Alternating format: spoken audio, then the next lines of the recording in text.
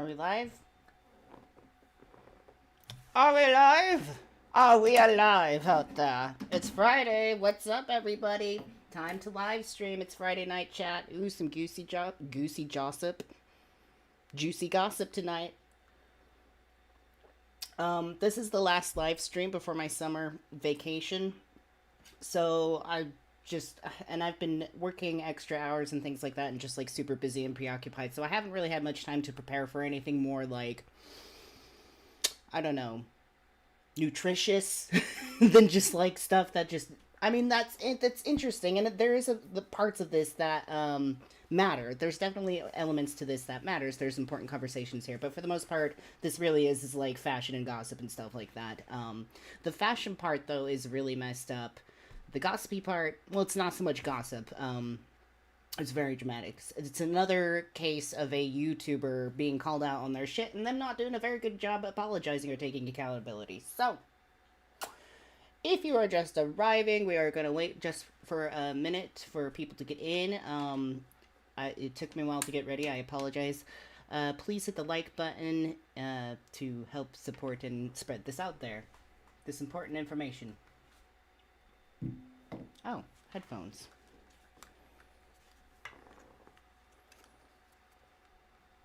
So next week, I will not be live streaming. I will be in Salt Lake City. But just for a week. So I'll be back the following Friday. After that, I'm just taking a summer vacation for a week. Back to the town I grew up in, and I will be staying with my best friend and sister, Cassie. She's not a biological sister. We're just close like that. We've been friends since elementary school. And I'm excited to spend time with her. And it's going to be hot as hell. My God, I'm going to die. I really want hot weather. It's just going to, like, I'm going to need time to acclimate. Because, like, here where I live in Central Coast, it's just, like, foggy and gray and 60 degrees. Like, my roommate went on a vacation to, like, South Carolina. And he's like, it's, like, 11 at night and it's still 80 degrees. He was like losing his shit. I'm like, yep, people have weather. How about that? People have other temperatures besides between 65 and 75.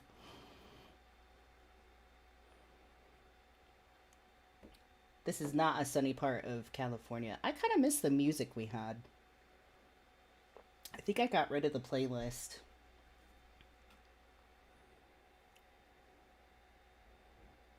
I don't think they have time for that.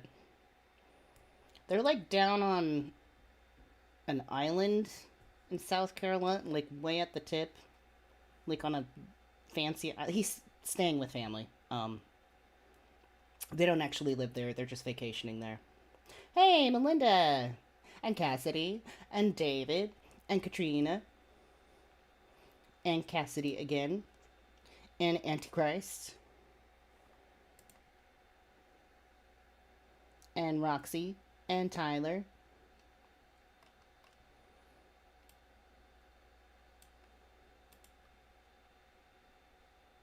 Oh shit. I just realized the chat's not up. I'm surprised Cassidy hasn't said anything.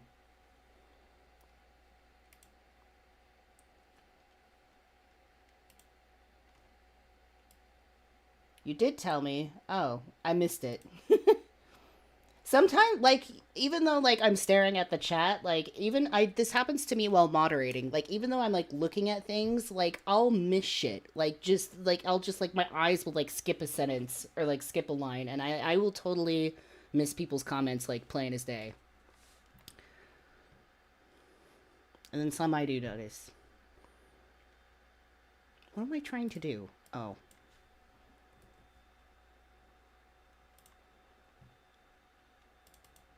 No, that's the wrong thing. Bloop, bloop, bloop.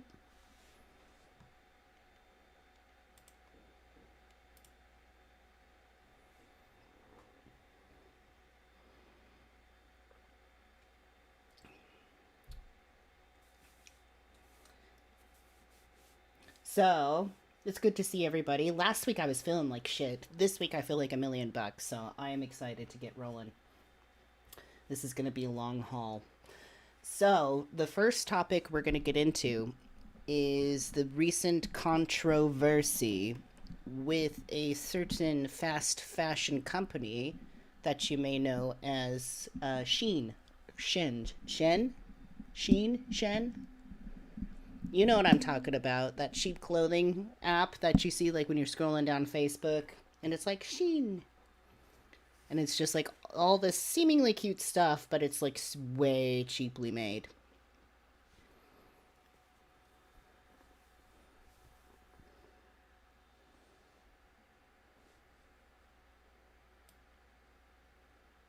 Yeah, you're right, Cassie.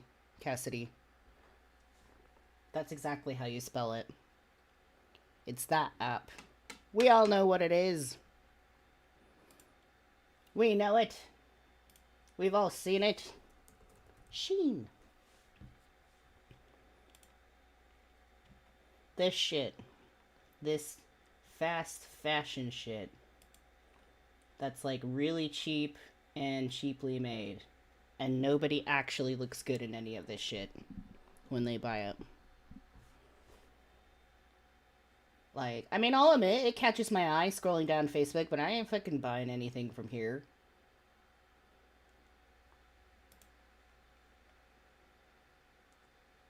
We're gonna get into the nitty gritty of why these people suck.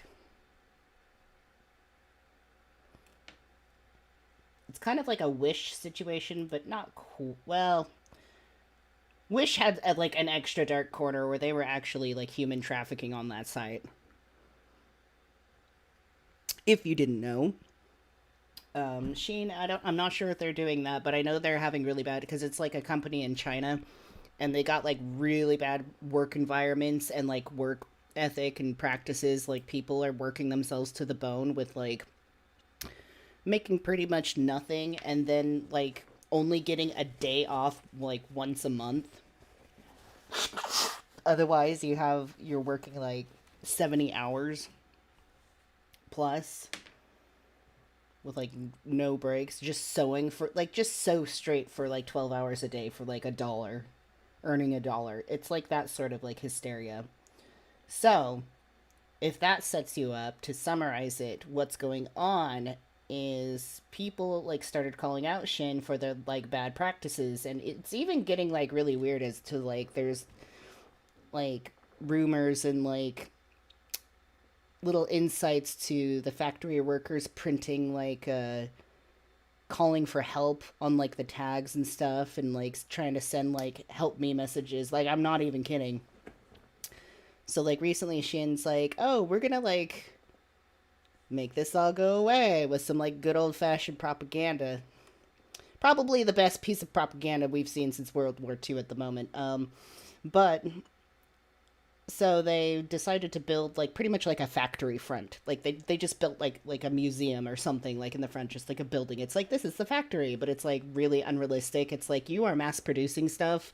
That's not like the real factory. Like, where's the real factory? But so they just set it up so it looks like all clean and economical and like all full of technology, and it's fun. And then they flew out some TikTok influencers, some fashion, TikTok influencers, so that they could go to the factory and literally just walk around like, look at this lovely factory of Shin. Look at all these happy workers just smiling and waving. And there's like 5 in there. It's like, where's the rest of them? And just, they're like, there's nothing wrong. See, the rumors are false. And it's just really scary and really eerie. And like, the internet's not buying it. Everybody's like, what are you doing? So it's really weird. Unfortunately, the original 3, I think it was like 3 parts that this TikToker did. Her name is Danny. Danny Capolini? I think something like, oh, hello. No. Her last name is like, it sounds like pasta. I don't know. Anyways.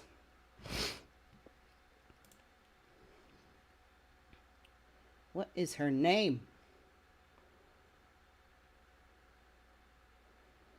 Anyways, Danny so and so, she's like a positive body, like fashionista, and she likes to buy Shein stuff, and so she goes there, and like she did like a 3-part video of like, look at the factory, there's nothing wrong here, certainly no children being exploited for labor. And she ended up taking it down because it backfired so bad. So I trying to find the original video. I found the 3rd part, and I'm like, I can't find like the first 2. I tried really hard, but I know other videos of people like covering it, and there's some glimpses into it. So, but it really is like creepy and eerie, but it backfired so bad that she had to take the videos down, and then she tried to like double down and like defend it, but I think even recenter she's come back and is like, "Oh, I'm sorry." But pasta. Yeah, it's like capellini or something like that. Like, but like Sheen paid them to go out there. That's what's weird. They paid these TikTokers. They flew them out there, all expenses paid trip, and they're like, just come to our factory and show everybody that nothing's wrong. It's the creepiest thing. It really is creepy. It kind of chills me to my bone. Like, capitalism is scary, the way it goes about things. Do do do do do. I'm trying to find her. No, go away.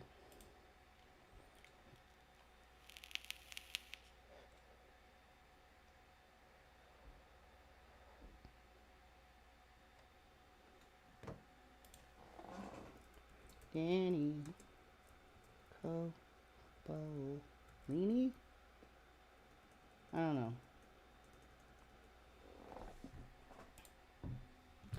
There is like official documentaries out there, like on YouTube. There's a couple of them that are well done about fast fashion in general. I'm a little hesitant to play them because I think I would get copyrighted from them. The best thing to do is to find a wonderful, well-rounded YouTuber. I don't even have to, there are YouTubers I watch that I like pieces they do. I'm not even into the YouTuber. I have no idea what their like stances are on everything, but I take pieces as they come. Hey, Becca, good to see you. Welcome, welcome. We're just getting started, so like you can just like jump in and like, things will still be pretty introductory. I'm drinking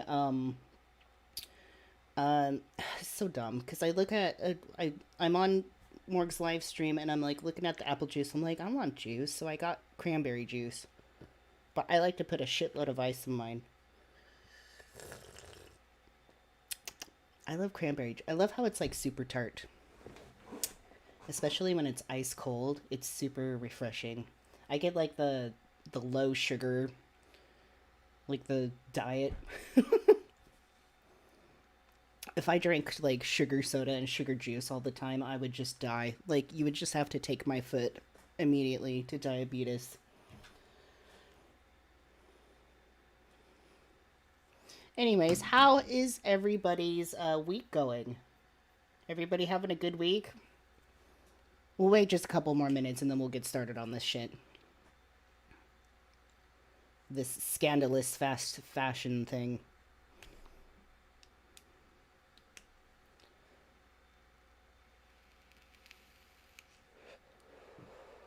More people in the juice club.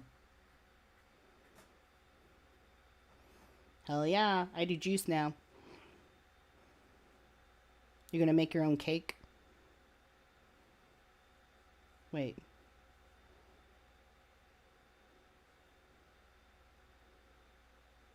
Why are you making a cake? Is it your birthday? I want cake.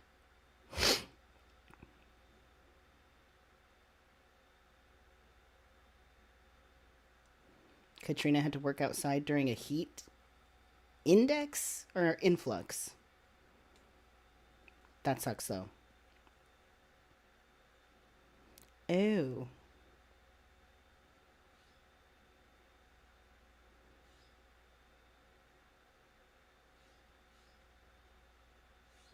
Oh, so you ate a store-brand cake and it got you sick?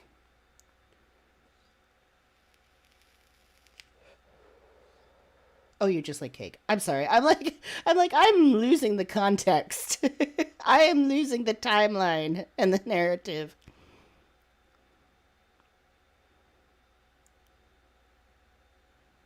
Becca's week has been crazy, but in a good way. That's good. Mine has too. It's been a really weird week. I'll tell you about it later. I'm not ready to come out with it now. Maybe a little. We'll see.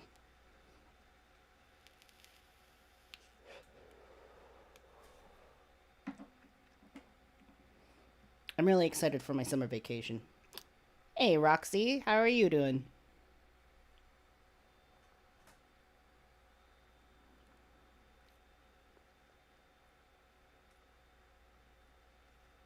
Oh, we will make this whole live stream about cake. I've cried over cake.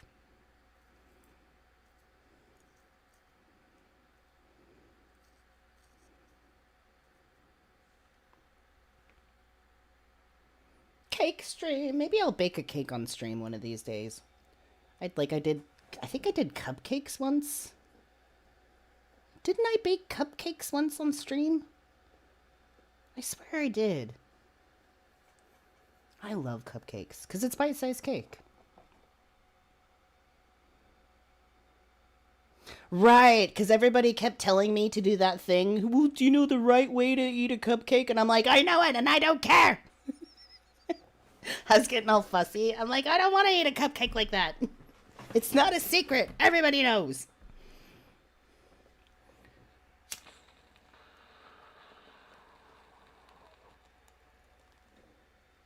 Back in 220. It must have been when I just barely moved to the new place.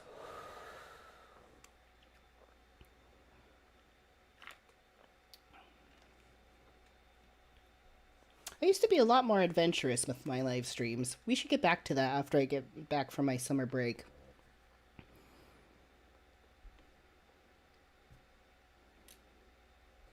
July 5th we start? No, you people. Look, I'm all about Halloween, but it's summer. I need summer before Halloween, okay? I need summer. I need hot Barbie summer.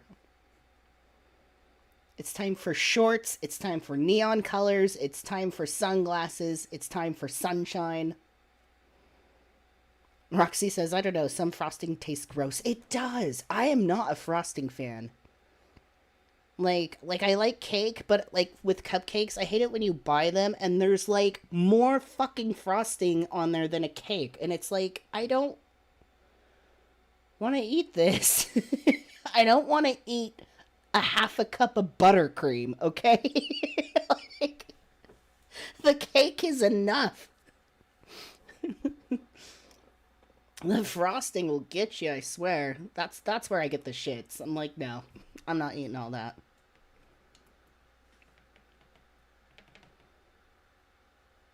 My favoriteest cake is German chocolate cake, and I have to have the coconut frosting. That is so fucking good. And a lot of people hate that. They're like, just put more chocolate frosting on. I'm like, no, you can't make it too chocolatey. Oh, fondant totally sucks. I don't know. That's not edible. That's not for people. Fondant immediately enrages me.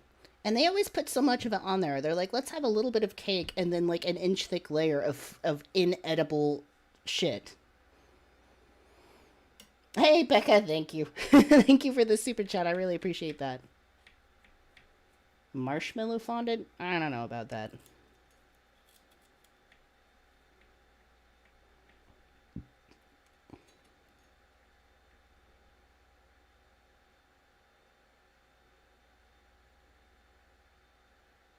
No, I gotta have the coconut frosting.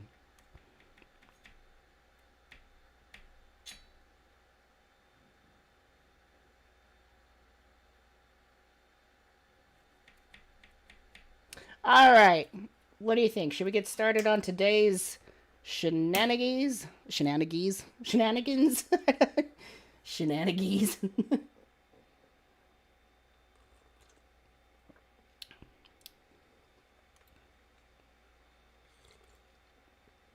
Let's do it. Hey, Melinda. Did I say hello to you? I don't think I did. Hello.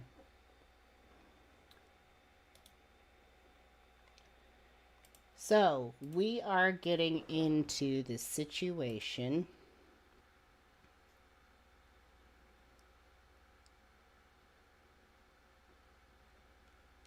Coppolini? Yeah, it's Coppolini. So, her name is Danny Coppolini. She's a TikToker.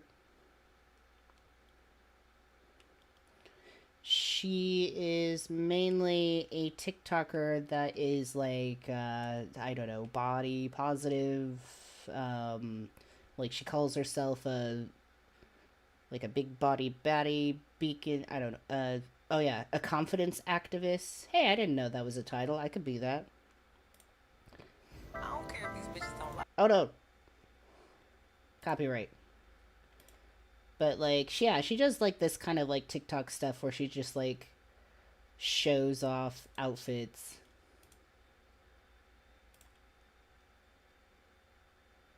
stuff like that.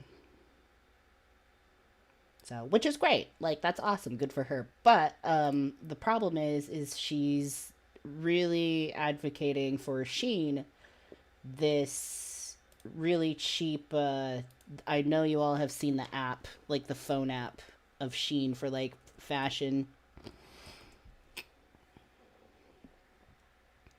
You can get all this cheap ass shit.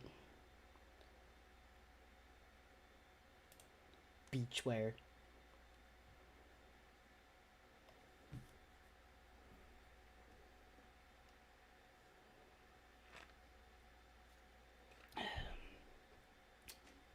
Beachwear. But it's like fast fashion. So fast fashion means it's made out of extremely unreliable, like cheap material. It doesn't hold out. It doesn't really look great. Like it looks better in the pictures. Yeah, Timu is exactly like Sheen. So it's like they seem cute. It's like they seem exclusive, and then like you buy it and it's like really shitty and it doesn't look that great. It's cheaply made, and it doesn't last long. So like when these clothes wear or break or something, like people just throw it away, and they're really cheap. I mean, it's like, look, you get this outfit for $11. Great. Like? Of course, people are gonna want to buy that stuff.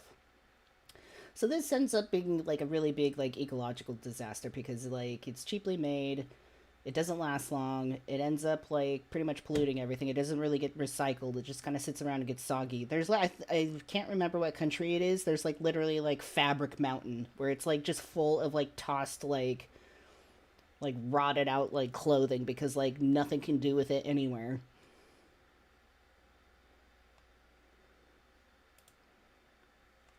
And on top of it, they're a company in China.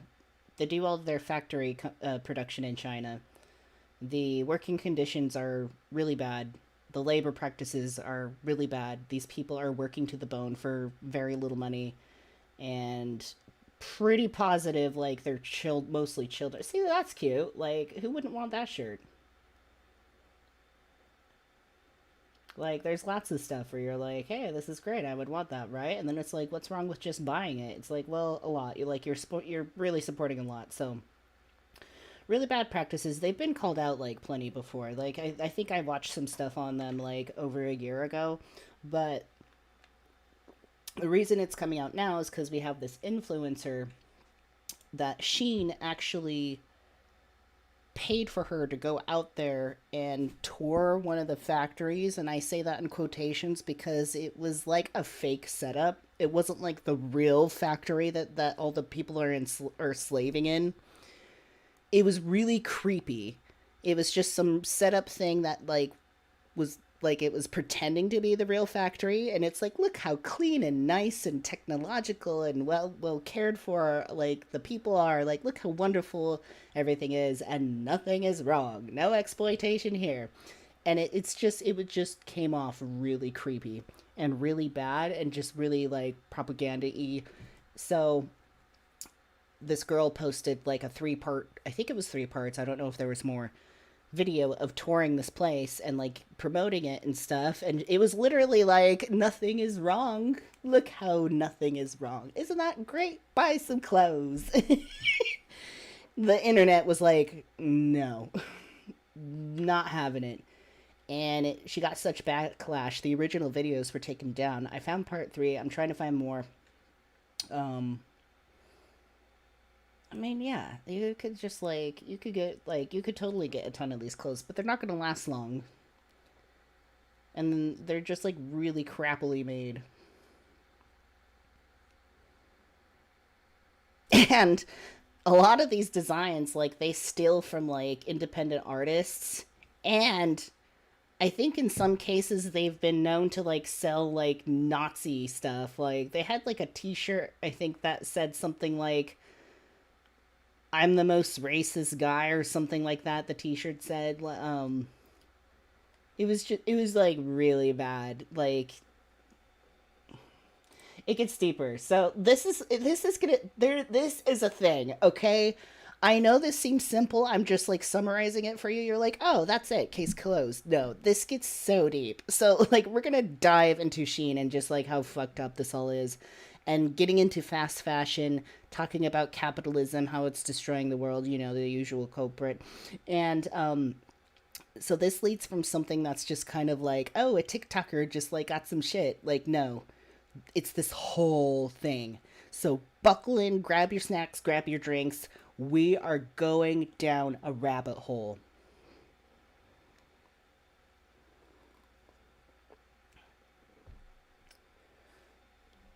Keep all hands and feet inside the vehicle.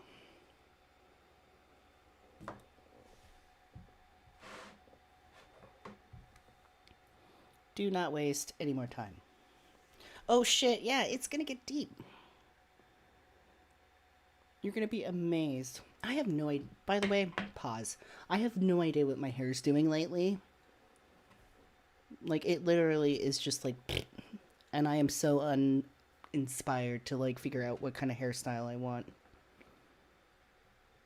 You got your Diet Mountain Dew? Great.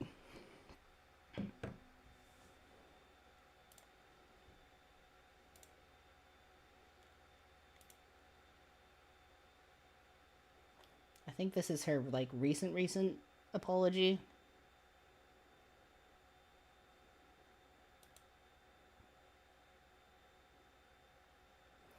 This is part 3 of the video she originally like uploaded. So I'm sad that we don't get like the other stuff, but like, here's just like an example. Ooh, why is this so loud in my ear holes? We just pulled up. My mouth, I'm still picking it up off the ground. It's so big. Today we are at the Shein warehouse where the products come directly from this facility to your home. The most fascinating thing is that I've seen the exact process of Shein clothing. I've seen how it's designed. I've seen how it's made. Now I'm going to see how it's packaged and shipped off. And I feel like that's such a unique perspective to be able to see as not only a creator, but a consumer of Shein.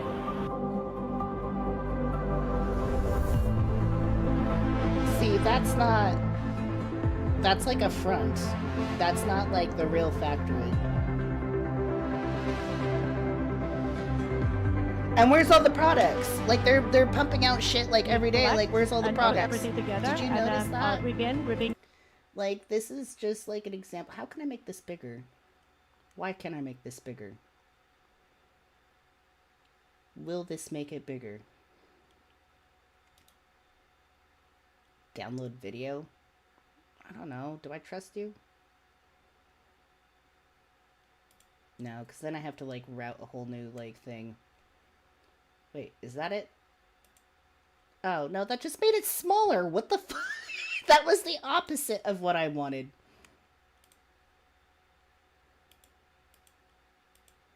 That doesn't work either. It just stays the same. There's no, like, little thing to, like, make it full screen. Okay, I hope you can see it.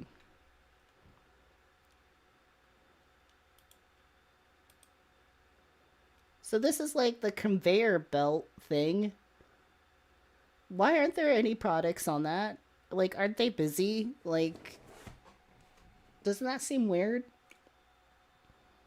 Doesn't that seem weird to you all? Why it's so clean? Like, where's all the people? Where's all the product?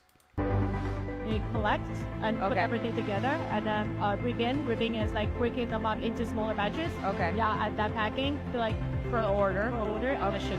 Okay. There's a lot of automation and technology here compared to the other places. This is like less human run and more technology and automation like put into the actual process. So I'm really excited to see what that looks like. Okay, so I just put this in here, face up.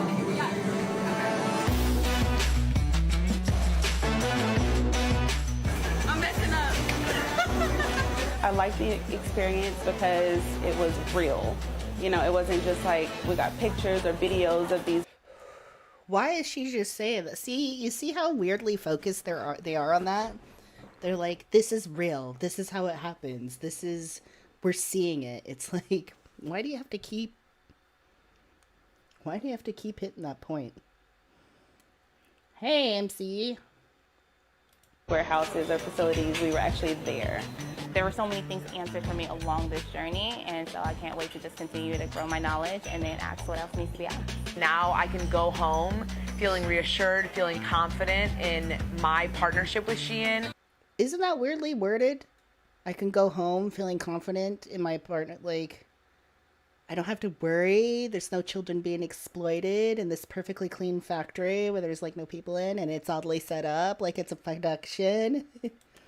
Working for Shein and being a consumer of Shein, and I feel comfortable spreading that message to my community and to my family and friends.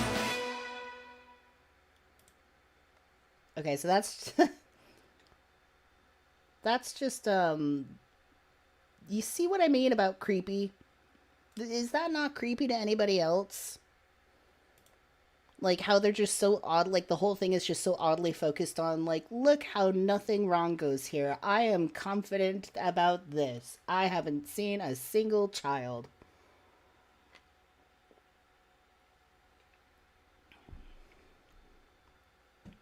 Yeah. Really weird.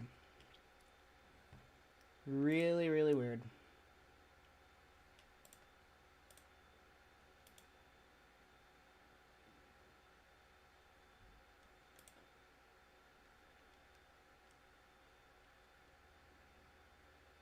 Let's get a little taste from this. Y'all, do y'all see it? It's right there. Need your help. If they continue to be sloppy like this, we are going to continue to have to call them in. These people who are working 75-hour weeks are making about 2 to 6 cents per article of clothing. Let's be more mindful, Shein. Let's be responsible. That's all I'm asking.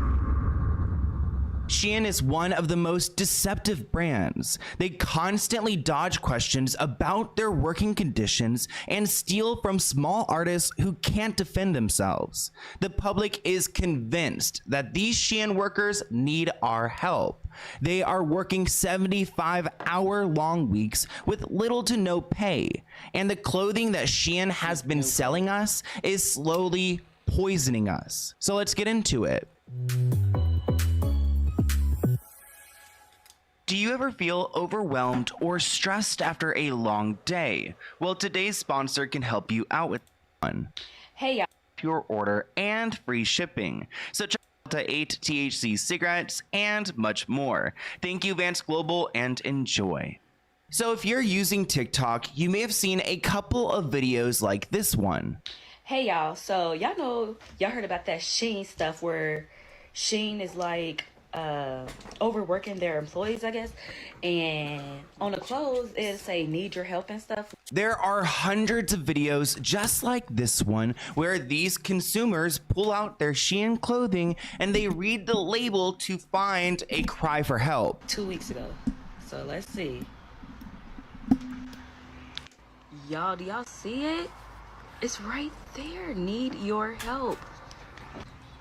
These videos are currently going viral on TikTok, and Shein isn't happy about it. They are currently arguing against these TikTokers and claiming that there aren't any cry for helps on our tags and everyone's just misunderstanding everything. One viral TikTok in particular has 40 million views. No joke. There's there's really is shit on the tags that says help. And they're claiming that there are secret messages on Shein's clothing tags. And currently, Shein is doing everything in their power to go to every news source and explain away this whole conspiracy.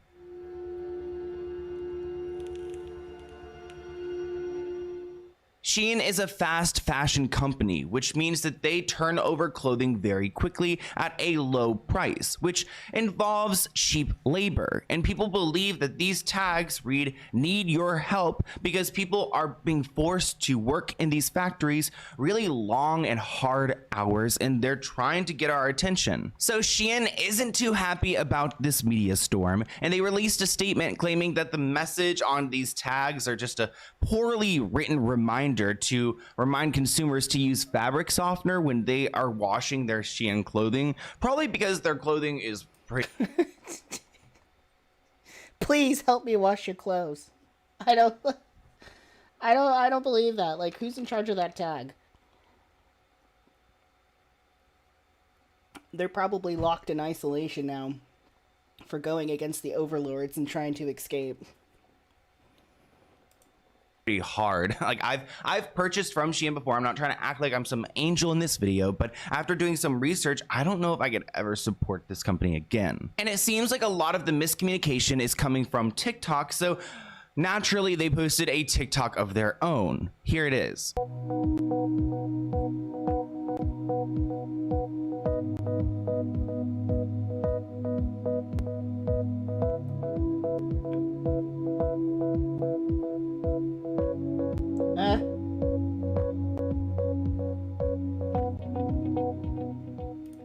They didn't really explain anything.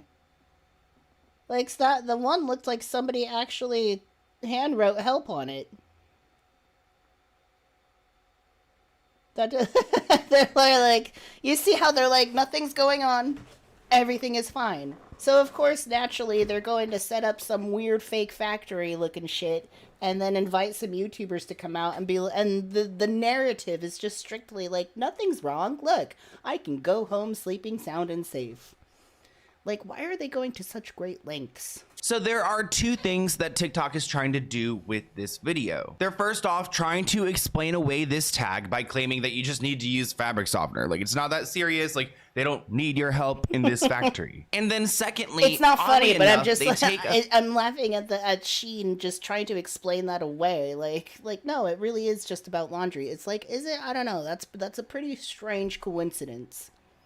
Few old photos from the past and tried to like mix it in with this viral situation to make it seem like what we're seeing is just like recycled content. I personally haven't seen anyone use this photograph as evidence for like Shein clothing, but they bring up this incident from 2015 and they claim, you know, it's not us. But the main issue here is the fact that people believe that the people creating this clothing aren't being treated fairly. When it comes to Fashion Nova, another huge fashion brand, but honestly way smaller than Shein, because Shein's even bigger than Zara and H&M combined. But looking at Fashion Nova, they've got people who they pay in LA to work for them, and they're paying them $2.77 an hour. That is not livable income, especially being here in LA. So imagine what Shein's doing across the world. Unfortunately, we don't have a spokesperson from one of these factories owned by Shein that can just come forth and tell us what's really going on,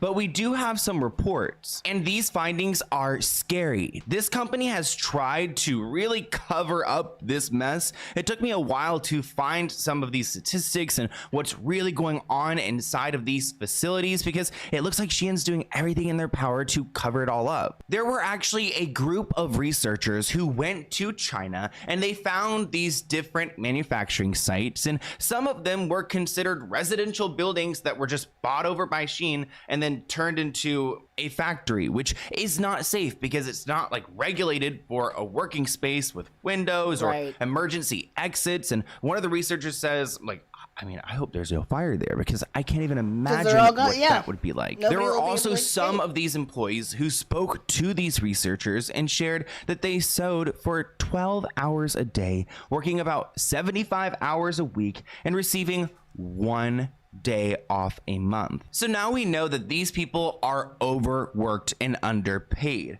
But now I question whether these people are adults or children. There have been a ton of accusations about employing children at these facilities. Well, of course there's children there. Why start cutting corners right now? And slavery. Yeah, why stop cutting corners right now? Like, literally throwing out the slavery word out here.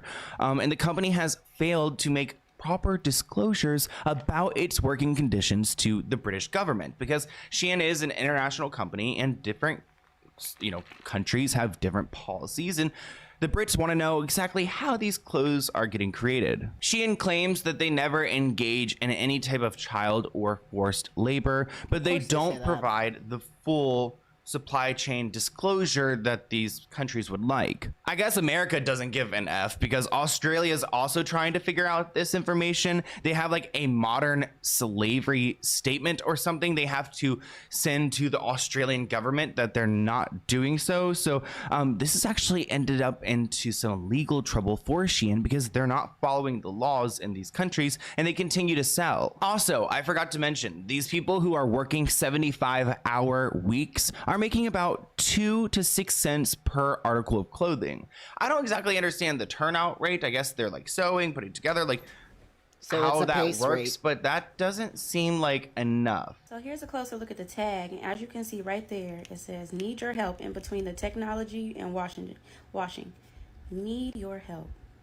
Before we talk a little bit about the history of Shein, I do want to share that they claim they never engage in child or forced labor. Like I mentioned earlier, it's on their website, but there's no way that this situation's ethical. If Shein was such a great place to work at, then why don't they show the factories? Why don't they show the workers or the clothing being created? Why are they arguing with these old photos from 2014, 2015 to try to make their case that they're not forcing labor or providing unsafe working conditions? It just, it seems a little bit sus to me. But I want to talk about how this company started because it's massive.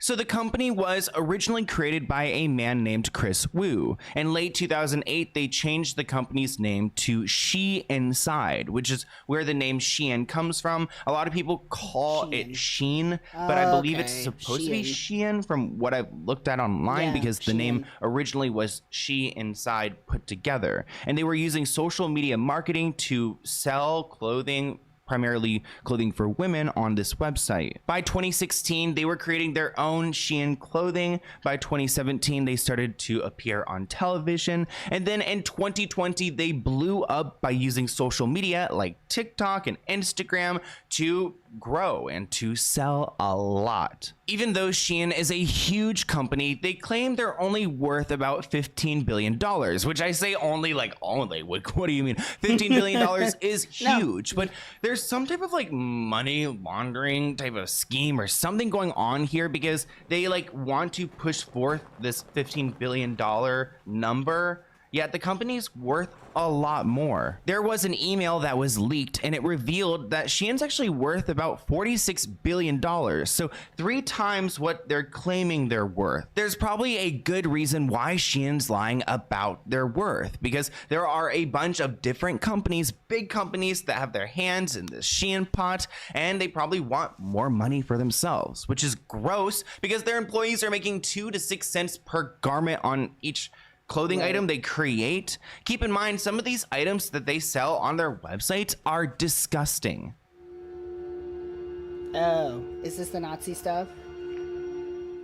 Now let's talk about some of the offensive items that Shein has decided to sell on their website to pretty much piss off the world. One item that really upset a bunch of different people was Shein's fringe trim Greek fret carpet, which was actually a religious prayer mat that seemed to be, I guess, remade by Shein or bought in wholesale and then sold as like this like cool little like, you know, room decor. This offended a lot of people because they were pretty much taking a religious piece and just like making it fashion, like fast fashion, cheap, and just disposable, which it shouldn't be treated like this. An activist named Nabella actually called out Shein and told them that this was unacceptable, selling Islamic prayer mats and calling them floral trim carpets. So they reached out to the brand and really this person alone forced Shein to apologize. Eventually, Shein did apologize for selling these floor mats, and their apology was,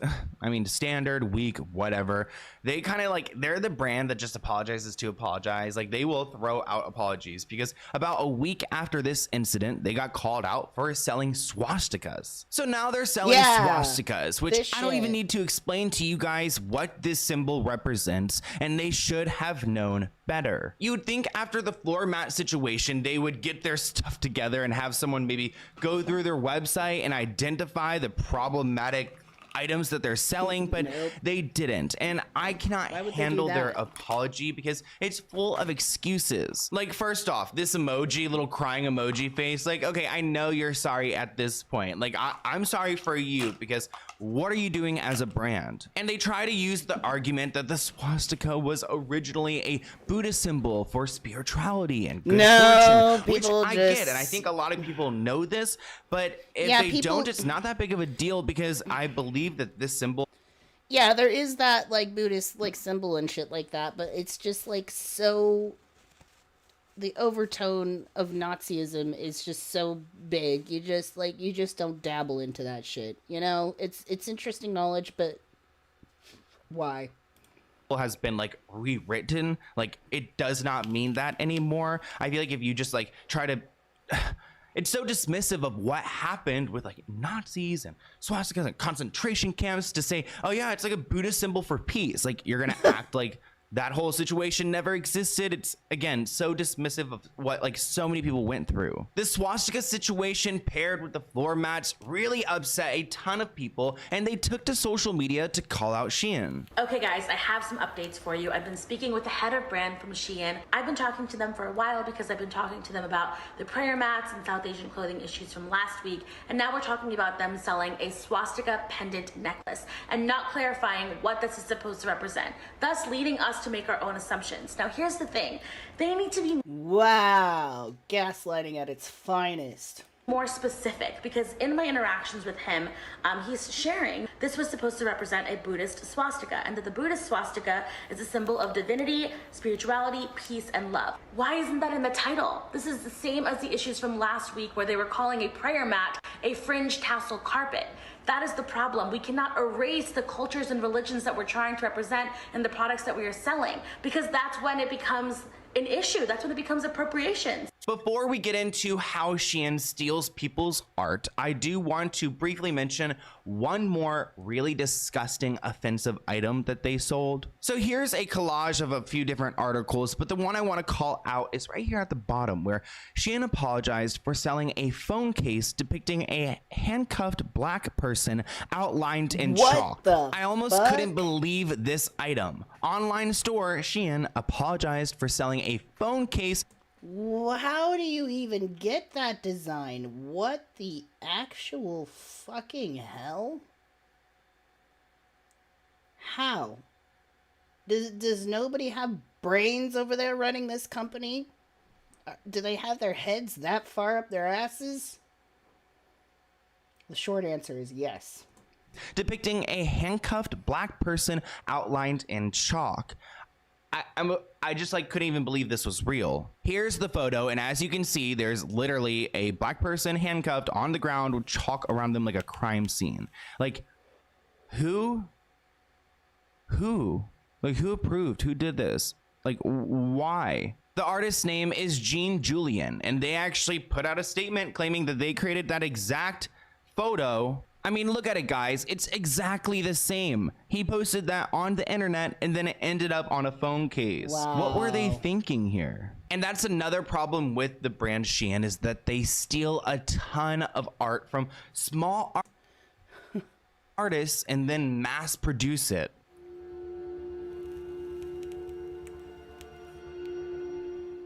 So there's actually a recent case where a Florida woman is suing Shein for using her art. Local artist sues Shein for $100 million in damages and copyright infringement, which that's pretty... You can't copyright people. You cannot copyright people. So the artist's name is Maggie, and here's an example of her work, which was recreated and resold by Shein. So they just filed this complaint like a week ago, and it includes a certificate of registration by the US Copyright Office, which that's pretty intense. Like, it's a lot easier for Shein to steal like designs that aren't copyrighted, but this work is copyrighted, and they sell it usually for $19 to $300 a pop, but Shein is like reselling it for way less. They've been selling a picture that she created and posted on her Instagram from 2019 to 2021, and they were selling it for about $4 per print. Hopefully Maggie gets her justice in that situation, because it's really just like she herself versus the brand, which it kind of reminds me of, what is it, Urban Outfitters. They got into trouble because they would like take other artists' designs, but then just slightly manipulate them enough to make it to where I think like it was a new design, but it was literally like just taking other people's work and like slapping stuff on it or taking stuff away, and then it's like, oh, this is an original design from us. Like, it's really ridiculous. Like, there's a lot of fashion companies that go out there and do that stuff, just steal from other artists.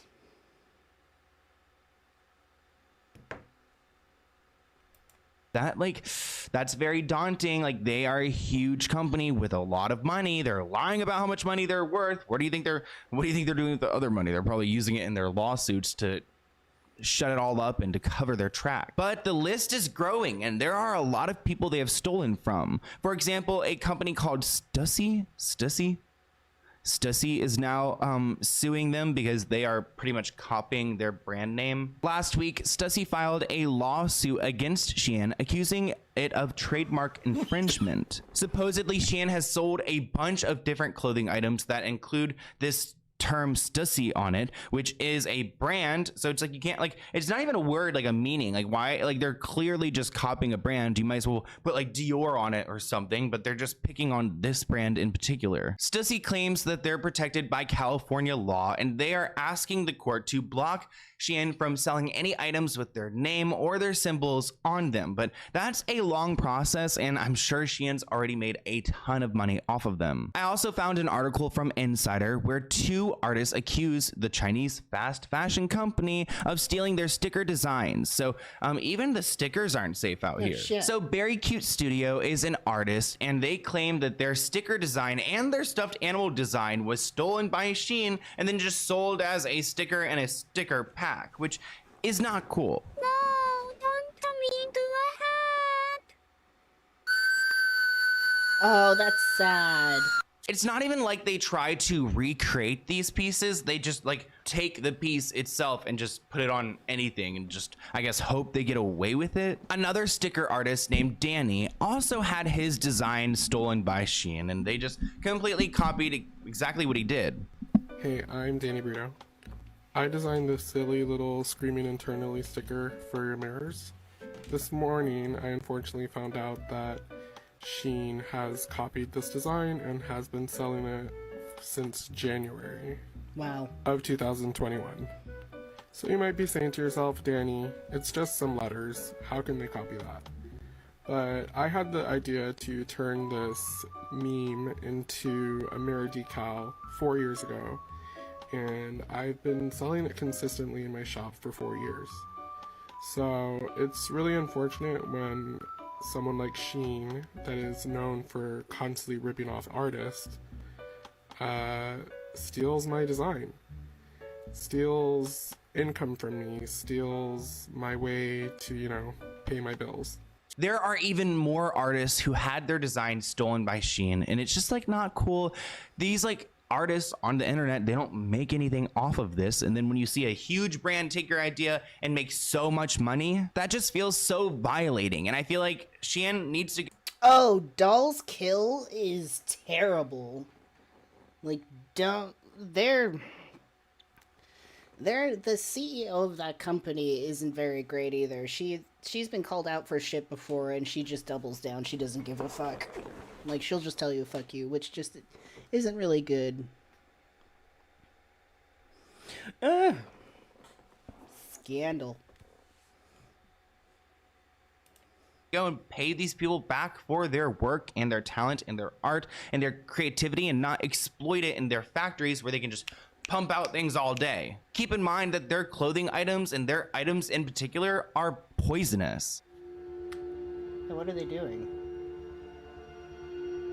What are they, like, carcinogenic? So I don't even want to get into... Do they have, like, carcinogens in them? Like, what the fuck?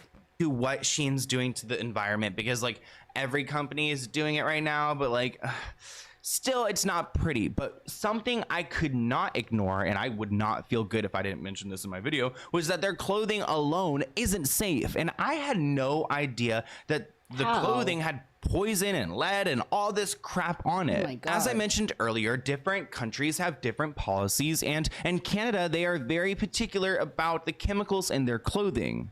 Scientists found that jackets for toddlers purchased from Shein contained almost 20 times the amount of lead that Canada says is safe for children. A red purse also... What is this? The 1950s? Like, what? Purchased from Shein had more than 5 times the limit for lead. So these clothing items, these purses, these items coming from China, from Shein, are poisonous to us. Lead can cause damaging effects to the brain, heart, kidneys, and reproductive system. Jesus. Children and pregnant people are more vulnerable, and infants and children are the most at risk. And there's more than just lead inside of their clothing. There's like these, I'm not even gonna try to say it, patholates, like, oh, I was not great at chemistry. I was more of a biology type of guy. Anyways, these chemicals cause hormonal imbalances. Jesus Christ, you can do that? You can get your hormones thrown off by like wearing clothes? I have so many questions.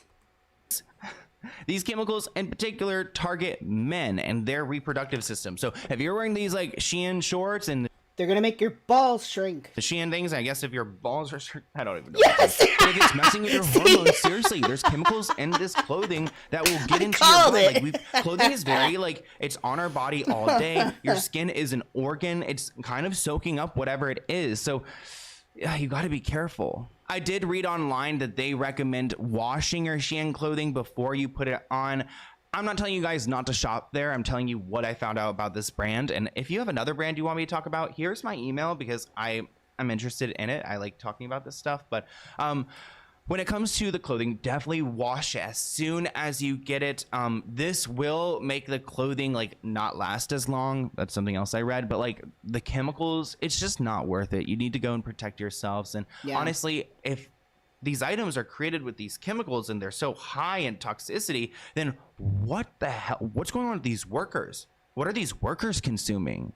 Like I just like, there's so many issues here. And I think one day in the future, we're going to like look back. Like, I think like when robots take over, we're going to start to see how disgusting the, you know, fast fashion industry was, because we're gonna have these machines creating this clothing. But before that, we had these people and they're working such long hours and it was so hard for them. And I just like, it makes me really upset that we kind of turn a blind eye to the whole situation. If you're gonna go shop there, then at least understand like what you're supporting. And I'm not like trying to shame anyone, because I have plenty of clothes from there. Hope's like, isn't that a rule anyways? Wash first? I mean, yeah, I tend to wash new clothes,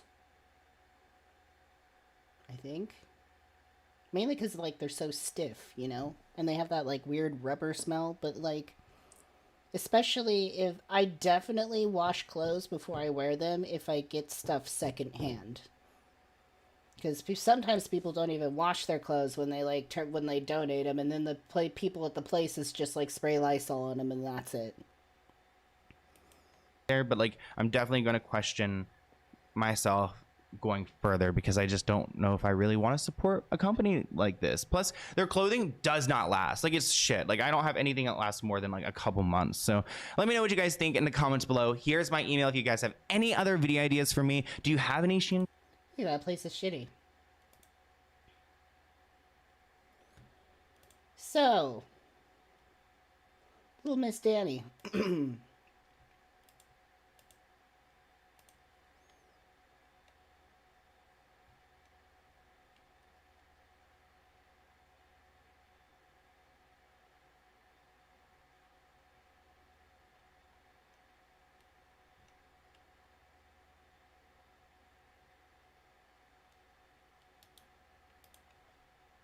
Is this the video? You guys, I'm not gonna lie, I'm kind of an attraction out here. They seem to be most fascinated with my hair. But after lunch, it was time to head out on our bus tour. We drove No, this is 2 some other hours lady. out of the city to the Shein Innovation Factory, where basically they produce the clothing samples to ship off to the warehouses to make. Upon interviewing the workers, a lot of them were really confused and taken back with the child labor questions and the lead in the clothing questions, because they basically said, our kids want to be on social media just like y'all. They're not working in factories, and our clothing grows through rigorous testing before production. When I asked them questions like, what does your work week look like? How many hours do you work? What's your commute? Most of them work like 8 to 6, and their commute is like 10 to 15 minutes, just like normal. I expected this facility to be so filled with people just slaving away, but I was actually pleasantly surprised that a lot of these things were robotic. And honestly, everybody was just working like normal, like chill, sitting down. They weren't even sweating. We were the ones sweating walking through the whole facility. We still got so much to unpack, so come back for part 4. See you then. Bye. Yeah, that's weird. You don't find that odd? They didn't ask questions while they were there? I'd be asking so many questions. Holy shit.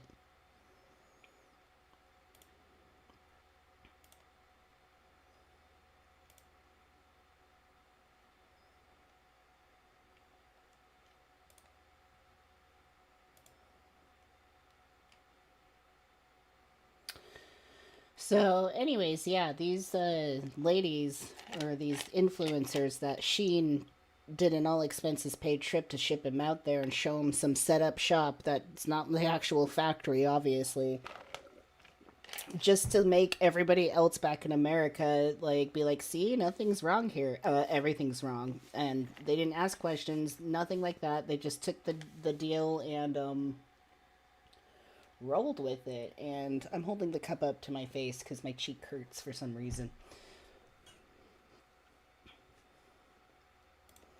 People had like really bad comments. So some of the comments people were saying was like, they showed you what that they wanted you to see. I tip my hat to the marketing villain that came up with this, and it feels like they used you for damage control, and it's disturbing. Yeah.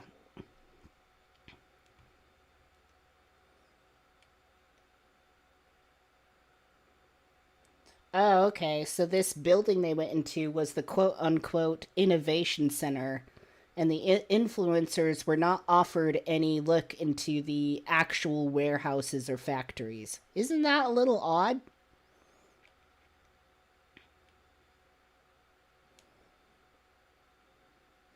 So, of course, the company is like highly, you know, they're really trying to sweep this under the rug. So they're saying Shein is committed to transparency, and this trip reflects one way in which we are listening to feedback, providing an opportunity to show a group of influencers how Shein works through a visit to our innovation center. Who the fuck has an innovation center? That sounds like some Elon Musk bullshit. And enabling them to share their own insights with their followers. Wow. Anyways. This is all stuff we kind of covered in that video. So anyways, I guess Danny Carbonari, okay. That's her name. Carbonari. Who goes by Danny DMC. She said she ended a newly signed deal with Shein.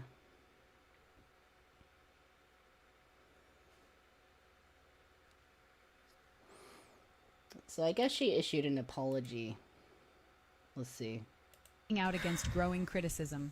after posting glowing reviews of Xi'an's operations in China. Oh, this in isn't an the almost apologize? 12-minute video, This the isn't influencer begins by saying she is imperfect Where's the and video? can take accountability for her actions. She describes being interested in the brand over their size, inclusivity, and affordability, and said she's friends with someone who worked there who helped make further introductions. She explains the company took her on a brand trip to Tahoe where she says she brought up many concerns and questions to the higher-ups. Later, she said she had an off-the-record meeting with political people and journalists where higher-ups addressed more questions and gave answers. To me, I'm a very logistic person, and they just gave so many numbers, and that's when I learned about their auditing system and how they do have so many suppliers. She explains that the China trip was organized because the company wanted to put an end to criticism. We're aware of all these rumors and all of this stuff that's going on, no and shit. we want to put an end to it. The trip, we were not paid for the trip. We were not paid to post. Our travel accommodations were taken care of. But ultimately, Danny still says she needs to do better, adding that the experience has caused her to reevaluate her brand and herself. I should have done more research. And I think content creators in general, we don't do enough research. And I think especially... What do you mean? There's been shit around for over a year. You wouldn't... Why wouldn't you, look into that shit? That doesn't even make any sense to me. What's up, you guys? Today, we're going to talk about Shein. All the tea, debunking some rumors, and everything you guys... This is obviously what she was saying beforehand. Wanted to know from my brand trip. So like I told you before, Shein is the first brand to ever take me on a brand trip. And it kind of came out of the blue, but like I talked about in a bunch of my TikToks, I asked all the right questions and I got invited to this dinner that the heads of Shein were at, and I got so much good information and I want to share it with you guys so that we can be on the same page. And that way you guys understand what made me work with Shein and why I feel confident in doing so. So I went to this amazing event, I heard from the higher ups, and I took a bunch of notes, so I'm going to be looking behind me because I want to make sure I get everything right. But honestly, to get all this info, go to my YouTube video. I'm doing a long version of this so I can tell you all the tea. So I'm just now making this video because I was in works with talking to Shein about how I can bring information from the brand to the consumer and how I can help them with debunking a lot of these rumors. We've come together, signed a contract, I signed a deal with them, and they've come all the way correct. So that's the first thing I want to note is that this is propaganda. Blue in the face. Plain as day. They take care of their creators, and especially as a plus-size creator, I am about 60% of the time underpaid, and they have definitely not underpaid me and taken great care of me. So when it comes to sustainability, when it comes to an ethical code of conduct, from my understanding, Shein is doing everything they possibly can. So basically, a breakdown of the company and how they work. They branch out to manufacturers to create their clothing outside of Shein. Now, these manufacturers have to apply by a code of conduct that aligns with the international labor laws. So it's not even Shein's laws, but it's the international labor laws. So within this code of conduct, they cannot have improper labor practices. They have to have responsible manufacturing, civic rights, and worker safety at all times. But they don't do that. If they don't, they get cut off immediately and they can no longer manufacture for Shein. You gots to go. Shein conducts thousands of audits, so basically they are constantly auditing these manufacturers to make sure that they are up to code with all of the code of conduct and the international laws. I believe last year they said they did around 2,800 audits alone. So some other things I gathered was Shein's goal is to make low-cost, affordable clothing. It gives the ability for all people to partake in fashion, which I think is so important. Not only affordability, but size inclusivity. They go up to a 4X, which a lot of fast fashion brands don't. They have a ton of recycled fabrics. If you look at their carbon footprint... Oh no, those fabrics aren't recycled. So they have a very low carbon footprint compared to many fast fashion brands. Their goal is to have wasteless production. They want to produce very small amounts, so they only produce what is needed, not more than that. It allows them to have an efficient business, but keeps the material waste and the environmental impact down. So I feel super confident working with Shein. This is a new playlist I'm created called Shein 101, and I will be talking to you guys about Shein, my thoughts on them, what I... Wow, yeah, that's a sellout.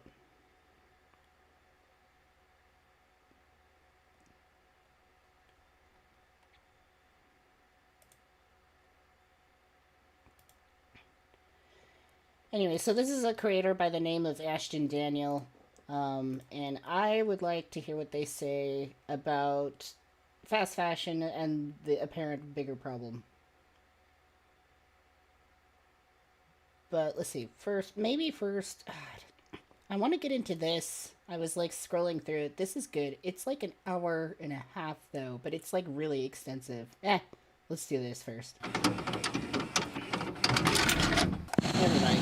So this is a different So today YouTuber. we have another giant Shein haul. I am back here again with another Shein haul. We are doing a $600 Shein haul. Oh, hurry. You already know. If you clicked on this video, you obviously know. Shein is a global online retailer of fashion, beauty, and lifestyle products. It's gonna be a giant Shein haul. As we are going to be trying out a full face of makeup from Shein. These people who are working 75-hour weeks are making about 2 to 6 cents per article of clothing. If you haven't watched any of my other Shein hauls, make sure you go do that right here. This trench coat is hazardous waste. The level of lead is almost 20 times higher than what's allowed in kids' products.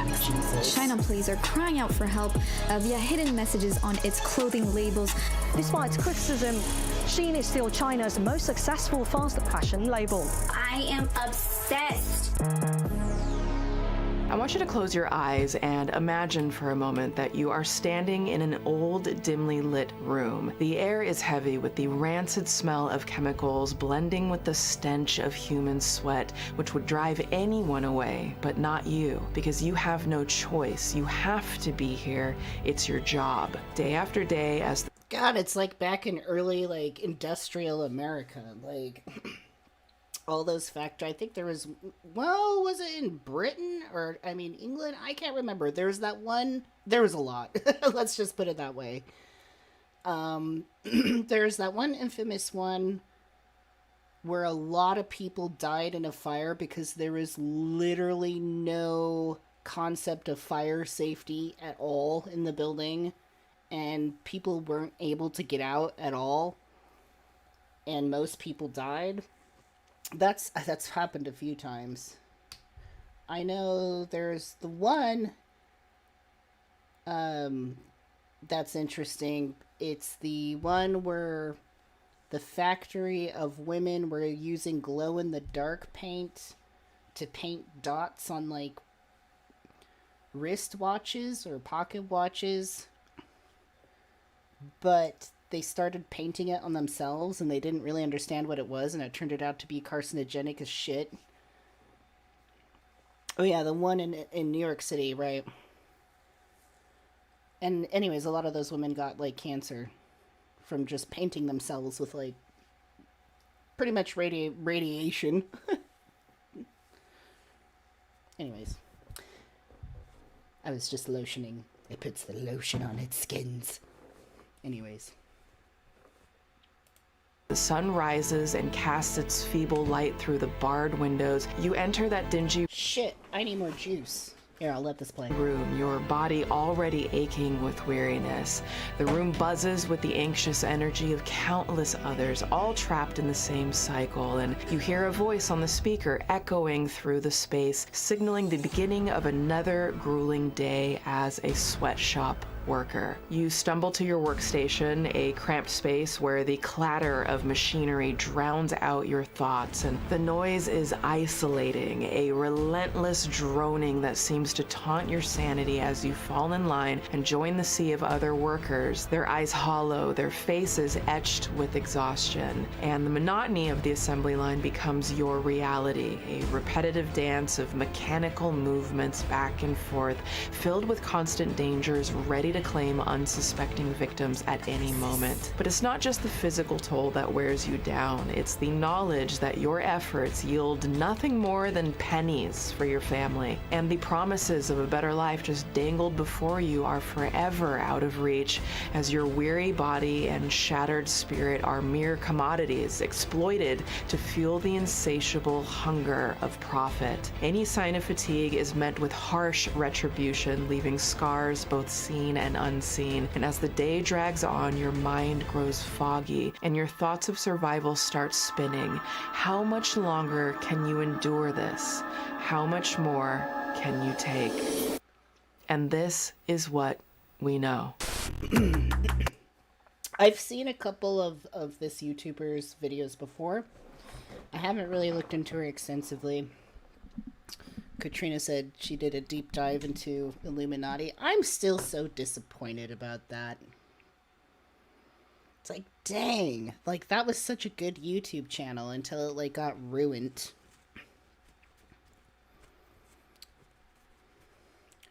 Ruined. I mean, she had a chance.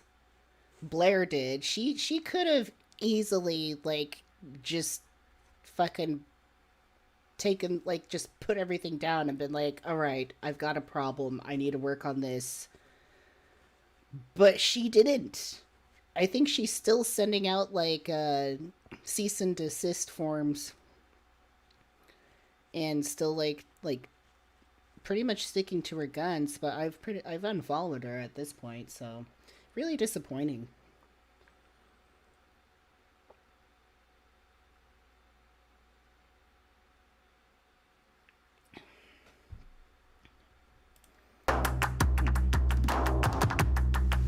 Swoop.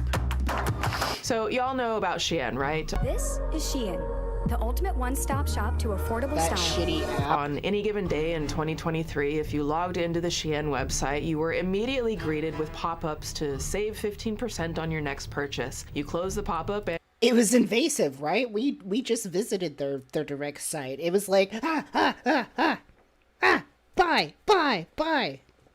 You're like, capitalism, no. you're immediately put face to face with even more savings. 15% off, 20% off, 25% off, free shipping, and 15% off. And you scroll, and you scroll. Bathing suits for $5, lingerie for $3, sequin-studded paces for less than $3. I mean, who can argue with that, right? Now, if you're not familiar with Shein, this can be information overload. The deals are constantly flashing like some kind of carnival marquee, like step right up to the circus of savings, non-stop pop-ups, buy something, get points for a discount on your... Exactly, Mark. Mark, you're in a good time because we just started this and we've been getting into this already, but like we just started this, which is going to kind of like recap this, but like Shein is awful. It gets crazier and crazier. We're down a rabbit hole, honey. Next purchase. And you know, don't worry about FOMO. If you miss out on one item, Shein is kind of like a hydra. Cut off one deal's head and another 3 pop up in its place. I'm not kidding either. According to a few sources, roughly 6,000 brand new items pop up on Shein every single day. And you probably know all of these deals because of this. So today we have another giant Shein haul. I am back here again with another Shein haul. I spent $600. We are doing a $600 Shein haul.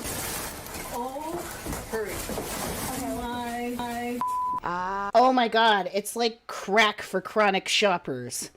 Jesus, Lord help us. Yes, the Shein haul. If you know nothing about Shein, this is probably the one thing you're most likely to know. Young people unpacking endless boxes full of goodies. You know, there's a belt, there's a top, there's a dress, there's a... Oop. A swastika? I'm terribly sorry. I didn't mean to show that yet. I will get to that later. But in virtually every video, the unboxing is followed by the clothes getting tried on. Okay, y'all, so here are these jeans. These are cute, to be honest. Same as the black one that I have. David says it's not just Shein, it's the world we live in, man. I mean, there's fast fashion, there's the problem of fast fashion, and then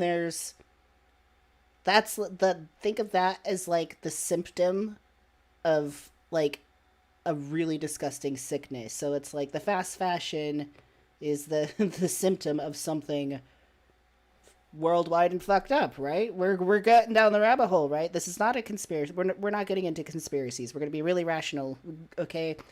Take off your tinfoil hat and put on your rational hat.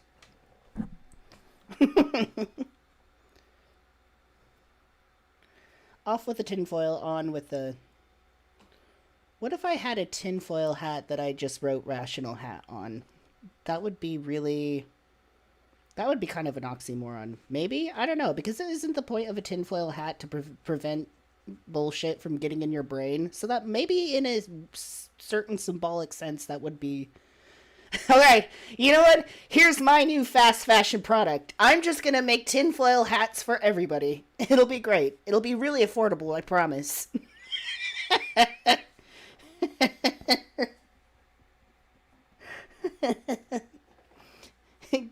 Get Jan's tinfoil hat. This is $1 million idea. I swear. This is how I'm gonna buy my house. I'll make them for like 2 cents each, and I'll sell them for $2. Man, the profit. It'll be easy to ship. I'll just ship like a piece of tinfoil in an envelope with like instructions and just like a sticker. I should just go ahead. I should just fucking do that. I should just do it. Ironically.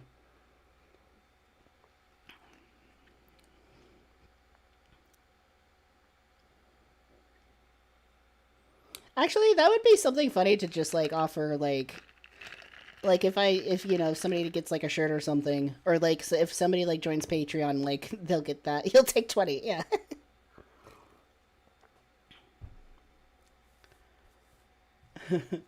One for $2 or 2 for $4. It's a better deal when you get more. I hope somebody caught that. Anyways, on with the show. But it's in white. Another spring/summer haul. The test run gets followed by the comments on just how amazing the clothes are and how cheap they are.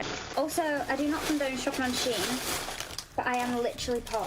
And then the comments are followed by the hashtags and the discount codes. It's all wash, rinse, repeat, right? There's something else that's a bit of a trend on all of these Shein haul videos, and that trend is happening right down in the comments. Question upon statement upon bitches getting dragged in the topic of how the hell can a $4 dress be in any way sustainable for us or the workers? And it's a common question with just about every e-commerce giant. But for Shein, it's just as much a part of their story as those questionable $6 shoes. Okay, yeah, girl, I saw them. But still, the comments don't seem to stop most people from shopping with Shein. In 2022, Shein was valued at a whopping $100 billion US dollars.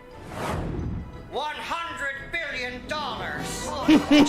Let me put it this way. If your company is valued at over $1 billion, you're what's considered a unicorn company. Around 1,200 companies in the world are worth over $1 billion today, and guess where Shein is on that list? Number 3. Okay, bitch, she stay busy. Behind only ByteDance, the company that owns TikTok. Under SpaceX? Oh my god.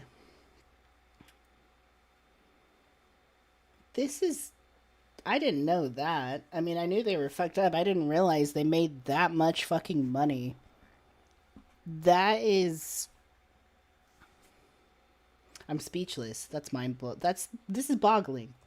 And Tesla, who wishes their guy didn't own Twitter. By that rationale, Shein is a gold-plated Pegasus. One woman once said about Shein, "How can I stand against Shein if I don't have anything to back it up?" Well, friends, that's the problem right there, isn't it? But fear not, Swoop is here. Here is a short list of things Shein has either been accused of or has been verified as actually doing. And let me see if I can get this all in one breath, okay? So... IP theft, racism, anti-Semitism, put unsafe amounts of lead and other chemicals on their products, made their employees work 75 or more hours a week with 1 day off per month, got hacked and then lied to the public about the extent of the breach, and so on and so on and so on. You see, behind the candy-coated carnival of the Shein website lies a very dark, very troubling, very mysterious story of a global icon who becomes more powerful with seemingly every controversy. Because every time someone tries to cut Shein down, they come back even stronger than they were before. So I thought it was time to get to the bottom of the beast that is Shein, Swoop style. So friends, buckle up for the most comprehensive deep dive imaginable. It is going to be disturbing. But first, oh, hi there. Hello, hello, hi. It's my face again. We're not doing your thing.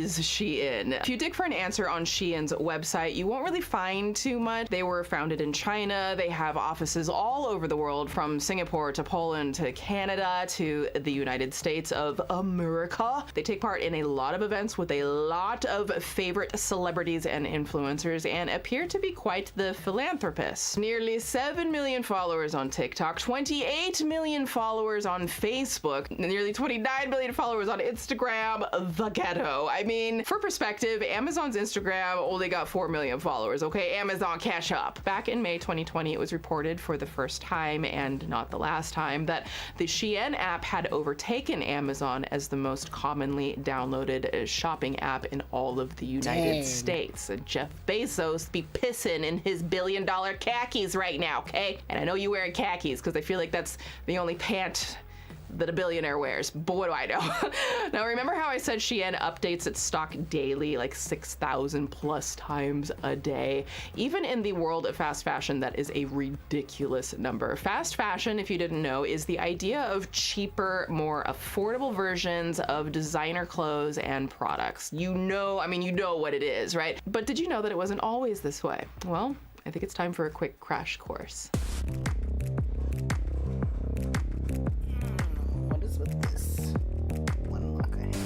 Back before the early 1900s, fashion was slow. It was painful. It took weeks, even months, to make one dress or one boot, let alone like an entire wardrobe. Like, imagine Tyra Banks trying to surmise down the runway in the 1800s, okay? She'd have died of old age before one of those boots got finished. But you know, at least none of those models would have been mentally abused by her totally awesome reality show. I have never in my life yelled at a girl like this. When my mother yells at this, it's because she loves me. I was rooting for you. We were all rooting for you. How dare you? Allegedly. I remember that. Tyra Doc coming soon, okay? I digress. So eventually the Industrial Revolution happened, and with the Industrial Revolution came the rise of technology like the sewing machine. And suddenly clothes became easier to make and quicker and cheaper, the magical word. Enter the dressmaking shop. A faster, more efficient way to get presumed high-quality garments to middle-class women. But these dresses weren't made by just one person or on some kind of automated assembly line or with 3D printing or, I don't know, by the grace of God. They were made by teams of garment workers, usually immigrant women, working for pennies on the dollar, who were told to work as fast as possible, for as long as possible, for as cheaply as possible.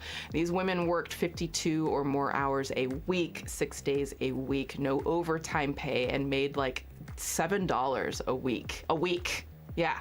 Today, that's worth almost $200 a week. And that's wild. Like, if you think about it, if you work like 52 hours at Walmart in 2023, you will make a whole load more than that. Yeah. Oh, Jesus. There's a name that you probably know that's associated with these kinds of exploitative garment warehouses. The sweatshop. I get online, I start doing searches about Nike and sweatshops and labor practices, and what I found was if you wanted to pick a company that completely violates everything that Catholic social teaching is about, Nike would be your perfect case study. Now, here's something I didn't know the nuance of. The term sweatshop actually comes from the term sweater, which like isn't just something Alexander McQueen slayed at making. No, back then it referred to an employer who made you do hard, long, and tedious work for as little money as possible. To be in a sweatshop, Encyclopedia Britannica says that you need to follow certain criteria. Number 1, poverty level wages. Number 2, excessive.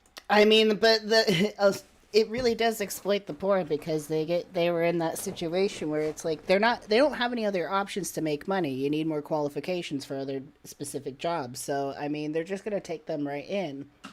I think that's a lot of problem with like minimum wage paying jobs. They're bullshit and they don't work for anybody. Okay, they're like practice jobs. Like no actual like human adult can live off of a minimum wage like full-time job. It's so I mean it's not exactly slave labor per se in this context, but it just as well be on the bigger picture if that makes sense. Like when you just don't have a self-sustaining livable wage where you can be independent, that just doesn't work. It doesn't make any sense. And in a more teleocratic world, that wouldn't be a problem. There would be some sort of base care for everybody so that they had the opportunity to educate themselves, to thrive, not just to, like, do the basics and get by. It's like that term, you know, like unskilled labor. There's no such thing as an unskilled labor. You're a laborer, you're a laborer. You work, the end. Labor hours. Number 3, unsafe workplace conditions. But in case you're thinking, hey, that kind of just sounds like my job at Amazon, what separates the Amazons of the world from sweatshops are the following. Quote, a mass of unskilled and unorganized laborers, often including children, and management systems that neglect the human factor of labor. And last but not least, a lack of accountability for poor working conditions. Now, in case you're wondering where I'm going with all of this, all I'll say right now is store that information in the back of your mind when we get back to Shein, because bitch, oh, ha. Anyways, all of these things were commonplace in the garment factories of the 1800s and 1900s in the United States, eventually culminating in a disaster that you may have heard of known as the Triangle Shirtwaist Factory fire. I saw the people throwing them out. I hollered, come on, come over here, maybe the door will be open. But it took a long time before the door came open. But the firemen came in, picked us up, and they took us down. A couple of firemen took us. And when we got down, we couldn't get out because the bodies were right on the ground there. Maybe you heard about this in school, or maybe you heard about this on Bailey Sarian's Dark History episode when she did a video about it. Love her. But the short version is that 146 garment workers, almost all of whom were immigrant women, passed in a fire in 1911. It was horrifying and happened because of a combination of cost-cutting measures pulled off by the dirtbag owners who, I shit you not, called themselves the Shirtwaist Kings, which, you know, you could just off to town, you bagel French toast. I'm sorry, it's just... Well, tell us how you really feel, shit. These workers deserved better. Now, the Shirtwaist Kings did some head king things like not fix broken elevators, locking all of the doors and windows to prevent theft, and not properly getting the building up to fire code, which meant that when a huge fire broke out, hundreds of women ran towards one exit, which was one of those doors that opens inwards this way, not outwards. So yeah, hundreds of women fucked. piling against a door in panic that they can't even open because it has to come this way and fight against the crowd. It's truly tragic. Now, thankfully, a lot of what we know as the modern fire code in the US was made after the Triangle Shirtwaist tragedy, and slowly but surely sweatshops, Yeah, at least, that's the one I'm talking about. It was like the one that like really set out like the fire code. It really set the tone for it because it was just so awful. I just can't even imagine.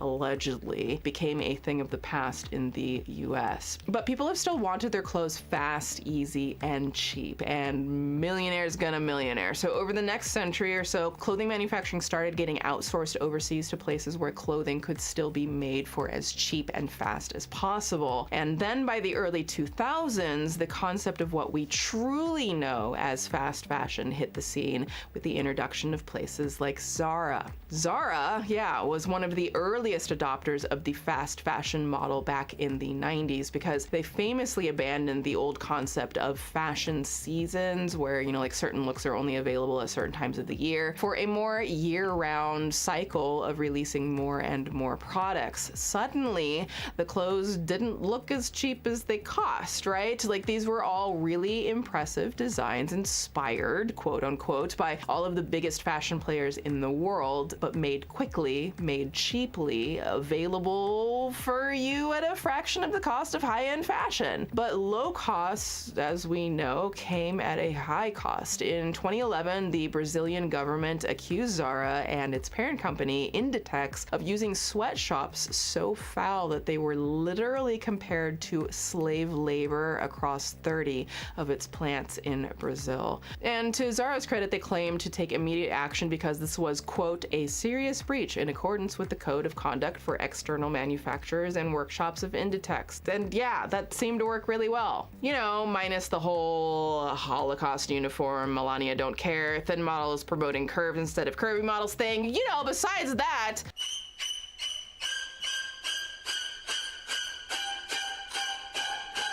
we'll leave that over there, Zara. Regardless of any of the controversies they've had over the years, Zara quickly became synonymous with affordable fashion, and where there is success, there is always imitation. H&M and Forever 21 and so many others popped up to imitate that Zara model, and since the manufacturing process was sent to countries with relatively, shall we say, relaxed labor laws, the profits in the fast fashion industry were astronomical. But you know what's better than fast fashion? Ultra fast fashion, naturally. Fiddly-dee! Which is what we got in the following decades with companies like She's funny. I like her a lot.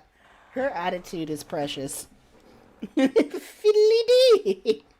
I have to pee. Fiddly-dee, I have to pee.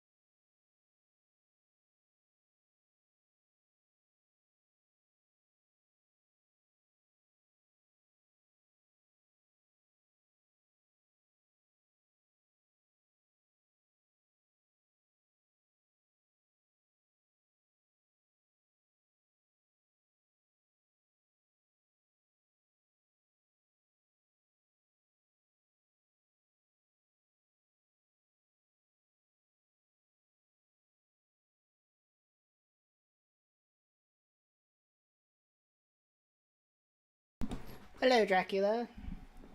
I have an ice pack. Does anybody ever get, like, tension in, like, their ear and, like, their jaw? Like, I got that.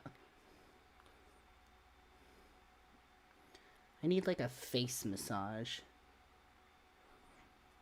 Sometimes, like, I'll listen to those ASMR videos where they're like, now I'm going to massage your face. I'm like, can somebody actually massage my face? No, it's not in my temple. It's, like, lower. It's, like, in my ear. And, like, in the jaw joint. I think because, like, I unconsciously, like, clench. Yeah, I have a clenching and a grinding problem. Sometimes I have to sleep with, like, a mouth guard.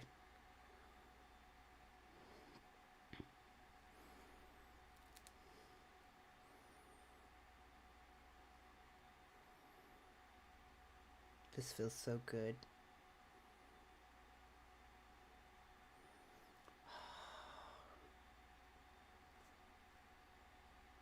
Okay. Fashion Nova and Boohoo, who use social media to reach out to their customers directly without the need for a physical retail space. These companies rely on user data, search traffic, and algorithms to get you what you want right when you want it. Yeah. And one of the most innovative companies doing that right now is Shein.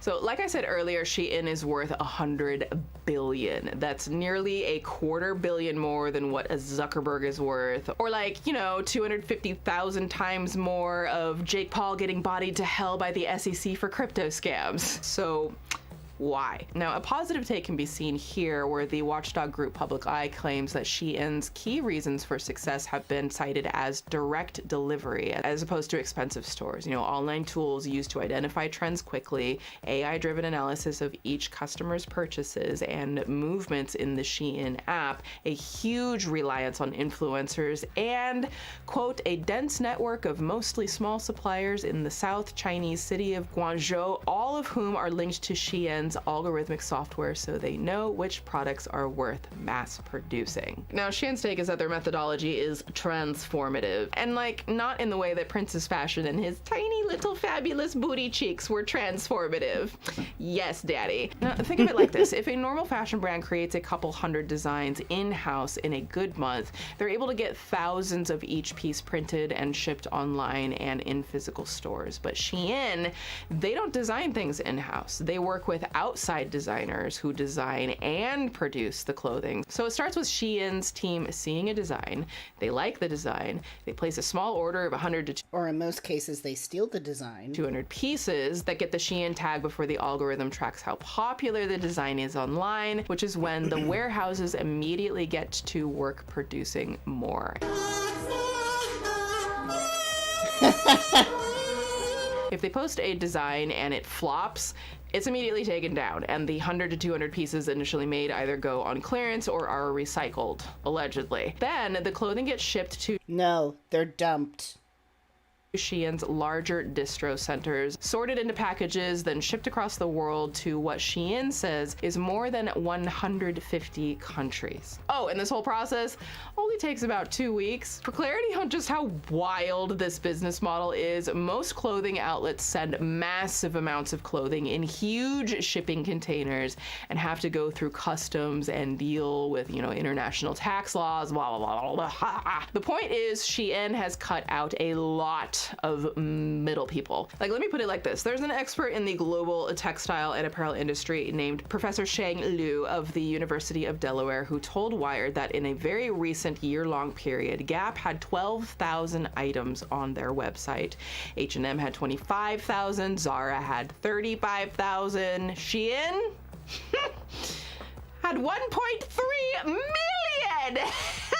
I'm sorry, Jesus. I had to take it up a few octaves there because holy shite balls, wow. A marketing and research specialist named Nick Baklanov told Wired that Shein isn't just unusual for the size of their product, they're unusual because of their reliance on influencers. And yes, they've worked with some pretty big celebrities like Katy Perry. Wow, that's really? An amazing intro from home. Lil Nas X. So my t-shirt is oh, no. Please wash your hands shirt.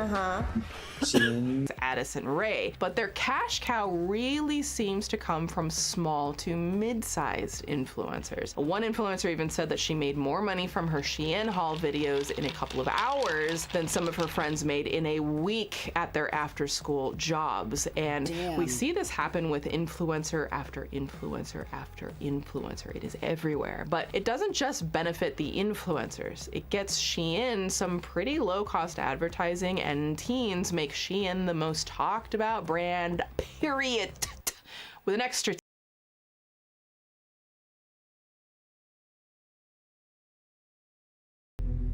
Now, in order to better understand Shein, you'd think you should start with the person who created it. And in most stories, we dive deep into a quick summary of who that person is and where they came from and why they are the way they are. Why are you the way that you are?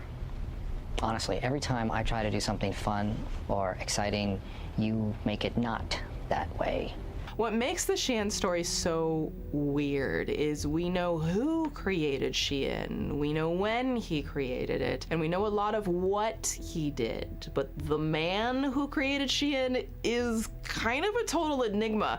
That man's name is Xu Yangtian, more famously known as Chris Xu, one of the most mysterious billionaires on earth and certified fast fashion kingpin. And you know what, real quick, y'all, I want to give a huge shout out to Mimi Chen, a creator on TikTok. She speaks Chinese fluently, and I did not want to just come on here and butcher these names without even trying to learn how to pronounce them, and she walked me through the pronunciation. It is very nuanced, and I know my accent is still going to make it sound a little funny, but just huge shout out for her taking the time to help me with the pronunciations. Little Okay, research, so according little to The homework. Guardian back in July Nice 2022, there are only 2 public anecdotes about Chris that people share about the type of person he is. Now, the positive one allegedly pops up a lot in Chinese media outlets and on Chinese social media. An anonymous worker says that he visited Shein's headquarters and claimed that, quote, no matter when you go, even if it's 2 or 3 o'clock in the morning, you can find Xiu Yangtian and his team always in meetings, never lazy, and always trying to learn all the good things about you, end quote. But the other anecdote, well,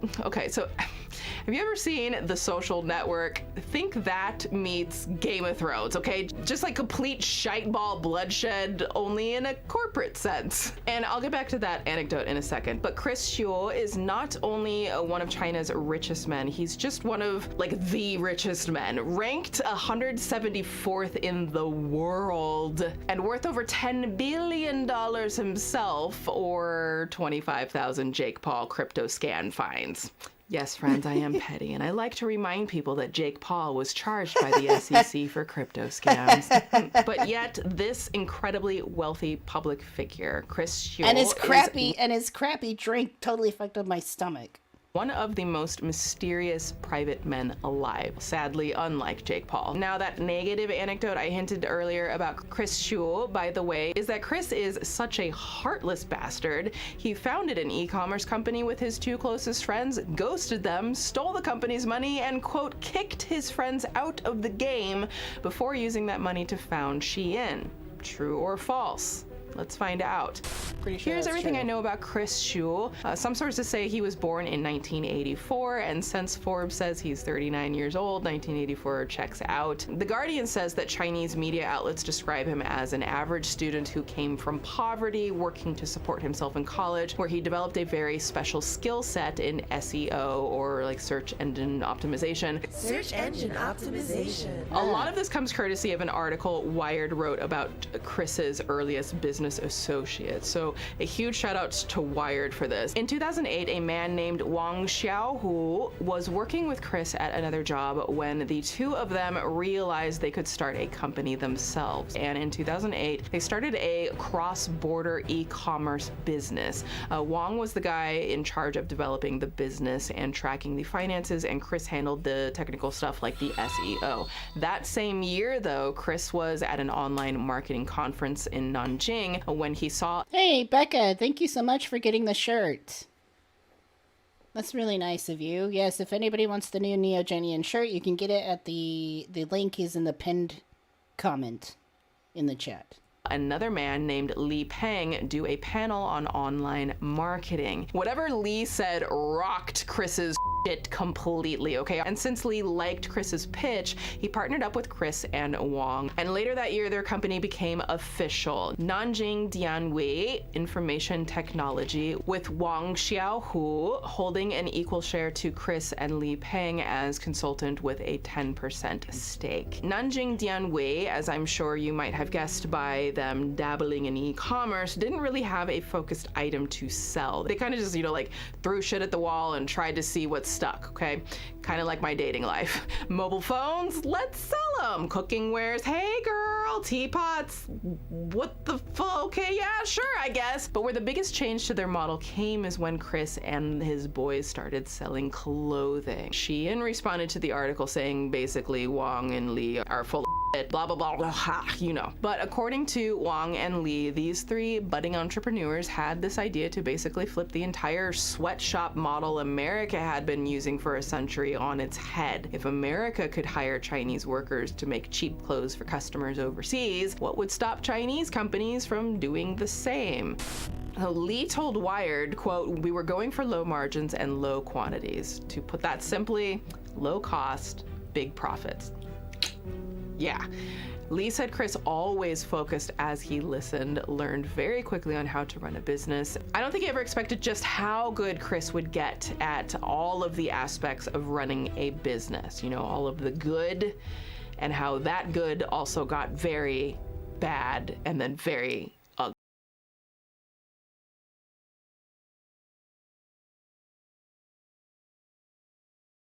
Nanjing Dianwei had been in business for over a year when Wang showed up to work one morning and found Chris missing. Soon, he realized that virtually every password-protected computer had its passwords changed.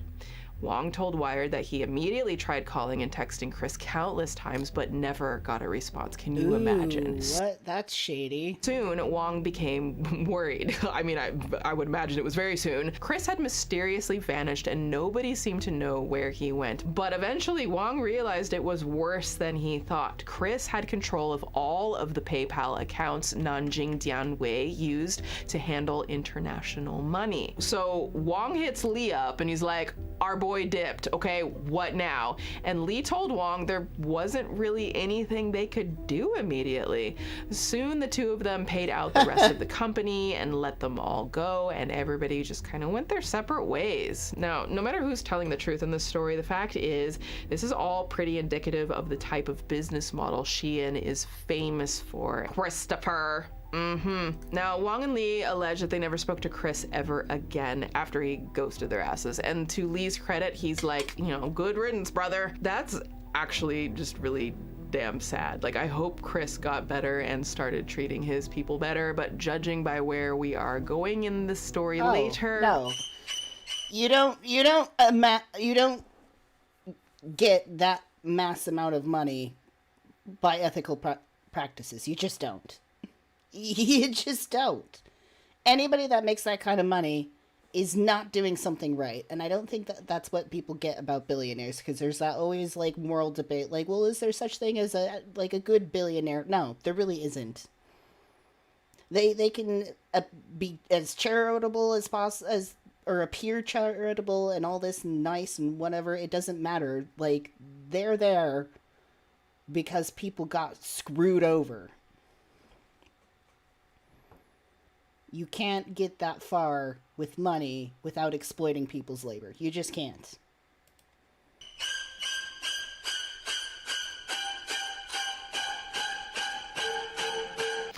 I highly doubt it. Over the next couple of years, Chris tinkered and tailored and soldiered and spied and eventually found a website called SheInside.com. If the name sounds familiar, that's because a few years later, that company would become Shein. But before that, Sheinside referred to itself as a leading worldwide wedding dresses company, even though it sold a lot of non-wedding apparel as well. The following year, Chris registered a company called Nanjing Dianshang Information Technology. They scored a $47 million investment that year, changed their name to Shein, and moved from Nanjing to Guangzhou to be closer to its suppliers. So in addition to that, they also very quietly opened a US headquarters in LA County and acquired the company Romwe. Y'all know that name? Fun fact, I remember about Romwe, their origins are equally as mysterious as Shein's, but multiple sources have claimed that the founders of Romwe were a boyfriend-girlfriend power couple. Like, slay, bitch, yes. But oopsie, that power couple broke up and the guy left the company shortly before the girlfriend sold the company to Shein. And you know who that boyfriend was? Lee Peng. Lee from earlier in this story, when 3 guys with Chris and he goes on that Lee. Yeah, what in the holy Michael B. Jordan on toast is happening, okay? The Social Network, oh my gosh. That is deep.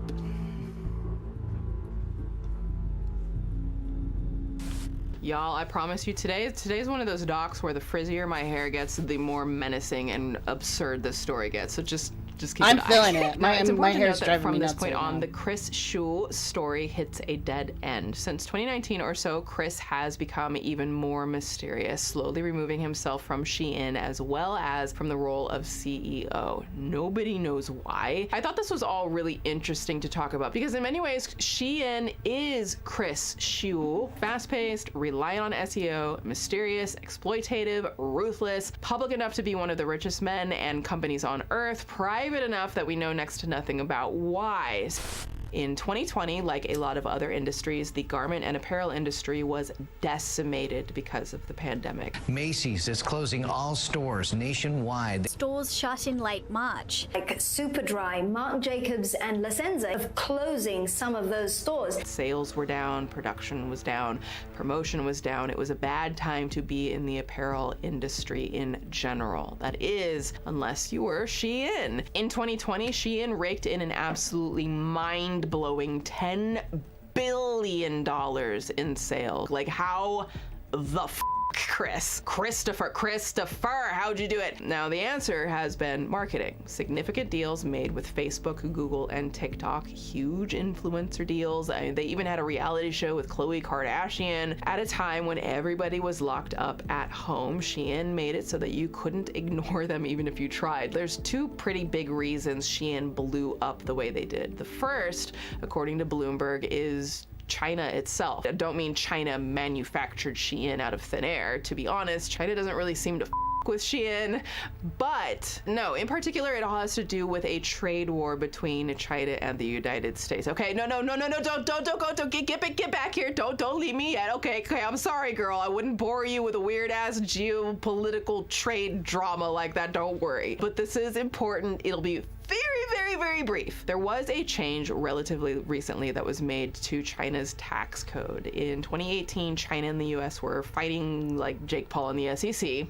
Okay, sorry, I'll stop making Jake Paul jokes, okay? Maybe, I know, right? Allegedly. But in 2018, China and the US were in a bit of a tiff, if you will. The US imposed stricter tariffs or taxes on China's exports, so China waived export taxes altogether for any direct-to-consumer companies. And according to Bloomberg, this put Shein in a damn good position. Damn, girl, okay, things are looking good for you. In America, any packages worth less than $800 can enter the country without paying a duty or import tax. No taxes in, no taxes out, and even when the Trump administration imposed tariffs that made Chinese products more expensive, the small value shipment exemption remained, meaning Shein was able to send their super inexpensive packages from China to the US, no questions asked.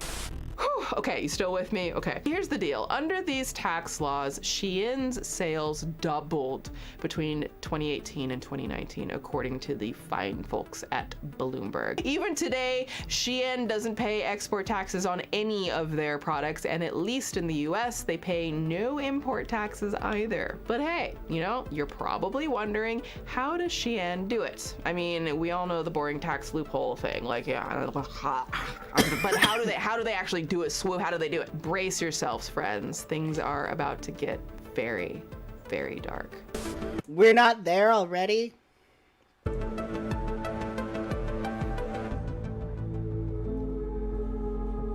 I feel like this is already pretty dark. By mid-2020, one of the biggest questions people still had about Shein was, how the hell are they able to keep these prices so low? To which the advocacy group Public Eye responded. They started off by contacting This is the documentary I was thinking of watching, but I'm like, I don't know if we're gonna get copyrighted or not. An organization known for defending workers' rights in South China, who they couldn't name in the report for security purposes. Now, the two researchers went to Nankun Village, where a few dozen workshops were located within a block. As they explored the production sites, they were greeted by very narrow hallways blocked by massive bags of clothing and That's just not rolls safe. of fabric, which was a man, if that place catches fire, that's they're cooked. They're done.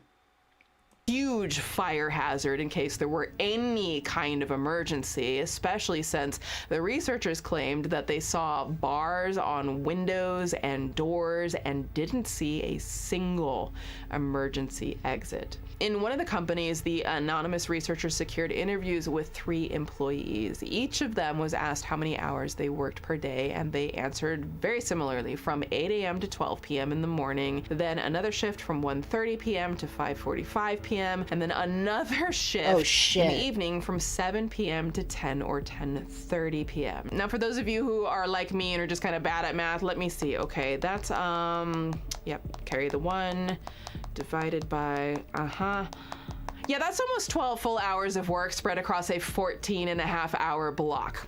That's a lot. That's ridiculous. But it gets worse because they work these shifts every single day, every single week, with only 1 day off per month. One day per month off. That's around 75 work hours per week. Now, I am not admittedly too familiar with Chinese labor laws, but I'm pretty sure it's the same as it was in 2020 when this report came out, because back in 2020, a work week was like an American work week, 40 hours maximum, unless, you know, you're in the film production industry or a YouTuber, then, you know, good luck, sleep. Who is she? Never met her, allegedly. But in this instance, the workers are required to have at least 1 day off per week, not per month. When Public Eye's researchers expressed shock at this, one of them said in a good month he pulls in 10,000 yuan, which in 2023 US dollars is about $1,400 per month. In a good month, after working 75 hours per week, with 1 day off that month. And it's like... Slavery. Sheer slavery. That, like, you can't... That's, like, the opposite of like, everything that Neogenians stand for. That's literally just... You're just, like, a living working machine at that point. You don't even get a chance to be a person. How sad. You just don't have any chance to explore anything about yourself, what you like, your desires, what you could be good at. That's your life. That's it. That factory. Day in, day out. What does he even mean by a good month? Well, each worker is paid per item of clothing. The more complicated the item, the more that, you know, they get paid. And like, none of the workers even see a problem with this, because at least one worker told Public Eye, quote, "Factories like these do not have to issue contracts." Public Eye states that it's true that similar workshops wouldn't have contracts, but some of these factories had over 100 employees, and by Chinese law, these companies would be required to not only provide contracts to employees, but give them a copy of it as well. So if what these workers were saying is true, then it would be a massive, massive problem for a company of Xi'an's size. After building the report, Public Eye emailed Xi'an a copy and almost immediately received a response of an automated message. "The Xi'an sustainability team has received your suggestions and feedback, and we will follow up on related matters as soon as possible. Thank you." A few days later, they sent a letter again and got the same response. Public Eye also sent the report to numerous major media outlets, who also reached out to Xi'an for comment. As soon as that happened, Xi'an responded to Public Eye right away. Funny how that works. Unfortunately, that response may as well have been automated too, since the person who responded wrote, quote, "Xi'an has no comment at this time as we await a copy of the report and an opportunity to review. We take all supply chain matters seriously and look forward to hearing back." Well, that's a bunch of automated bull crap. This is like the most inhumane shit ever, and the fact they're like 3 on like the wealth of businesses in the world, ranking 3 of the most wealthiest business in the world, like just below SpaceX. This is concerning. I mean, they're up there. They're up there. If they're not 1%, they're damn near it. And all because of just like the way they exploit real people. Just felt like it needed to be read in that voice. At a certain point, it's like no response would have been better than that response.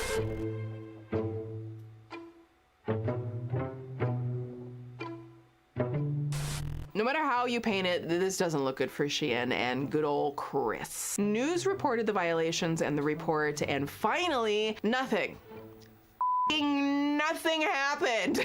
Xi'an continued to grow from the $10 billion they made in 2020 to $15 billion in 2021 before doubling to a mind-boggling $30 billion in 2022. No changes, no accountability. We love to see it. Just a report from Public Eye after half a year of undercover work and nothing. Everybody went on with their lives more safe. I love how the real factory conditions of Xi'an are very, very apparent. All the clothes, all the stuff, everything just piled around. But yet, when Shein literally paid for those small TikTok creators to come over and quote unquote tour the factory, it was so pristine and nice and technological and like too clean. There wasn't really that many people, and the conveyor belt had no products on it. And the TikTokers are just like, wow, look, there's nothing wrong here. Everything is happy and fine. Scary as shit. I can see why they're getting a shitload of backlash. I can see why the one girl finally had to take down her videos. I mean, like, how can you... And this stuff isn't new. This gal's just putting it all together. A lot of this shit came out a year or two ago, pretty much since the get-go. People have been looking at that crap. Unbelievable. More Shein hauls, more...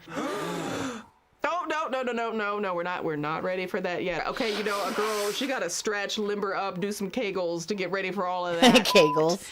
Anyways, the bombshell made no difference on Shein's bottom line, to the point that people seem to have forgotten all about it by August 2021, when another bombshell report came, this time from Reuters. More than a year after the Public Eye report came out, it was announced that Shein hadn't made public disclosures about its working conditions in the UK. And maybe you're asking, why would that even be a big deal? Well, two reasons. Number one, there's a little law in Britain that was passed in 2015 called the Modern Slavery Act. This law has a lot of requirements, but the big thing is that companies are now required by law to make an annual statement every year of what they are doing and can do to prevent the exploitation of their workers. Specifically, quote, to ensure slavery and human trafficking are absent from their operations and supply chains. Now, this applies to any company that sells more than 36 million pounds or nearly $45 million US worth of goods. And again, this list needs to be publicly available, which leads me to number two. Guess what the problem was? If you guessed, Shein lied on its website that its factories were certified by international labor organizations, then ding, ding, ding, you very clever human. And they're not the only company that does that kind of shit. Like fishing companies like in China are like really ridiculous. Like they're great contributors to like the shark fin industry, where they cut the fins off sharks and then they throw the whole ass body back into the ocean, and it's so wasteful. And there are a lot. Is it there or some other place? Taiwan? I can't remember. Somewhere in one of the Asian countries, it's like that. And it's like you have to take the whole shark. But they're still getting around it because they're only bringing like, oh, let's just bring back some of the shark bodies, but then like mostly fins. But it doesn't add up, and nobody's actually checking out like what's going on. Like it's illegal, like you're not supposed to do it, but it's not being regulated, it's not being checked up on, and there's still a big underground like shark fin industry. Fartshin.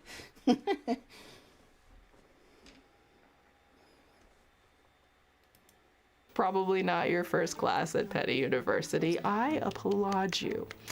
Shein's social responsibility page claimed that it never ever uses child or forced labor, but did not provide the disclosures British law requires them to make. And fun fact, the UK isn't the only place that has a modern slavery law. Australia, hi Australia, you looking so cute today. They also have a similar law for companies who pull in over 100 million AUD or nearly 67 million USD. And guess where Shein also didn't provide that statement? Now, when this made the news, Shein very quietly made this statement available on their UK site, though I still can't find one on their Australian site. But, quote, the following statement has been prepared in the fulfillment of any obligation, blah, blah, blah, words, skip to the end. Shein recognizes the importance of supply chain transparency, and as an organization is committed to addressing issues related to modern slavery, forced labor, and human tea. Right. Right. I don't even know what this statement is saying. Like, there are words placed. Yeah, that's a really weird statement. It's like, what the hell are you even trying to go for with that?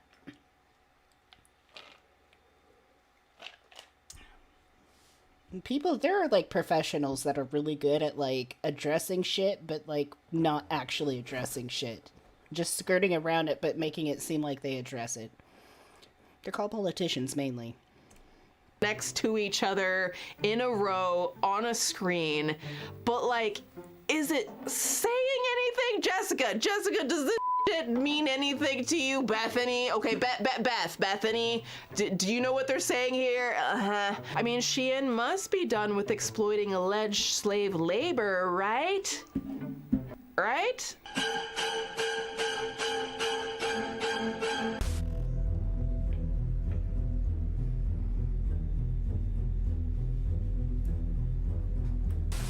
Yeah, the hits keep coming for Shein, don't they? Hey, Cassie, good to see you. 2022, Channel 4 out of the UK released a documentary that, if I am being completely honest, just confirmed a lot of what Public Eye had already confirmed back in 2020. There were two key distinctions between then and now, though. Number one, this was the first visual proof of Shein's inhumane working conditions. And number two, this happened after the Modern Slavery Act controversy. Like, Shein, baby doll, what the fuck?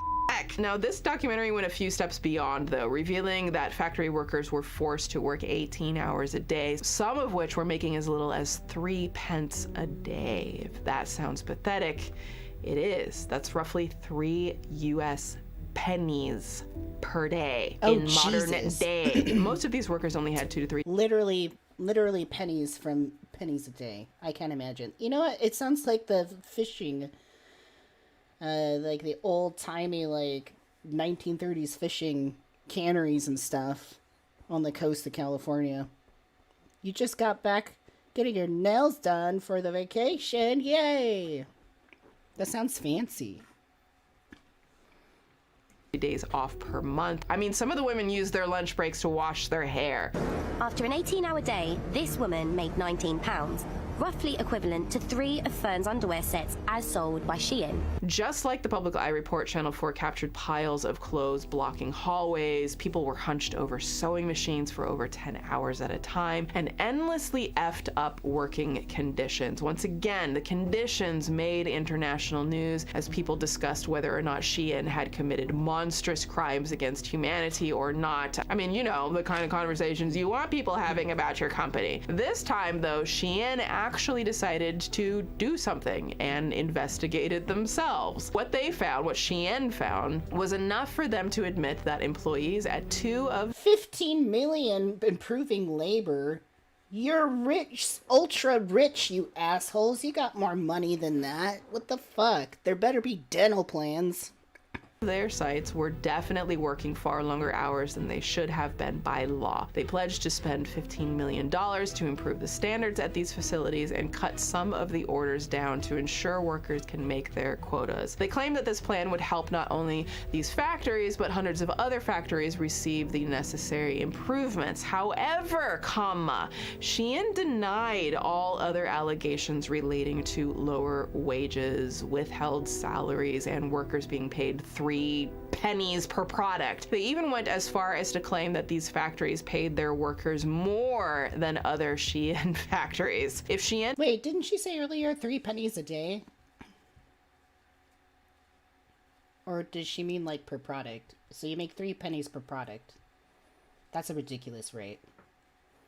That reminds me when I had a shitty mail processing job for like some insurance company, and like I got hourly for like training, but then after that it went to like pace rate, and it was like I was making 10 cents per claim, but it was like there was thousands of claims. Thousands and thousands. So it's like it was really hard to get through it, and I really wasn't making that much money for like all the hours I put into it. And it was like go faster or go home. So you can see how long I lasted at that job. Not very long. saying that our workers are paid fairly, which they are not, let's be clear, and their hours are now getting cut. Doesn't that make the problem worse, though? I mean, I don't know, man. And fun fact, this news actually broke shortly after Shein sold hundreds of products on Black Friday 2022 for 1 pence per product. Penny products as a result of penny wages, allegedly.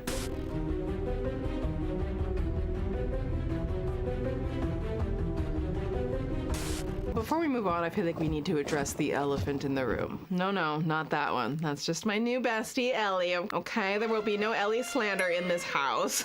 Oh, sorry. I'm talking about a couple. Hey, Elise, good to see you. Couple of the most popular conspiracy theories about Shein you've probably seen all over TikTok.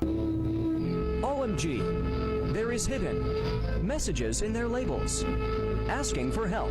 In 2022, TikToks like these popped up left and right, claiming that Shein's workers were sneaking messages into the tags of the clothes you ordered. This is like, nuts. Like, this is absolutely insane. Like, why would they do that? They're like, oh, it's just bad translation. Like, really? I've seen bad translation. That seems like awfully specific bad translation. Your help or help me, written in countless products. These videos, taken at face value, are scary as hell. I mean, if I was like wearing a dress from Shein right now and like looked at the tag and saw help me on it, bitch, what?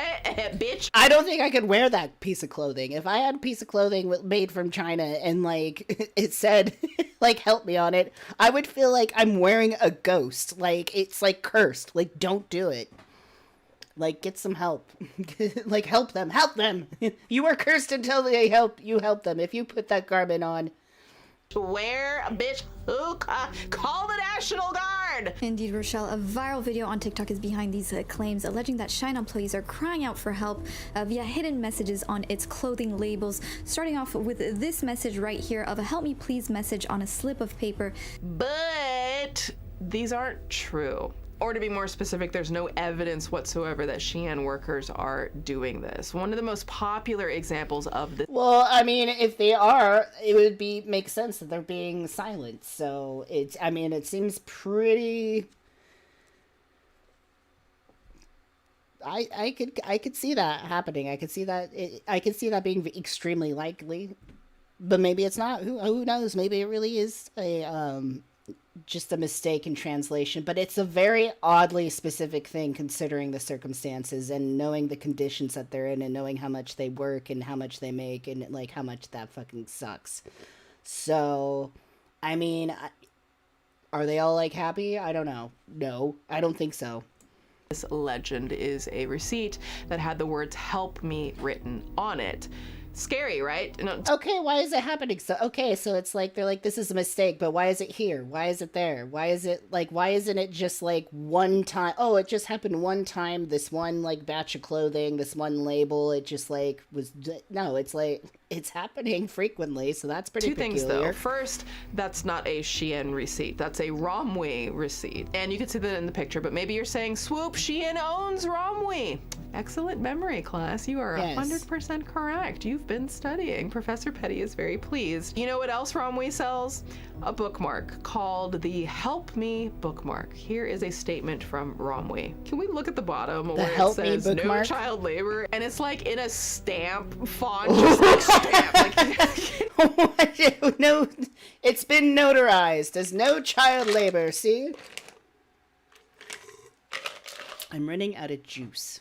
Can you imagine if they just have like an actual stamp and just go around stamping everything they see? No child labor for you, none for you, and none for you.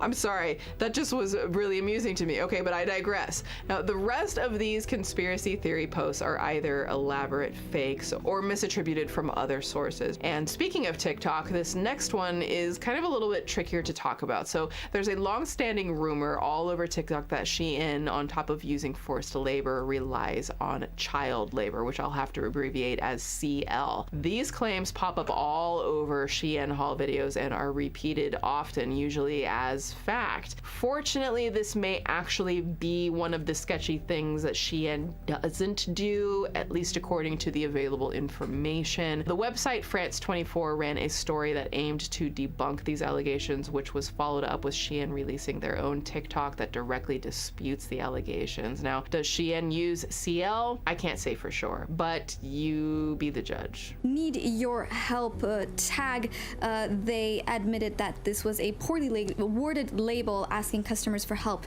in keeping their fabric soft by using a softer detergent. And here you can see, need your help washing with the soft detergent at the first time. So once again, another label that can be easily mistaken. That's such a weird thing to put, though. For show. But look, y'all, the reason I bring all of this up is because I'm not even close to being through with Shein. Like, they've done a lot of so much, in fact. Even within the context of like laundry instructions, that still doesn't make sense. I've never seen that anywhere in my life on any cheap piece of clothing from China. Mark, it's fun to write help me on the sandwich paper if you work at Subway. Yeah, but if you did, he would. If it was like help me roast beef, you know, with Swiss cheese and extra pickles, you wouldn't sit there and be like, oh, they just had, this is just a bad translation. You'd be kind of like, oh, well, there's the name of my sandwich, and then this is really interesting. So wouldn't you find that a little alarming? I would. That looks like shit. Look at that factory. Well, there's like people shirtless and working, probably because there's no ventilation in there and it's hot as fuck.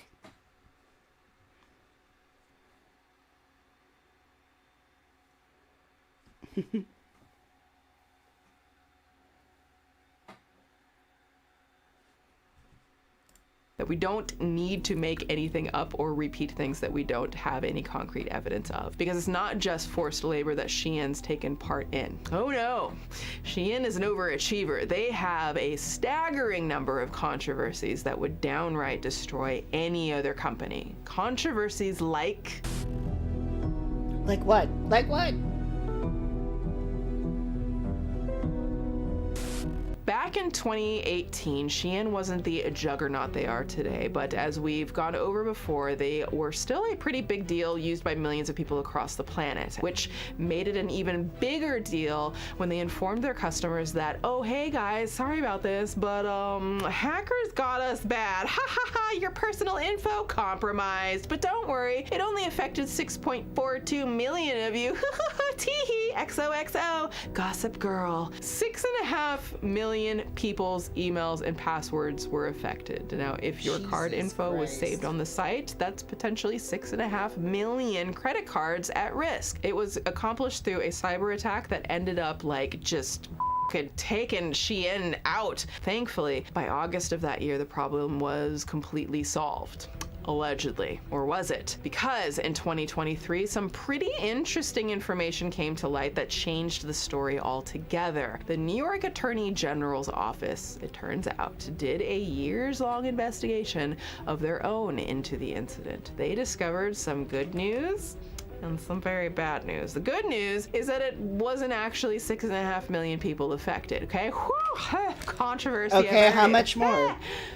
Except, oh wait, no, it's worse. The bad news, it was actually 39 million people affected. Yes, I have to enunciate it that way. So let's sit with that for a second, especially since only 6.5 million people received an email informing them of the breach. That means over 32 million people had their shit hacked, and Shein just kind of like, just swept it under that rug. Whew, okay, I didn't see it. Did you see it? I don't know. Like, just to put it into perspective, do you know how many people 32 million people is? That is the populations of New York City, Los Angeles, Chicago, Houston, Phoenix, Philadelphia, San Antonio, San Diego, Dallas, San Jose, Austin, Jacksonville, Fort Worth, Columbus, Ohio, Indianapolis, Charlotte, San Francisco, Seattle, and Denver combined. Yeah. It should come as no surprise that Zootrop, the firm that owns Shein and Romwe, was fined one. Mark, machine wash cold, water only. If you wash and wear this shirt, my blood is on your hands. Tumble dry low.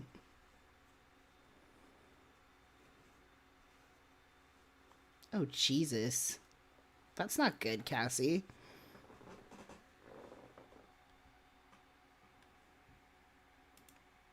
$1.9 million for failing to properly handle this incident, which that just sounds like just like a little slap on the wrist.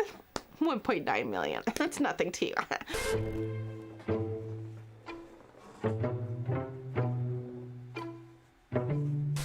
The data breach is a big deal, obviously, but I wanted to start y'all off with something fast and easy before I get to the worst shit Shein has pulled. Yes, Michelle, it gets worse. Because Alfie, are you listening to me? Alfie, yes, it's coming. It's gonna, yeah, okay, prepare yourself. For example, the many allegations of straight up design theft levied against them from the largest corporations to the smallest independent designers. Now, allegations of copyright infringement are like nothing new in the fast fashion industry. It's fast fashion, and retailers are constantly struggling to find ways to keep up in one of the most intense breakneck industries on earth. But even among all of their rivals, Shein stands out with the sheer number of lawsuits and allegations thrown their way. According to the Wall Street Journal, they've been named as a defendant in...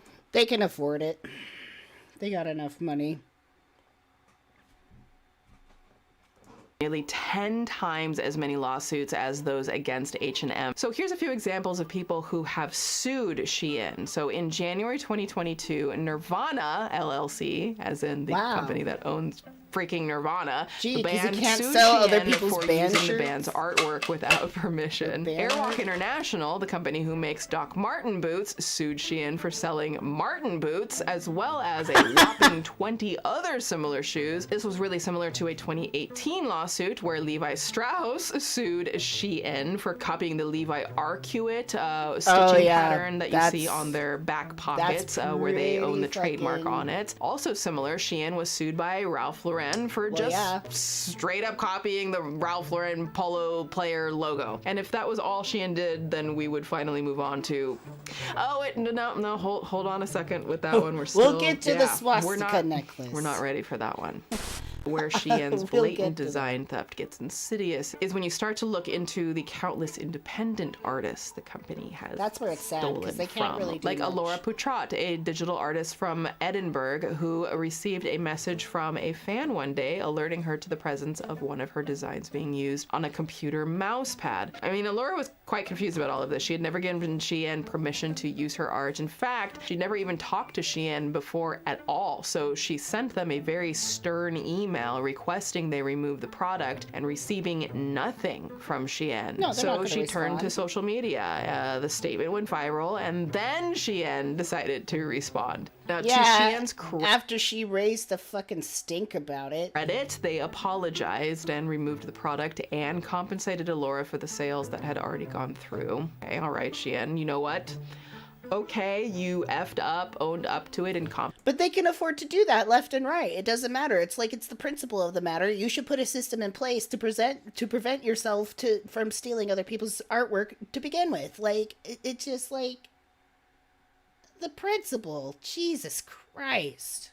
Compensated the artist, not bad, I guess, is what I would have said if Shein didn't proceed to do this 10 more times to the same artist. Ever since that first incident, Laura has written Shein's team each time this happens, and every time she calls them out on social media, and every time the product gets taken down, and a few months later, the process starts all over again. Well, now that's her job. That's how she makes her money. That would be so exhausting to have to do. Like, don't touch my fucking stuff. Ooh, that would make me mad. Most recent time we know about was back in January of 2022. By that point, Alora was exhausted, and you know what? I am exhausted for you. Now, another independent company that Shein ripped off is Lexier, a Black-owned fashion brand whose Amelia top is a crochet sweater that's handmade in Nigeria, and because it's handmade and imported, it costs $330. Shein took the design, mass-produced it, and sold it for for $17.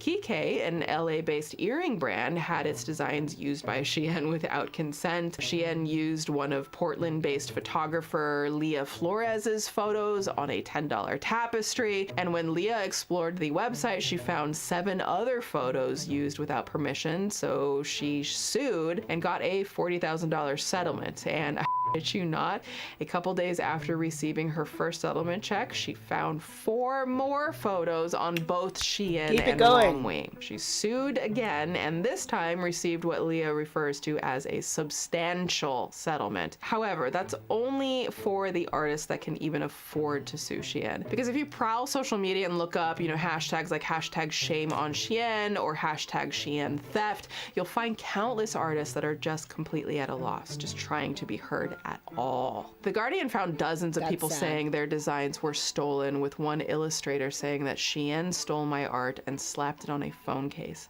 Not sure if I should be flattered or mad. And another said that she spent hours creating new and fresh designs, but felt a little bit of a sick feeling when someone thought that her frog artwork had been used on stickers Shein was selling. What makes it even weirder is when the IP theft is of material that isn't even publicly available, like when musician Katie Bailey found a t-shirt of her band Southbound 17 that had been sold by Shein for months at a $9 price point. Shein has been stealing my band's merch and profiting off of it for the past 4 months. That's fucked up. So that means that they have sold well over 100 shirts to people. Bootleg tees are common everywhere and have been, as long as bands have been selling merch. What made this situation bizarre is that Southbound 17 hadn't even started selling their own shirts yet.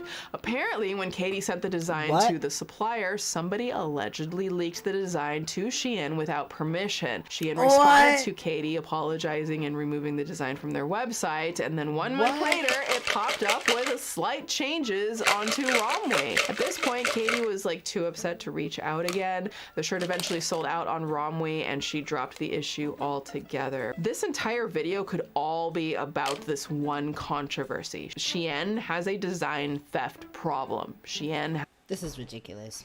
I need more juice. This company is fucked. It deserves to be taken down, frankly.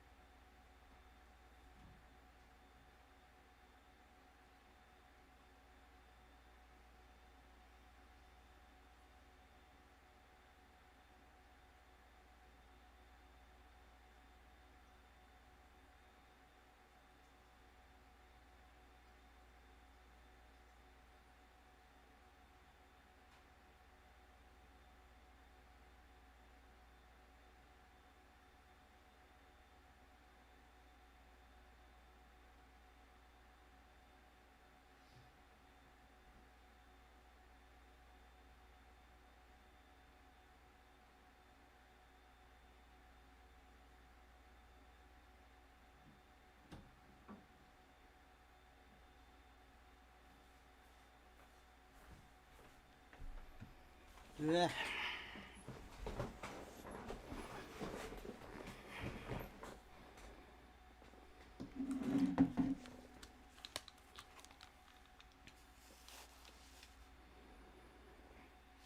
This is why I think people should just, like,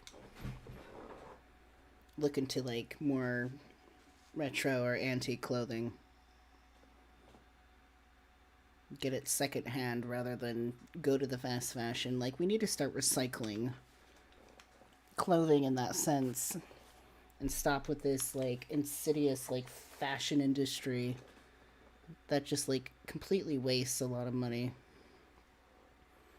My hair is too long to hold up, but too short to stay away. I don't know. Anyways. Has a labor problem. You know, it's like 99 problems and this bitch got all of them, and I'm still nowhere near being done. Yes! Swastika time! Let's see. How can you sell let's finally a fucking talk about this, swastika because necklace? that's a thing that happened. And you know what? Honestly, in order for me to get through this without punching Shein directly in the balls, let's just take this whole section to Petty University, okay? So roll the intro. Pettyversary! Back in July 2020, Here for the T2 on Instagram shared a post of the hottest new product available on Shein, a necklace with a swastika available for as low as $2.50. I'm not sure I need to explain why this is a problem, but Shein at first apparently didn't know that Nazis are a problem. The internet, however, The Nazi symbol is like known worldwide to every like fucking country in like every nation. They know what that is. They know what that is. That is absolutely no excuse. It's so ridiculous. Hey Liz, how are you? Now, you might remember the outrage from Twitter, and some tried to rationalize the product, pointing out that, you know, historically the swastika, which I am sure I can't say a bunch of times here, so we will call it the swas, and no, I am not referring to a contraction of the words sweat and ass, though I might as well be because it's just as nasty. But some were arguing that the swas comes from religions like Buddhism and Hinduism and was originally intended as a sort of symbol of peace. Everybody else correctly pointed out that nobody's doing kind that of a anymore. crock. It's 2020, girl. Even if that was the original meaning, it is a long since changed globally since like forever ago. Kind of the same with the meaning incel, okay? If you've seen my other stuff, you know what I'm talking about. And if you, for whatever reason, don't know what this swas symbol is, it was a symbol representative of the asshole, I mean the Nazi party of the 1930s and 40s, and is widely considered a hate symbol. Quote, "This is actively threatening to the Jewish community," read one tweet. Quote, "Do not let Shein get away with this," end quote. Once again, Shein apologized and tried to rationalize it as being a Buddhist swas. And I especially like their super sad face emoji crying a single tear. Boo-hoo. But you know, all is well because, you know, they promised to create a committee to review products so nothing like this would happen again. Bullshit. Motherfucking this fucking dumbass company bull one leak later and then a fringe trim carpet. Bitch, that's a Muslim prayer mat covered in illustrations of the Kaaba, which is one of Islam's most sacred sites. Didn't they call it like a Greek like fringe mat? I think Greek, what the fuck? And your committee's really doing a stellar job. Class dismissed. That too. This is awful. This is extra. When does it end, Shein? When does it end? This is extra shit. What you're looking at was on the Shein website, not even a year after the swas and the prayer rug. That's a phone case with a hand. That is a design by a black man who drew it for like awareness or whatever to do some commentary or some thoughts on the Floyd situation. So it's like totally inappropriate to take this kind of thing and put it on a fucking phone case. I could see a lot of Proud Boys by buying that unironically, by the way. It's like we almost shouldn't like draw attention to it. Cuffed black person being outlined in chalk with what I assume to be a white police officer's hand for $1.50. What a fucking bargain. When Shein was once again called out for this, they defended the phone case as having been created in reaction to the 2014 murder of Michael Brown to show support for the Black Lives Matter movement. That's not how you show support. That... I see why this gal is so animated. There's times where I'm like, okay, we get it. You could probably like tone it down a bit. But I see why she gets animated, because it's just like thing after thing after thing after thing after thing, and they just don't learn, and they don't really have any consequences for it, because they can afford to fuck around. Funny how the rules don't apply to you when you have the money to fuck around. Are you actually stupid, Shein? Are you I'm just like, what in the whole grain, sugar-free, carb-free, acai banana bowl with a side of do you think that you are doing, Shein? Did you really think that we were going Mark, who doesn't want to be Ava Braun for Halloween, right? Sounds perfect. To believe that the cartoon image of an 18-year-old black kid who is no longer here, outlined in death chalk, printed on a phone case, was showing support for black people? Are we really doing this? People on social media weren't into Shein's explanation. Clearly neither am I, and told them their response was unacceptable. And in an interesting full circle twist, Shein revealed they never actually got permission from the artist to use that design. Well, no shocking. shit. It turns out the design was created by French artist Jean Julien, who did indeed draw this back in 2014 after what happened to Michael Brown. When this was pointed out to Jean, he asked Shein to donate all profits to the BLM movement. It's not clear if they did, though. Shocking. They probably did not. But once again, they apologized and ended their apology by saying, "We vow to do a much better job in educating ourselves." The number of times that people are just out here educating themselves. Now, I have some thoughts about whether Shein has learned their lesson, but instead of directly telling you my thoughts, I want to tell you a story I read in the Wired article I mentioned earlier. There's no rules with Shein. Shein's out there practicing free will to the max. The author of that piece said that on Martin Luther King Jr. Day 2022, Shein sent customers a push notification with 3 raised fist emojis in various shades of brown. It was shared with text that said, "I had a dream that everyone of all shapes, sizes, and colors can access fashion." I'm so glad that Dr. King's earth-changing dream speech is being used to sell shitty clothing. Thank God Almighty, we are free. That is, wow. They just have no they just have no boundaries, clearly. None. No morals, no second thoughts. They're just like, let's just do stuff. At last.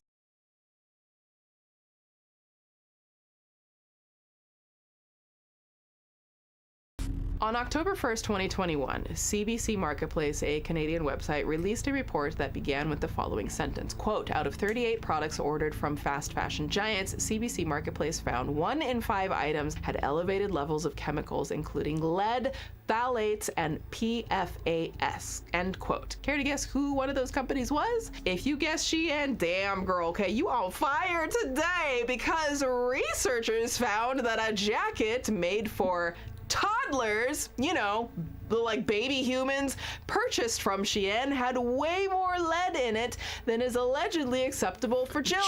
Jesus Christ. That's bad. But, okay, so how much lead are we talking here? Oh, I see. The jacket had 20 times the amount of lead acceptable for exposure to those tiny baby humans. And a red purse that the organization bought off of Shein, 5 times the amount. I mean, if there's that there, like, then what kind of chemicals are these people exposed to in the factories making this shit?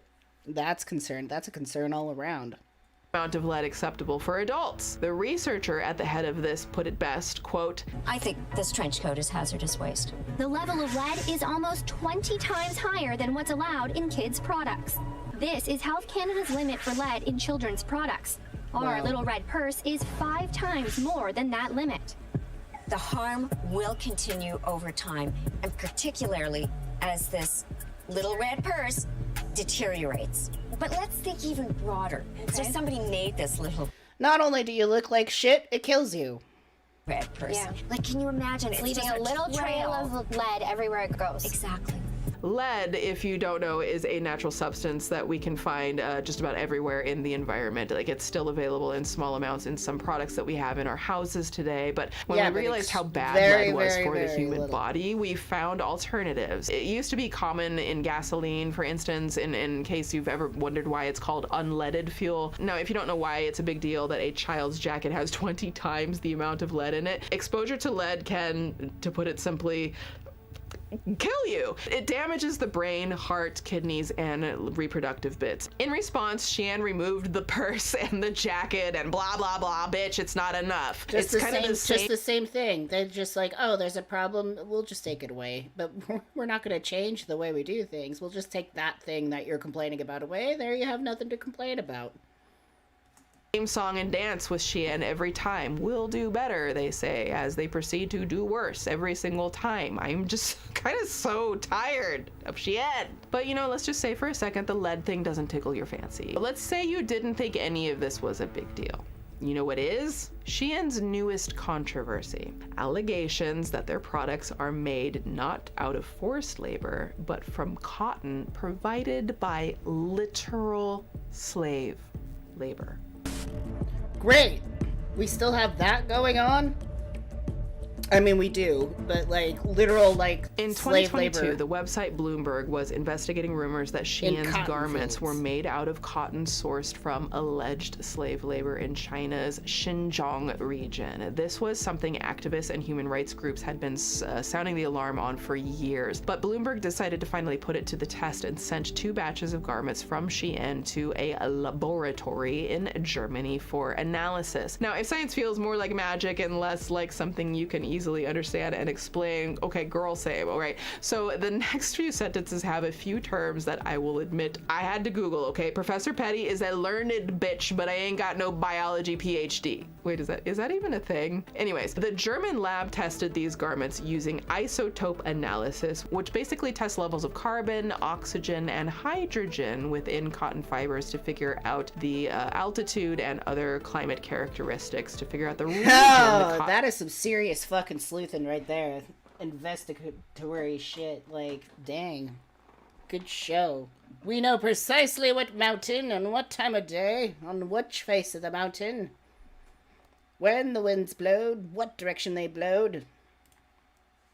Was grown in, okay? Yeah, magic. What they found was that the cotton in each batch, without a doubt, was sourced from the Xinjiang region. Now, why is this a problem? What's the deal with the Xinjiang region? The answer lies in one of the biggest ongoing controversies surrounding China at the current moment. The allegations that the Chinese government has placed more than 1 million people into detention camps and are either forcing them or coercing them into non-stop forced labor. The US government believes that all products from Xinjiang are the result of, quote, detainee or prison labor and situations of forced labor coming from intimidation and threats, withholding of wages, and abusive living and working conditions. The people that are said to be in these camps are the Uyghurs, a Turkic ethnic group that is indigenous to the Xinjiang region. Mostly Uyghur people are Muslim, and according to the United Nations, the Chinese treatment of the Uyghur people constitutes crimes against humanity. Their report cited interviews with former detainees and also featured allegations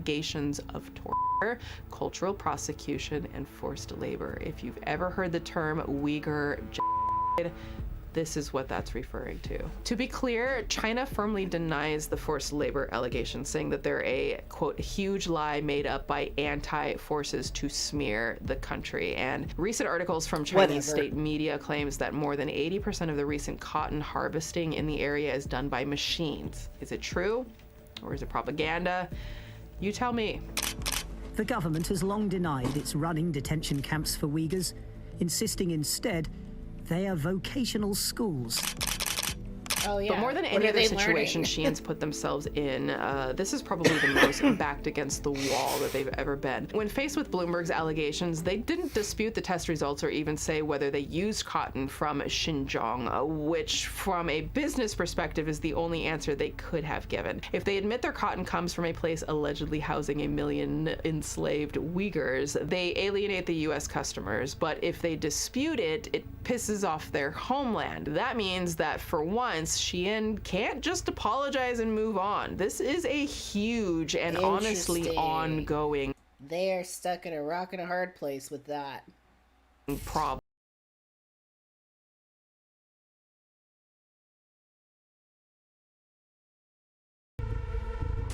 So where does this leave us with Shein? Well, back in September 2022, they announced some plans to be a bit more transparent with the public in light of their many, many labor controversies. They promised to start a social media campaign to give people an inside look at their pledge to be better with labor, sustainability, and product safety. As time goes on, Shein is expanding just as quickly, cheaply, and aggressively as they put their clothes together in the first place, with a distribution center in Whitestown, Indiana, that is projected to have nearly 1,400 employees by 2025, and a pair of new Los Angeles centers to open over the course of the year and next. They've opened a warehouse in Toronto and are planning one more for Portland as well. They have offices in Washington, D.C., and even hired their own lobbyists as the company looks to practice what they preach in regards to improving their labor problems. Now, part of this big pivot into Americanizing the company could be a result of something happening in America.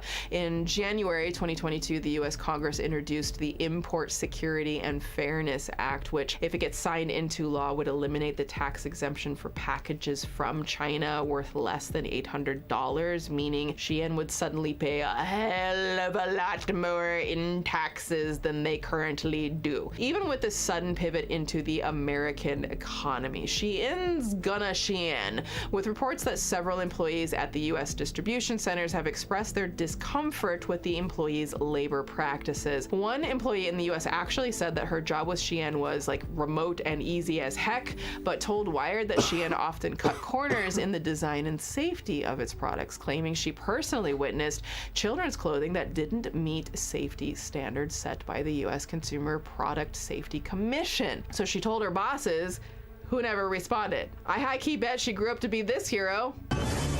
Your hat, is this your secret to staying warm? No. No, it isn't. I have no secrets. I'm mad, I have to go to work, I have to earn a living. I'd rather have a private income and get laid well and often. Now, in December 2022, the Wall Street Journal announced that Shein is looking to expand beyond their current business model into more of like an Amazon-type marketplace platform that allows other merchants to sell stuff to each other. Even if we give Shein the benefit of the doubt and believe that they're really trying to get better, history has proven that time and again they'll find a way to just F everyone over. Something like this could be a huge risk for Shein, though, and any day now another startup could pop up and snatch that crown, you know, maybe like a startup who placed a massive Super Bowl ad, a company who recently reached out to me for a sponsorship, a company like... I feel like a billionaire. I'm shopping like a billionaire. Yeah, that video has over 359 million views. Oh my gosh. Okay, so like y'all, I mentioned before in the Illuminati doc, I haven't dug like thoroughly deep into Temu as of yet. They have been wanting to work with me for a while, but y'all know I'm gonna I need to really understand a company before I even consider it, and then I need to use the products I hear they're just before I even talk to them about you. That's just the way I do things around here. They're a very different type of company and operate very differently than Shein. They actually operate quite a lot like Amazon, where it's just a whole bunch of sellers all over the place and they're just like housed in this one marketplace. And so like in some ways it's like, great, Amazon needs competition, but also Temu, I need to understand you more. But with that, I am actually very curious if any of you shop Temu. Will you please let me know about your personal experience, good or bad? I want to hear it all. I'm very curious to learn more about them. So please leave me those in the comments.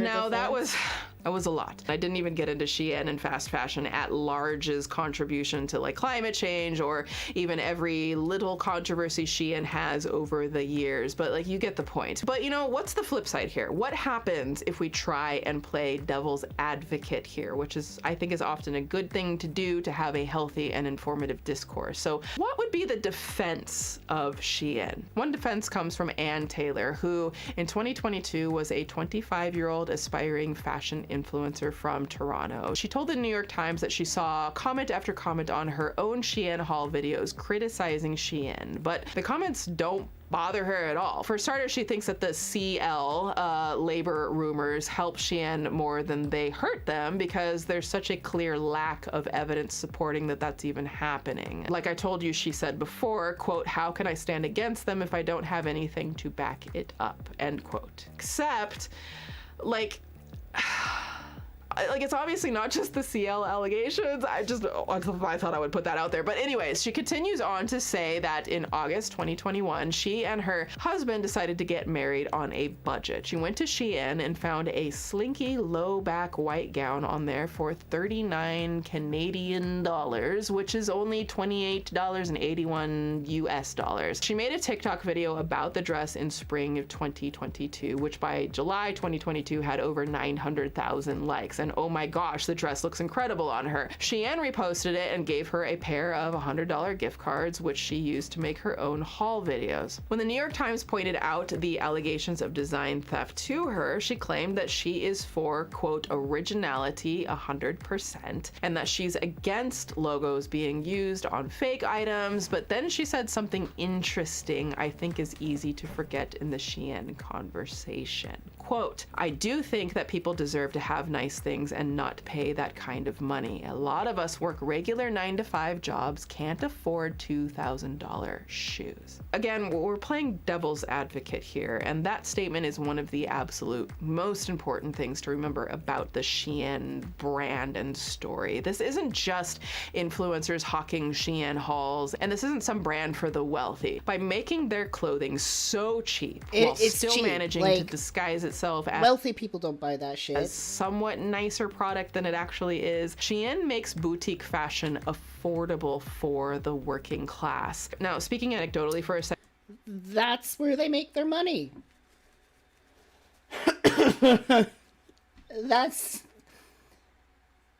just making it cheap for that. That to me is not really a devil's advocate moment.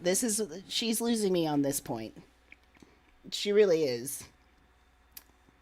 A friend of mine told me while I was researching Shein that their partner was actually filled with complete dread when they found out that I was doing this doc. They were like, "Oh my gosh, Swoop's gonna hate me so much. I just put in a $30 order on Shein." And to be clear, no, that's not actually the point of this doc, and I hope that I can get this point across clearly. Y'all are not the enemy. In the fashion industry, it's often exploitation at all angles because the high cost of fashion and even comfort has made it so that there is always a high cost, whether it's literal or figurative. Going the other direction, I think there are absolute absurdities in the outlandishly priced couture market that often makes people feel like they are somehow inferior if they don't have that new $5,000 Fendi bag or that $2,000 pair of Manolos, honey. Like, yeah, are the items nice? Absolutely. Are they necessary? Absolutely not. When it comes to these conversations, especially when considering the state of the economy after the global shutdown and people just trying to survive and put clothes on their backs and their families, ultimately, like, just where I am, I will never tell any of you how to spend your money or try to shame you for how you spend it. But the truth is, well, therein lies a huger problem. This is the shit like regular people can afford. That's it. So of course they're gonna buy that. This is a bigger problem. The company's not doing good for making products cheaper for the working class. The problem is everything. the problem with the fashion industry, the problem with social expectations of fashion, the problem of the working class versus rich. I mean, this is getting into bigger and bigger shit when we're like unpacking this. Do believe this is information all of us deserve to know, because a lot of these companies don't want you to. Another thing to consider about Shein in the devil's advocate conversation, as opposed to most traditional fashion, accessibility. Shein offers sizes up to 4X in many cases, something that still many boutiques never do. Well, aren't now, they for a some, fucking boycotting saint? Shein is a matter of morals, but for others, it's unthinkable because it's one of the few affordable places to find plus size clothing and like nice looking, trendy stuff, which is a conversation that like I don't want to directly criticize, as it doesn't impact me the way that it does other people. This is actually a point. That's what I meant about social expectations of fashion. There's just unrealistic, unaffordable clothing that doesn't work for anybody.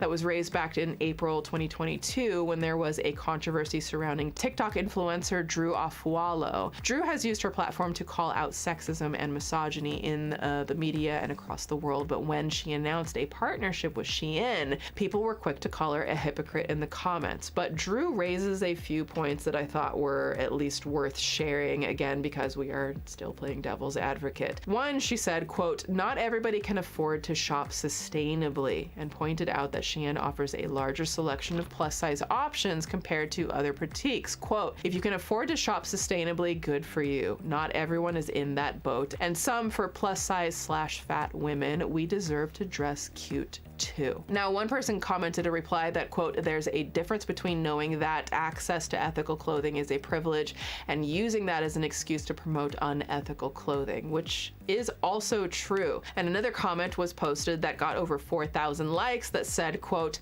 "How many of you are complaining about ethical fashion while typing on your iPhones and wearing Nike? I'm just trying to see something," which is also a point. I mean, if we went in and investigated the ethics of every company like Nike, Adidas, Apple, Android products.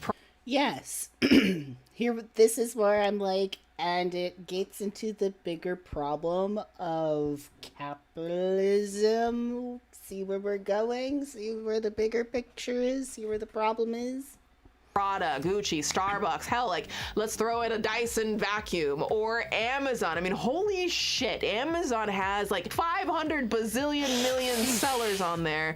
We buy products from there damn near every day, and ain't nobody doing deep dives into every single seller of every box of cat litter and toilet paper or the trending new. But this is a bigger problem. I don't think this is a good point to be like, well, let's play devil's advocate. I mean, I kind of get where she's going. I mean, I would never think to demonize the people. I'm definitely demonizing the company. But it's true, there's plenty of fucking unethical shit going on. Like I said, you don't get super rich like that without doing some unethical shit. It's just not possible. That's why we need to change the bigger picture. Workout leggings that you got on Prime Day deals, because that would be impossible. The beast of consumerism is just too big to investigate every single facet of it. No one has that kind of time to investigate, and most people are just trying to survive. But no matter how you feel about how Drew handled it, that really opens up the biggest debate to have about Shein and companies like this. This is a company that has been exposed for using forced labor, for sourcing items that allegedly come from actual slave labor, have mismanaged your private information, have stolen hundreds of artist designs, have sold offensive items, are contributing to climate change, and are run by one of the most mysterious and allegedly sketchy billionaires on earth. But, same old and story. this is a hesitant but, because it doesn't excuse the harmful behavior at all, Shein is also a company that has given back to thousands with their philanthropy and provides an affordable option for people on a tight budget in this shit show of a global economy we're in. It's good in the sense that the people benefiting from that, that's the good part. But just when rich people do that as an image painter, that's where I'm like, fuck you, I don't give a shit. as well as more options for plus size individuals everywhere. And right now seems to be working to do better about everything as a company. So what do you think is the answer? Do we work to shut these companies completely down? Or do we just continue to call their ethics into question if they present alarming information and hope they change for the better? Like, I'm not in any way... No, what you do is you realize these are symptoms of a much bigger problem and you tackle that instead. You realize there's something else, there's something bigger happening here where all of this is being enabled. That's what you do. Trying to imply that the shit they have provably done isn't atrocious. It is horrendous. It is problematic. It was horrifying in the research. But now what? Do you believe Xi'an when they say or potentially show that they have changed? That's literally just a question for all of you. What do you think? I'd love to hear your thoughts in the comments, especially if your name is Chris Shu. Chris, if you're watching this, okay, hit me up. I just Well, he's not. Got a couple of questions. I just want to talk. I just want to see something. Oh, child. Okay, I don't need a whole lot of kitties on my screen. Something that helps you maybe understand right, well, that better was really about well your own put together. But yeah, that ending was like, do we do this or we do that? I'm like, this is like, this is symptoms of a much bigger problem. We need to tackle the bigger problem. What is the bigger problem? The extreme inequity. The 1%, the money that's going to the companies and them controlling what people have and cannot have access to. But the plus sizes, but the shipping, but the affordability, yeah, that's everything. These aren't good things. Still, these are the options we have, so therefore we can't really demonize each other for dealing with what we have available, but still, it's like these aren't good things. There's a bigger picture going on here. That's what frustrates me. It's like, let's talk about, and I'm wondering if Ashton's gonna get into this. Hi, I'm Ashton, and today is kind of like a Patches and Parley, if you remember those videos where I do like a handcraft and talk about something related to politics. But in this one, I'm going to be crocheting, and we're going to talk about fast fashion, as you can probably tell from the title. I'm crocheting a cat bed for my partner's mom's cat. I'm still like a novice crocheter, I would say. If you are currently working on any handcraft, I'm going to go through, but essentially my thesis is just that like fast fashion is a symptom of a much bigger problem. It relies on so many different methods of exploitation, if that makes sense. And I want to talk through some of them and kind of discuss the ways that they intersect and the complicated discussions that can come out of them, and some like misconceptions or misinterpretations of the ways that people talk about fast fashion, as well as like industry and capitalism in general. So that's what I want to discuss today. If you hear kitty cat noises in the background, that is my cat. If you want to learn more about her, you can watch my next video, which is a little like life update thing. It's not all about the cat. Right off the bat, this video was inspired by like a handful of other videos that I've watched recently, so I want to credit them right away and make sure you know that I have put them in the description and that I for sure recommend watching them, but none of them are like prerequisites to this video. They're just things that you may be interested in if you enjoy this video and or the discussions surrounding fast fashion as a whole. The first one is a video that Nisi Pisa made about thrifting, where she just shows off her thrift haul, but like accumulated over the years. And it's not about like the haul in general, but she makes some really like well thought out points about fashion consumption and how we discuss it as a whole. And I would just recommend watching it. It's a fun video, but like she definitely has some very insightful commentary on fast fashion and social media. So that was my first little recommendation. Tiffany Ferg also recently-ish made a video on fast fashion that I watched and made me think about this. And then I also recently watched 2 videos on why crochet cannot be made by machines. And that's why I'm crocheting in this video, and I will talk a little bit more about crochet later. but I think that is such an interesting rabbit hole to go down, and I will link those 2 videos in the description.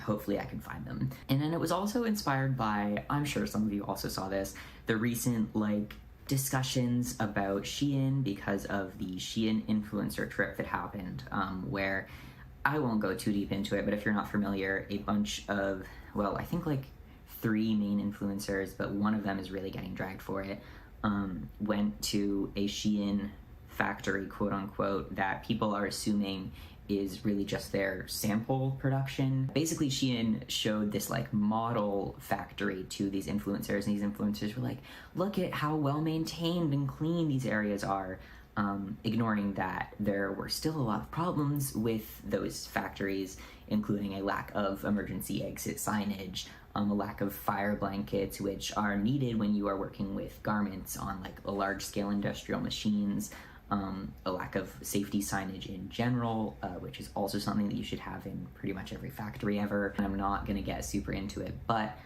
it has had me thinking about fast fashion for obvious reasons. There are for sure a lot of videos about fast fashion on the internet, and I don't want to pretend that I'm doing anything groundbreaking or revolutionary with this one.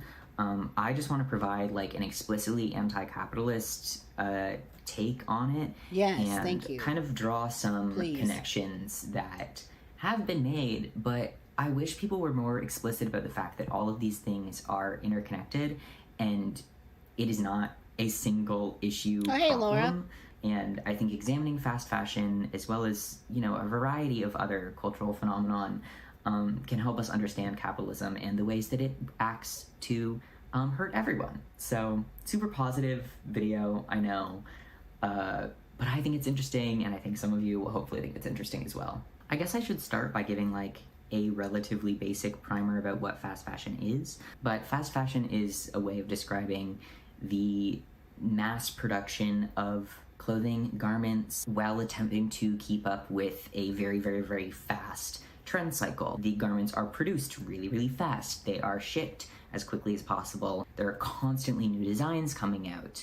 Generally, consumers will buy things quickly. There's always sales going on, and people will also throw these garments away quickly because that trend cycle is so fast. If you're buying fast fashion for a trend, in a week it's going to be over and you're just going to buy more clothes. That is a basic overview. Anyway, I think it's really interesting because it weaves together so many different topics and struggles, and I wanted to give a brief overview of 4 of the main ones that I see discussed, and we'll talk about more different ones as we kind of go along. My hope in this video is that I can show you the way that one topic can be influenced by a bunch of different little things that all boil down to exploitation. It's not a happy conclusion, but it's the truth. The first little topic I want to touch on is the environmentalism aspect. Fashion is maybe obviously a massively polluting industry, especially because fast fashion mimics really, really quick trend cycles, so clothes get thrown away. And on top of that, a lot of fast fashion pieces, because they're made as quickly and cheaply as possible, are not long-lasting or they're hard to mend, so they get thrown away, and that contributes to it, obviously. There are dozens and probably hundreds of wild pictures of just piles and mountains of clothes, and a lot of that waste comes from fast fashion. That also connects really directly to overconsumption. I want to try to explain this without going too deep into the Marxist weeds, but know that there is a very Marxist analysis here about individualism and the toxicity of consumerist culture playing into our identities and the way that we buy things as a method of self-expression, when that's not really what self-expression should be about. Anyway, overconsumption and the culture of buy more all the time definitely plays into how big of a pollutant fast fashion as an industry is, and fashion in general as an industry is, as well as every other industry. When you are encouraged to overconsume, you are going to throw away more things. I feel like that doesn't need to be explained super in depth. The other massively important element that I see discussed some is the devaluation of women's labor. Working with fiber and making garments is something that is traditionally in a lot of cultures, associated with femininity, and feminine crafts are not valued as greatly as masculine ones. You can see this there's a lot of feminist discussion about this topic as a whole, in terms of like the art versus craft distinction. Where that line is drawn in a lot of cases comes down to whether or not something is considered valuable based on who creates it. There's a lot of discussion about that in terms of quilting especially. There's really interesting scholarship about crafts being women's work and what that means and how that contributes to the devaluation of the art forms. Fast fashion is a really fascinating modern expansion of that, in my opinion. Women were paid for the work that they do in the Shein sweatshops, then fast fashion wouldn't be as fast because it would have to be priced higher and you would have to use safer material. Like, you can't just pay people more and have things be okay. You also have to make the factories safe. You have to, like, not exploit people, but that's just not how capitalism works. But most fast fashion industry workers, in terms of the people making the garments, are women of color. I'm pretty sure the demographic data is around 80%, which is massive and hugely telling in terms of who is profiting from these industries and who is being exploited for the industries to run. And the exploitation of primarily women of color also goes back to this other problem that fast fashion largely contributes to, which is outsourcing and exploitation. Outsourcing you can kind of look at in a lot of different ways, and economists would probably disagree with me, but the vast majority of the time it is a very exploitative process. Outsourcing is a problem in that it allows and benefits from the exploitation of marginalized people in other countries. A lot of the times those people are women of color. In these 4 or 5 topics, environmentalism and pollution, the devaluation of women's labor, outsourcing, exploitation, and overconsumption are oftentimes discussed as separate issues with fast fashion, but they're all so deeply connected to each other, and you can't cheaply... Finally, somebody who's saying this, because it's been driving me nuts. People are just wow, these are all really serious problems. What do? We look at what's really happening. Mass-produce clothing without exploiting someone. It's not possible to do cheaply. It takes a lot of work, and someone has to be doing that work, and the majority of the time those people are underpaid. And because of outsourcing, those underpaid people are very frequently overseas, which means higher shipping costs and therefore more pollution. They're all interconnected, right? None of these things are issues, well, they're all problems on their own, right? But they all also exacerbate each other, and I think that's something that needs to be drilled into people's brain. None of these things can be fought independently. We have to understand them as symptoms of each other and interacting in the complex ways that they do interact, because otherwise your understanding is not complete. I feel like we've all heard the phrase, right? It's very commonly said in leftist spaces in general, but also in discussions about fast fashion, that there is no ethical consumption under capitalism, and people use that in a variety of ways. Sometimes it is as an excuse to shop fast fashion in whatever way they like. The way that, in my opinion, it should be used is a bit different than that. It is never a bad thing to be conscious of what you are consuming, but we also all have to recognize that we live under a system that is massively exploitative, and practically everything that we buy is going to come from exploitation. There's practically no way around it, and if you don't understand that as a systemic problem, it's not something that you are able to internalize meaningfully, I think. The phrase, "there's no ethical consumption under capitalism," shouldn't be used to brush away the issues that are very prevalent in practically every industry. It should be used as a method of discussing those things and how we can sometimes minimize that damage, where that damage really comes from, which of course is capitalism, but using it as a way of excusing behavior that is playing into and reinforcing various oppressive things is not the way to do that. I also feel a lot of the times it's more complicated than that, because what is ethical? So in garment industry specifically, right? If you think about leather goods, that's a really complicated discussion, and I'm not going to hash it all out here, but obviously leather comes from animals, and a lot of animals are exploited to create that leather. However, replacement leather, fake leather, does not last as long as real leather. Real leather can break down much more like environmentally friendly, but it's true. Because you replace real leather with plastic leather, and that plastic leather creates a hell of a lot of issues environmentally. It does not break down. It does not, like, degrade like real leather would. And real leather does last quite a bit longer. It's also made with chemicals, but so is... just, like, functionally. Like, the pleathery stuff, like, that pulls apart and stuff. Fake leather, and fake leather is more frequently thrown away because it doesn't last as long as real leather. You can't sew it in the same way. I've worked with both, I would know. So it's a very, like, multifaceted discussion, and there's no ethical consumption under capitalism doesn't really allow for that, because if you consider both fake leather and leather as unethical options, what are you going to do? Obviously, you can avoid buying leather, and you can also avoid buying fake leather, but I work at a barn, you know? I use leather a lot, even though I'm a vegan, and some vegans would think that's wrong of me, but I would much rather use leather that I didn't create, you know, and take care of it and use it for a very long time, than throw it out or replace all of the leather that we have that's perfectly good, you know? So that's like one of the ways in which I think that statement sometimes fails, by kind of obfuscating the various ways in which things can be ethical versus unethical and how we weigh those different things, because it's complicated. There's also sometimes this, like, moral high grounding about ethical fashion versus fast fashion and slow fashion, in terms of, like, people being shamed because they buy things from Amazon or Shein or wherever.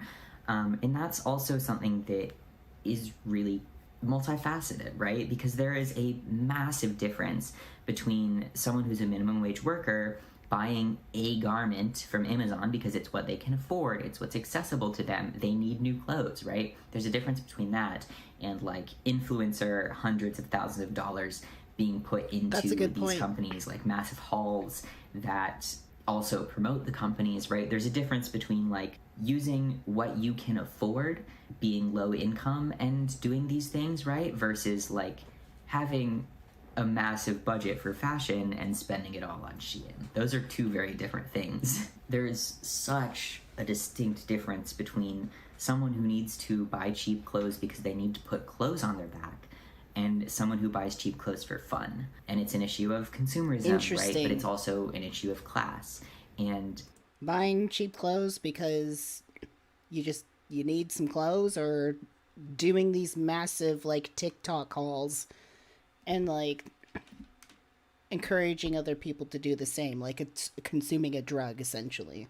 I think that in discussions about fast fashion, a lot of the times that's ignored and people are shamed for buying clothes regardless of the circumstances they are in, when that should not be the case. It creates this kind of cyclical problem of, like, buying into ethics where people assume that you always have a choice in what you can buy, and not everyone does. At the end of the day, it is very much a privilege to be able to buy things ethically, whether that is secondhand.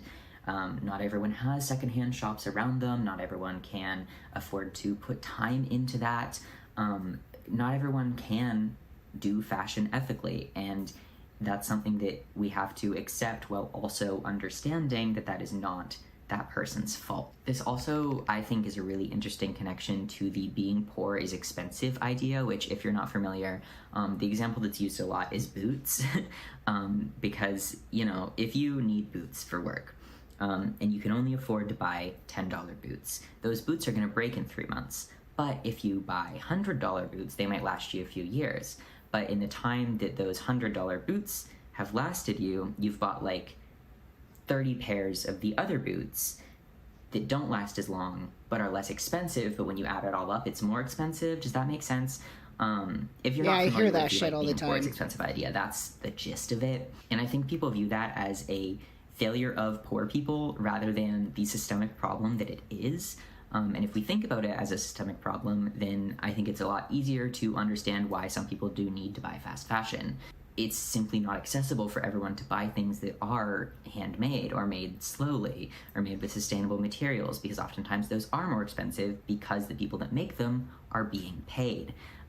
Fast fashion is cheap as a function of it, and you can't have cheap fashion that is ethical the majority of the time, because people have to make those things. Not everything can be machine done, even though some things can, right? Someone's got to drive the clothing from point A to point B. Someone has to put, I don't know, the seams in and stuff. It can't all be done by machine, and even when it is done by machine, people have to maintain those machines. People have to design the clothing. People have to source the fabric. Like, there's a lot of work that goes into it. And not all of those people are being paid the same, right? It's the person on top that's being paid the overhead. Ethical fashion cannot be cheap, but that doesn't mean that the people who buy cheap fashion are inherently doing something morally corrupt, because there is not always an option. This also leads into another problem of like oversight, where people assume that just because something is expensive, it means it is more ethical, which is definitely not always the case. That just because it's expensive doesn't mean it's immediately ethical too. Like, that's the argument's not going to go that way either. Are a huge variety of like quote-unquote higher-end brands that do use sweatshop labor or child labor or a wild assortment of other unethical business practices, and you just don't hear about it as often. The people that can afford to buy luxury things probably also don't care that much. But just because something is priced a little bit higher than Shein doesn't mean that the people that made it are being paid fairly. And I think people overlook that because there's such a scapegoat of the companies like Wish and Temu and Shein and stuff. Okay, but Wish was straight up like human trafficking through their website. No joke. Where those prices are so like horrifically low that you know that person that made it is. Am I hearing shit? Is it from, like, the video I'm watching because I have my headphones in, or is it, like, actually in my apartment? I'm, like, I swear I'm, like, hearing something move around.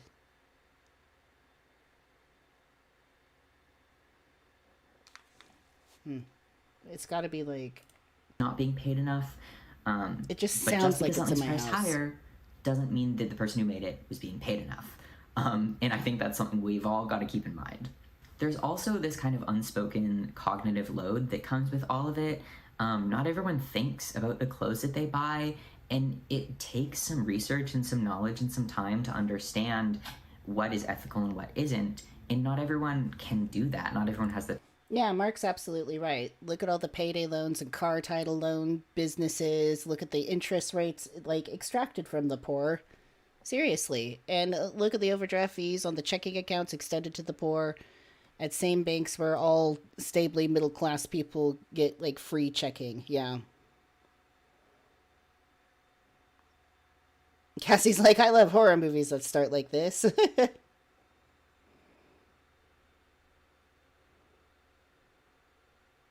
It is expensive to be poor. Thank you. It is. It totally is expensive to be poor. Time or energy or money to, like, give yourself 15 minutes to research something like that. And that's also not a failure of the people that can't do that. It's a failure of the system that created that need. There's also this whole other problem of this topic creating a lot of just completely dead-end discussions where people with non-normative bodies are shamed and further marginalized because some of them have to buy fast fashion. It is so much harder to find clothes when you are fat, when you are trans, when you are disabled in a variety of ways, right? Finding clothes that fit you comfortably, fit you affordably, gets more difficult with the more ways that your body is not normative. And those types of people, right, are oftentimes shamed even though there are not slow or ethical options for those people. It's also further complicated by the fact that marginalized groups are a lot more likely to be poor and unable to afford ethical or slow options. So it's a very, very complicated thing. A lot of the times being able to participate in ethical and slow fashion is a privilege. Not everyone can afford or has time to mend things. Going to thrift stores to find stuff that you like can take a lot of time, especially when you're someone that's really picky. And if you need a shirt for a job that starts in a week, you may not have time to find a perfect shirt at a thrift store. You might have to order it from Amazon, and you shouldn't feel bad about that. You should feel angry that you've been forced to be in that situation. You are more than allowed to be angry at the system that created these false dichotomies for you, where something that's ethical is inaccessible. So those are some basic thoughts and nuances for you.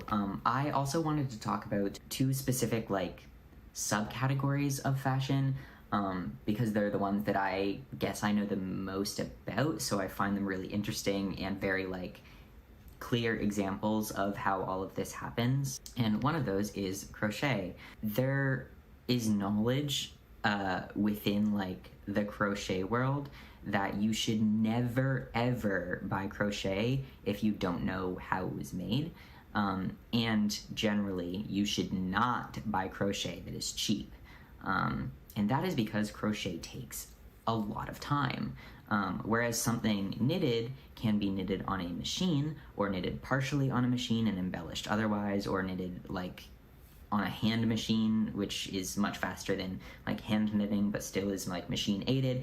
Knitting can be aided by machines in a lot of ways. As of yet, and probably for quite some time, crochet cannot be done by machines. So every single crochet piece that has ever been sold, right, was made by hand. And if that crochet piece is being sold in a Forever 21 for $15, the person that made it is not being compensated. There is absolutely no way that the person that made it was ethically compensated. And that's something that pretty much every crocheter knows, because learning crochet takes time and doing it takes a lot of time. And if you've ever made a substantially sized crochet piece, you probably are aware that it takes a lot of time. This cat bed, right, that I'm working on has taken me dozens of hours, and it is gonna be a gift, right? It's not something that I can sell, because it would be a couple $100s if I were to pay myself a living wage, and a lot of people that sell their crochet work undersell themselves and underprice their work, because if you were to ask for a living wage when you make a crochet piece, you'd be told that it's not worth that, or it's way too expensive. And a part of the reason that people perceive it that way is because crochet pieces have been sold through fast fashion outlets. I see it all the time. You can look up crochet top and see 50 results from Temu, 50 million results from Amazon, results from all sorts of companies with prices $20 and under. Even if the entire cost of the item was going directly to the person that crocheted it, that would not be enough money. That to me is a really clear, explicit example of how I would have never known that about crochet. First of all, I'm not interested in crocheting, and I'm definitely not interested in wearing it. But that's an interesting fact that I never fucking knew. Work is devalued and made into something that is commodified in a really shitty, for lack of a better word, way. But because crochet has been presented to people as a trend, and you get a little top for a cheap $10. And then the other example that I think is an interesting comparison almost is leather goods and kink goods in general, because any kink wear goods or leather fashion in general that comes from fast fashion retailers is going to be very bad and very poorly made. Oftentimes it's faux leather, which, as we discussed, doesn't hold together as well, doesn't last any elements as well. You can't take care of it in the same way, it disintegrates. But good leather gear made by leather workers is a lot more expensive. I follow quite a handful of leather workers, as well as people that work with latex and vegan leather. And all of those pieces are expensive. But when you think about the time that's put into them and the skill that that craft takes and the materials that that craft requires, they're reasonably priced. And I don't frequently see queers or kinksters complaining about the prices of those goods, because I think a lot of those types of people understand that. But I think it's an interesting insight that if you find cheap kink gear, it's very similar to if you find cheap crochet. It was probably made under some very unethical conditions, and it might fall apart.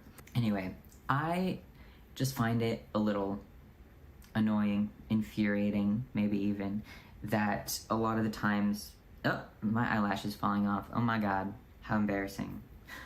I feel like mainstream discussions about fast fashion typically leave so much to be desired because it's a problem that is like directly caused by capitalism. The cheaper the labor is for something, the more the capitalist can make. And that system, that structure, enables things like fast fashion to be so profitable. And it sucks.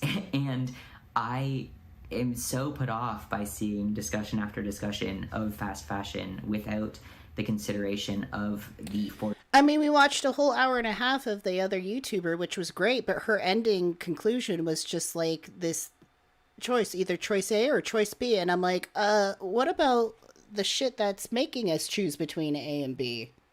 Forces that shape it. And without any sort of care for the people that have to rely on it because there aren't any other options, especially when it's discussed in like mass media or news outlets. Fast fashion is kind of framed as like this monster that kind of no one knows how it got here, but like, what do you mean, you know? The forces that created fast fashion are the same forces that are enabling it to continue existing, and that force is like capitalism and the exploitation of women and the exploitation of people of color and the exploitation of multiply marginalized people and the exploitation of the earth. Like it's all linked together in one big bundle. And if you discuss fast fashion without understanding that it's not a solo problem, it is entangled with so many other problems, I don't think you're doing it justice, because capitalism and the inherent patriarchy that is embedded within it is the reason that fast fashion can thrive the way that it does. And if you discuss it and you try to discuss solutions or ways to mitigate its harms without the knowledge and the recognition and the discussion included of this is why this thing exists, right? This is how this thing continues to profit. It's because the system that we live in enables it, and that system is capitalism.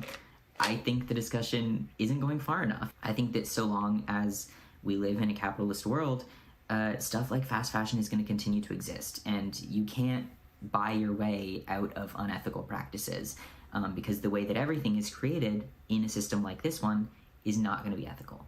That's all of the notes I have on that topic. I hope that was entertaining. I hope that maybe you learned something. Maybe that was really good. Have reconsidered throwing out your old favorite clothes. Mending is important and great. Excellently said. And I think that everyone should learn to mend their clothes. All right, well, I always have more things to say on this topic. If you have thoughts or reactions or like further information or anything that I didn't talk about, I would love to discuss this more in the comments, but I have just finished filming 2 videos, so I'm tired. I'm going to take off my eyelashes and go play with my cat. Hope that you appreciate where your clothing comes from, and I hope that you... Ugh. Anyways, that's enough of that. The culprit is a much bigger thing that's going on than just like the fast fashion issue. And I really don't care if somebody buys stuff from Shein or not, but the only reason I would never is because I don't want them having my information, and I haven't so far, so like why would I now go out of my way just to get something for novelty? So, all right, I'm going to get some more drink and go pee, and then we're going to wrap things up tonight by talking about Colleen Bollinger. If you don't know who she is, she went by Miranda Sings on YouTube back. She's turning out to be a really despicable person. Kind of interesting. A little gossip. And she has recently issued pretty much the world's worst apology video on the history of anything ever. It's so cringe. And in order to lift this curse from me, I have to share it with all of you. So... anyways, everybody grab a fresh drink. Come back in a minute.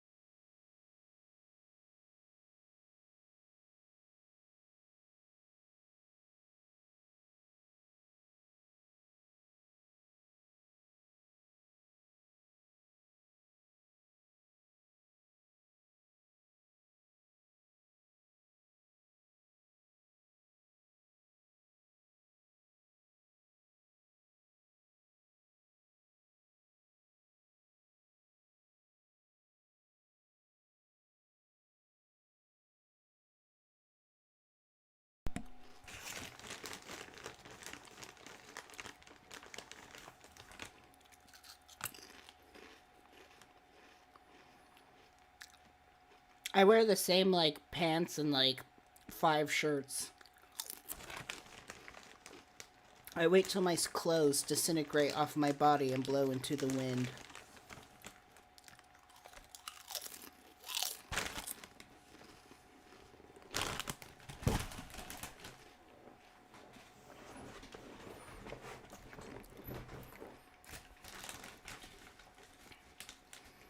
I definitely buy shit off Amazon. That's definitely true.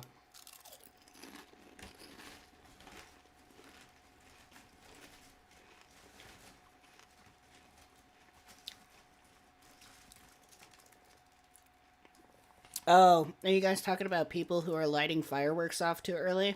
Isn't that annoying?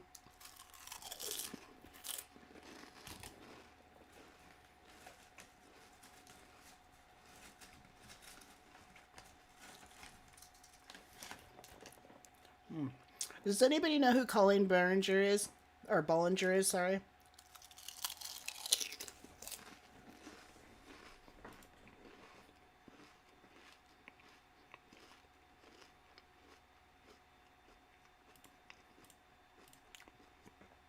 We're not watching a 3-hour thing.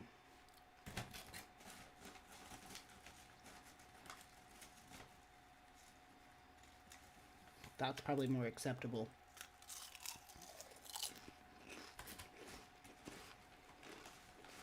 Okay, Liz has.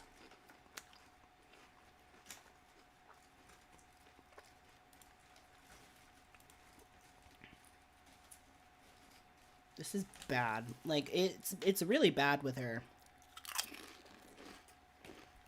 She's a really creepy person who has done some really inappropriate. Well, Cassie, you were blessed.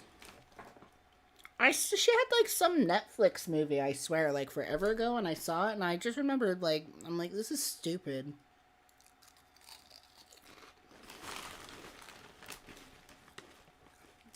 I promise I'll stop eating chips. Hold on.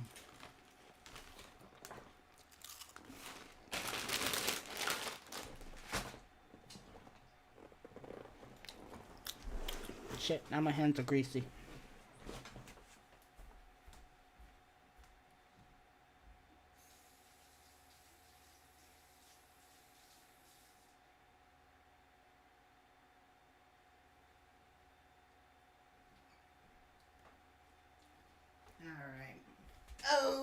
Okay.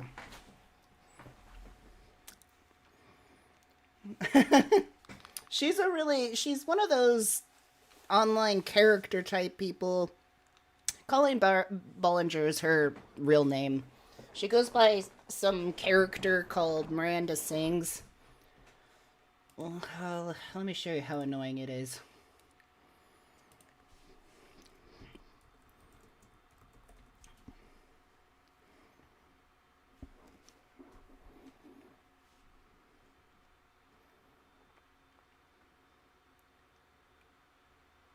Like, it's like a really annoying character. Okay, while everyone's doing these, if you have an ick with your boyfriend. Where's her real voice? Hey everyone, so today is the big day. I'm picking a winner for my big surprise. I told you guys a week ago I'd be posting every day on TikTok, on Shorts, all these types of things. And if you watch my videos and subscribe to me every day, you could be entered to win a prize. Sometimes people make fun of me for being homeschooled, and it's like, well, what did you learn in school? Calculus? Well, I learned nothing. I don't know. Need something a little more.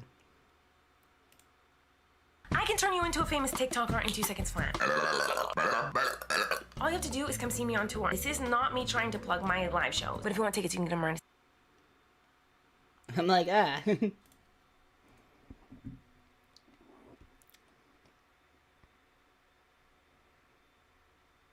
I thought she had like more stuff on YouTube. Miranda Sings shit. I'm getting the vibe you're trying to meet. She does this character with like lots of like lipstick on, and she just talks in an annoying voice, and she's like very infantilized. Like, is this the same freaking guy? Like, she's 36 years old, but she acts like she's 13. Learned anyone's names on set anyway, so he could have been. Let me search and find who this person is. I'm just gonna Google and see who it is. To see. I have a question. Yeah. Where does it go? It goes in my brain and help me think. So when we go like that, the boars and his snot goes all the So way up pretty to our much her brains character is like and helps us think. mainly And I for thought it went kids. Up into my nose. But you know how through the some eye stories go sockets, when adults back are down children the entertainers. sockets, into the tummy, and through the tracks.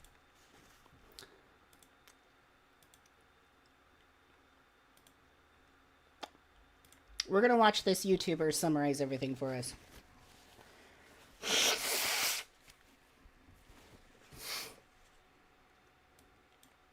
Hello, welcome back to the channel where I hold a microphone at first, but it's never plugged in. So, question for all of you out there. My audience seems to be around my age, 25 to, 40-ish area. And since most of us are adults, I would love for you guys to answer this in the comment section. You guys know not to inappropriately touch children. Do you also know not to send them your unmentionables, like your underwear, lingerie, in the mail, right? You also know not to start a chat group with 12, 13, 14-year-olds and ask them their favorite sexual position. We all know that as adults. I think we know when we're children that an adult doing that is suspicious, creepy, and gross. Let me say that in the microphone. We know that, right? Especially because we all grew up watching Chris Hansen. Yeah, tonight. Who's this?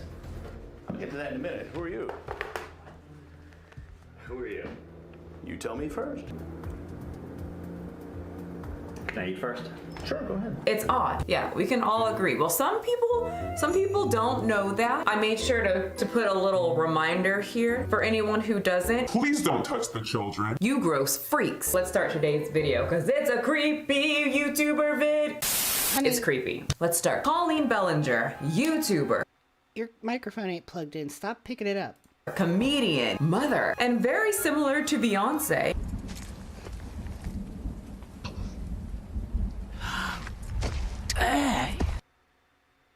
She has an alter ego called Miranda Sings.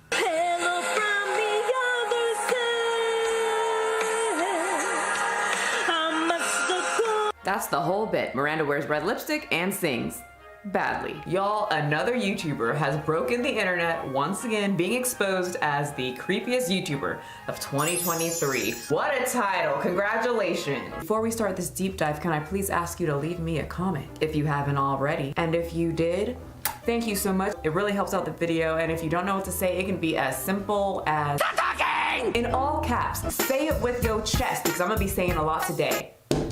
With my chest. Don't forget to hit the subscribe button. It is free, and I'm trying to get to 650,000 subscribers, and I need your help. So thank you for everything, for being here, for hitting the subscribe button, and leaving me a comment. Now, on to you. Know what? I just noticed she literally has the same laptop I do. Like, that's my laptop. That's like what I'm looking at right now.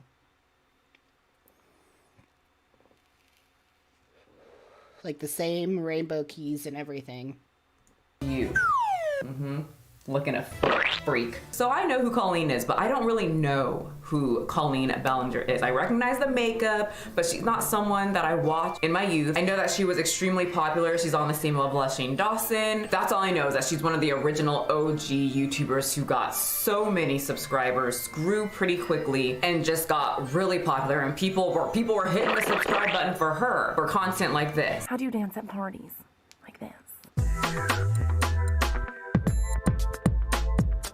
What's your favorite model pose? This one. The fun thing about this look is that it can go along with the look we just did. And now there's an outpour of Colleen exposed videos, and I got very interested that this OG child YouTuber or person that makes content for children is now being outed as a creepy creepster. So in this Colleen Bellinger review video, we are going to figure out all the dirty controversies that have been surrounding. Yes, spill the drama, spill the tea. I want to know. I need to start like sectioning out our Fridays. It's like we gotta have a section where we cover politics. We gotta have a section where we cover like what religion is doing. Like currently in modern day, we need to cover like YouTuber shit, like, and then like billionaire shit, And then, you know what I'm saying? Like, we need some, like, segments. I'm really sorry if anybody's animal is getting freaked out by this time of year. That really sucks. You know, dogs, like, will literally die because of that shit. They'll literally, like, have heart attacks. I probably shouldn't say that while people are worried about their pets.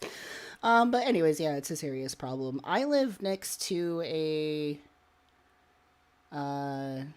what's the word? Starts with a P. It's not a promenade. It's a, oh, what the fuck is that called? Hold on. Hold on.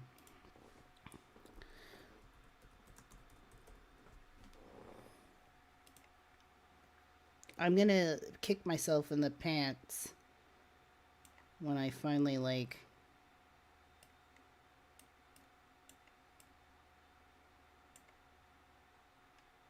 Oh! A Presidio. A Presidio is like a... It's like a base, you know, so it's like a naval army, like an old base, like an old army base, but it's still like they operate there still.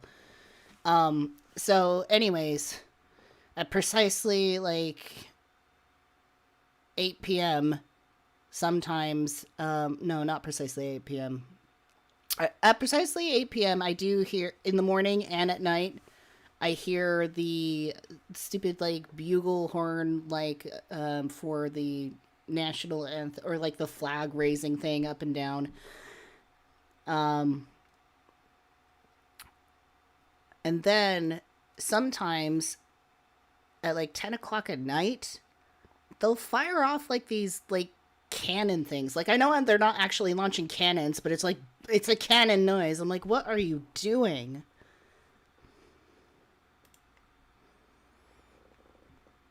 Anyways, that's a strange... A pariah, no. A Presidio. A Presidio, I think it's like a Spanish word for just like a fort. A Presidio. This YouTube, stop. Who is Colleen Ballinger, and was Miranda just a character or a mask to use to be able to be inappropriate with underage children? That is the question we are asking today. Well, like some Michael Jackson situation, like I swear, it's just like a very infantilized like character where it's like you're twice the age of the character you're acting. Let's find out. Colleen grew up in Santa Barbara, California, and states that her family was not rich. If you grew up in Santa Barbara, yes, that's a cool place to grow up. So you grew up rich. I didn't. Oh, okay. I did not. I did grow up in Santa Barbara. Okay. And I did not grow up rich. Okay. We actually had a hard time. Oh. Growing up, not crazy hard. Mm-hmm. We were fine. You know, we were happy. But yeah, my family did not have money growing up. But you would think that hearing that I'm from Santa Barbara, because that is where, you know, people like Oprah and Ellen live. Many people believe that she lied about being rich, and Santa Barbara is a very wealthy area, and her critiques say she just kind of needed a rags to riches story. You know, people love that. No one likes someone that started out rich and then is still rich. I personally don't really care. I'm here to critique the touching of little children. So you don't have to worry about that with me, Miranda. I don't care if you have money. I care if you're doing that, or vocalizing that you want to do that, or asking if kids have done that on the internet. Colleen as a kid would always be singing and performing for her family. Her grandpa introduced her to the arts and musical theater, so her passion grew intensely. My grandpa always has the best jokes, and he sings. He's the best grandpa in the world. I adore him. Around the age of 11, she wanted to take professional photos to be a model, but was suddenly met with a hairdresser that bullied her. She started feeling ugly and stupid, and this was her first time running into someone who had deliberately tried to bring her down and make her feel awful. Her whole plan at 11 was to take these pictures to make her feel confident, and this was slashed by her hairdresser's comments poking fun at her unibrow and frizzy, poofy hair. Oh no, villain arc. Clothes and body. That is a lot for an 11-year-old, especially if they haven't experienced such, you know, negative comments before, especially on their appearance as they are embarking into puberty and all these weird things are happening with their body. And then an adult says a lot of rude things about your already sensitive outlook on yourself. I don't want to make this video about me, obviously, but I have to insert myself into the story because I am relating to it. I looked a lot older when I was younger. I went through puberty at, I think, 10 years old or 11 years old. And so I had hips. We struggled we struggled as a family. I remember the year we had to sell the speedboat. I had boobs, and a lot of older women would be very rude to me because they thought I was older, and so they thought I was a threat. I was gonna take their husband. I was 12 or 13. And let me tell you, older women who are insecure are ruthless. I still remember comments that I would get from older women who didn't know that I was 12 or 13, that if I saw them in the streets today, I would say something. Going forward, Colleen was homeschooled during her middle school years, but eventually she entered high school and the bullying turned physical. She'd get punched in the face, locked in the boys' bathroom, shoved into the trash can. Colleen would eat alone, didn't have many friends, and got bullied for how skinny her body was. The only place that she felt safe was at home or hiding out in the theater room while eating lunch. She would then start college at Uzusa. How did I say Uzu? There's an A, Michelle. Oh my God. Azusa Pacific University. Boom. According to Colleen, the girls in the performance arts classes were very cocky and thought very highly of their talent. So much so they would post their videos on YouTube hoping to get famous. Colleen thought it was hilarious because their singing was not very good. So Colleen began to mock the other girls, singing too sharp or too flat to amuse her friends, and eventually made a character out of the performance. And on that day in 2007, Miranda was born. She was unleashed into the world. Miranda was confident, loud, quirky, likable, vibrant, pushed the barriers and the limits. And of course, a little inappropriate at times. She couldn't sing well, but it doesn't matter because everyone can technically sing, well or not. It's going to be fun there when I'm wearing a hula skirt and we are there at the spam. Thus came Miranda Sings, an apparently very different persona from the shy Colleen who would get bullied before her college years. Her Miranda stereotype of a girl who thinks she can sing and put videos on the internet seemed to be a character that displayed a lot of inappropriate ways of acting around people through being raunchy and using it as a comedic relief. And many people are saying Colleen is using Miranda as an excuse to bully, abuse, and be downright gross and creepy. Well, I played a character for many years, and I got to piggyback on his ego and pretend it wasn't mine. Yes. Do you ever mean what she's saying? Yes, all the time. Unlike her persona Miranda, Colleen could sing very well and eventually landed a job working for Seussical the Musical. Though Miranda, the persona, did really well on Nobody likes that musical. Line, Colleen ended up scoring a job for Disneyland because of her voice. She performed in a high school musical parade as herself, Colleen Ballinger.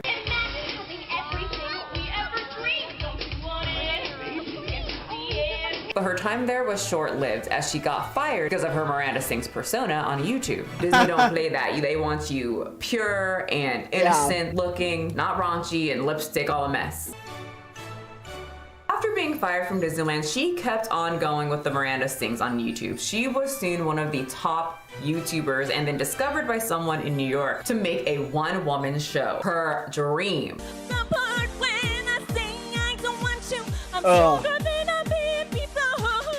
She performed live shows in New York City to sing badly on purpose, even though she was a very well-trained singer. Colleen was no longer Colleen. She became Miranda Sings on her YouTube and on stage. And once her live shows took off, her YouTube just soared. And who was watching her? Mostly children. She makes most of her money off her live shows, but she wanted more. So no adult is good and this doesn't age well either. You think you would grow out of that character?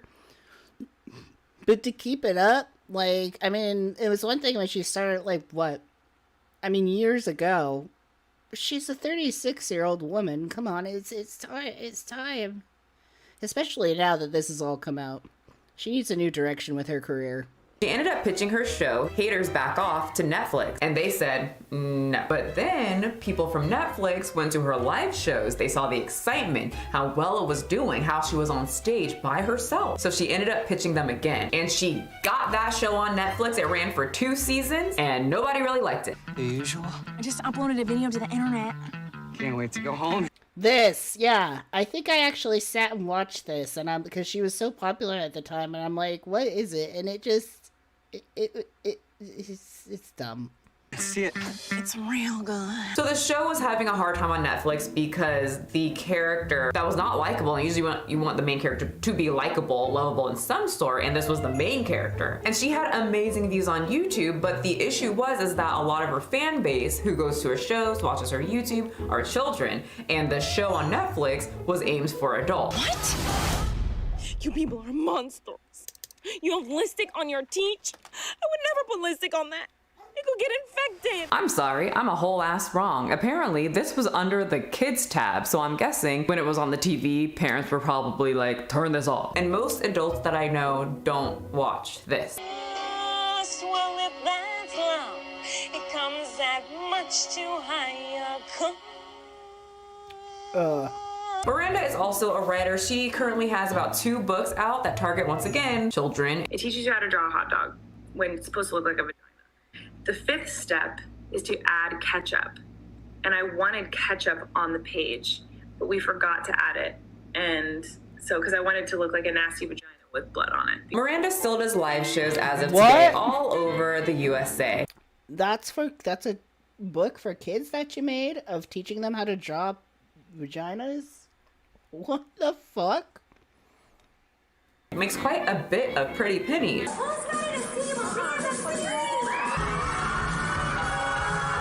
But now, it's time for that controversy.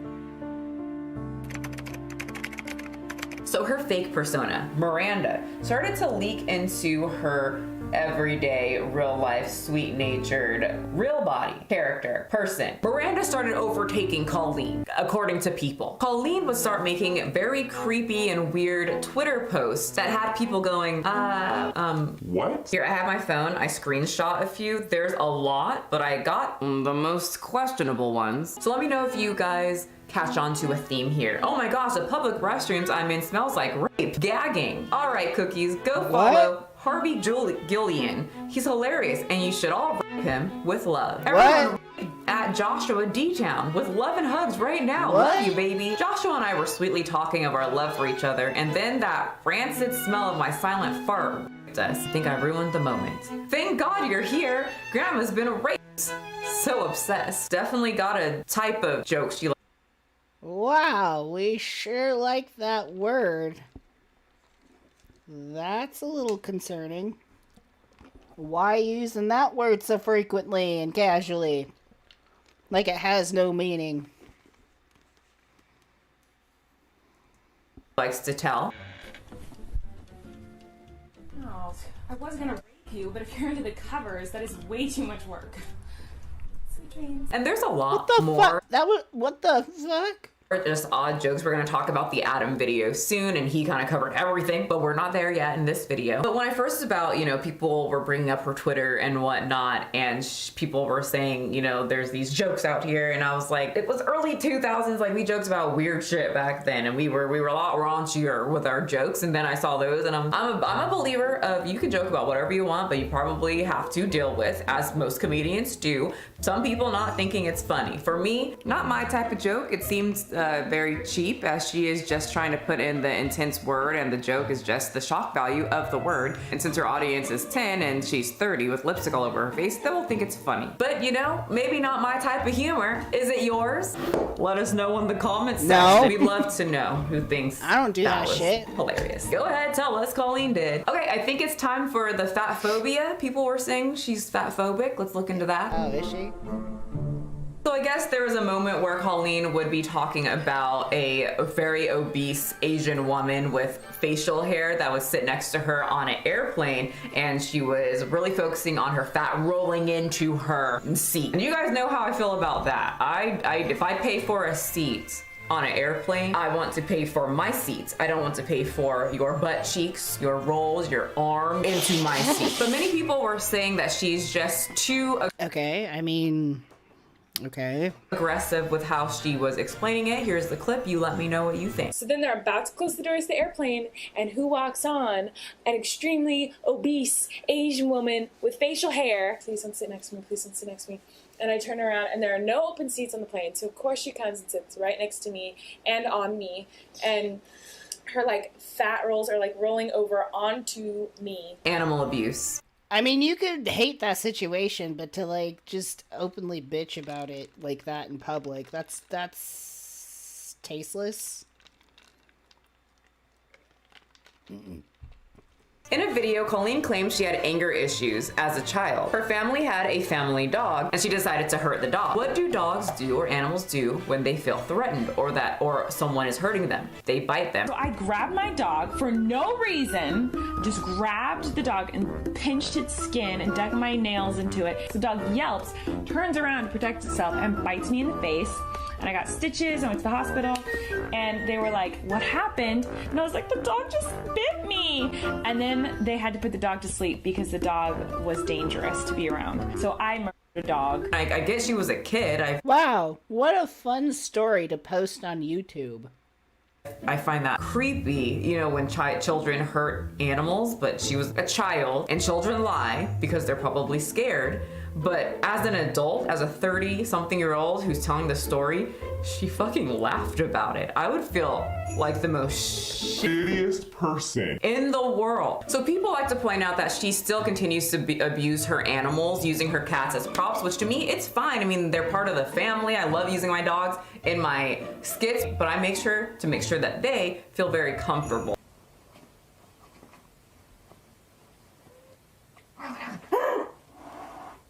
Well, yeah. Tutorial. Stay there. You're literally petting your cat, like, too hard. And your cat is telling you stop it. And now you're preventing it from leaving. Yeah, it's pissed at you. I know how to do this. It's for YouTube. Whenever you see my dogs and anything, there's yeah, the cat's pissed. Leave it alone. Tons of treats, and if they don't feel comfortable or they're communicating to me that they don't like something, we scrap it. But in a lot of Colleen's clips, she is showing that she will push and do these annoying things to her cats that make them react in a way telling her no, and she thinks it's funny, it's just a joke. Ow! Stop it. Trying to do an experiment. Maybe don't. Are you cutting in half yet? Stop biting me. Stop biting me. I have to cut you in half. It's for YouTube. Stop it. Ah! Don't bite me.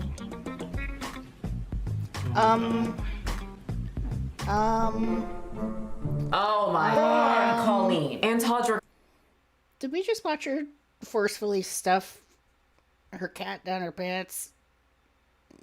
She should not be allowed to have any animals. No.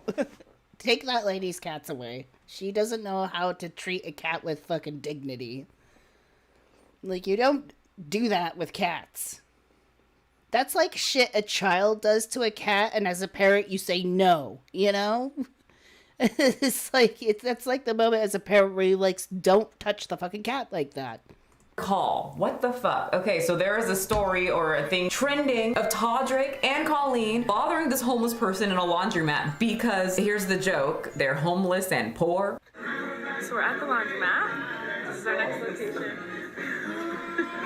There's someone, we're disturbing their slumber. Guys, watch it. Don't let this happen to you, okay?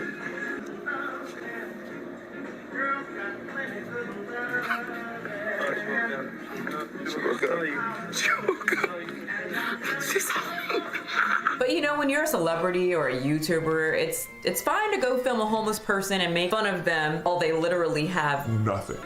Dang it, Todrick! I was avoiding all of those videos saying that he's actually a mean person in real life and he thinks very, very highly of himself because, you know, I bebop to his music. I mean, have you guys heard the Witch song? You got the wrong bitch. You got the wrong bitch. Very, very good. But even though he's good at music, doesn't... That sucks. Because I have listened to his album too. I mean, he's a good person. I'm very sad that I saw that. Why do this? What did it give to you? Poor. But recently, very, very serious controversy has hit the internet. A man named Adam, a very young YouTuber who used to be a super fan, a mega fan of Colleen and Miranda, actually he was employed by Colleen, is coming out with information, receipts, and his experience that he had with Colleen, and people are pissed. Adam is exposing her for many things she has done, the content she posts on YouTube, and a lot of sexual jokes. Colleen Ballinger has a section, hate sexual activity, sexual experience with a fan, my favorite sex noise, Corey's package, in brackets, X-rated, I pee on myself, sleeping with my boyfriend, or I show you my panties. We also have a clip here from one of her videos with her sister Rachel, where she is getting Rachel to basically like deep throat a microphone while her nephew Parker, who is a literal baby, is sitting watching all of it happen. And the weird jokes that she makes is more uncomfortable because she knows, and we know, everyone knows that her content and the people that watch. Yeah, at first it's like, wow, this is a very annoying lady, but then it just like, it snowballs hard. Really hard. Also, the majority of people are children.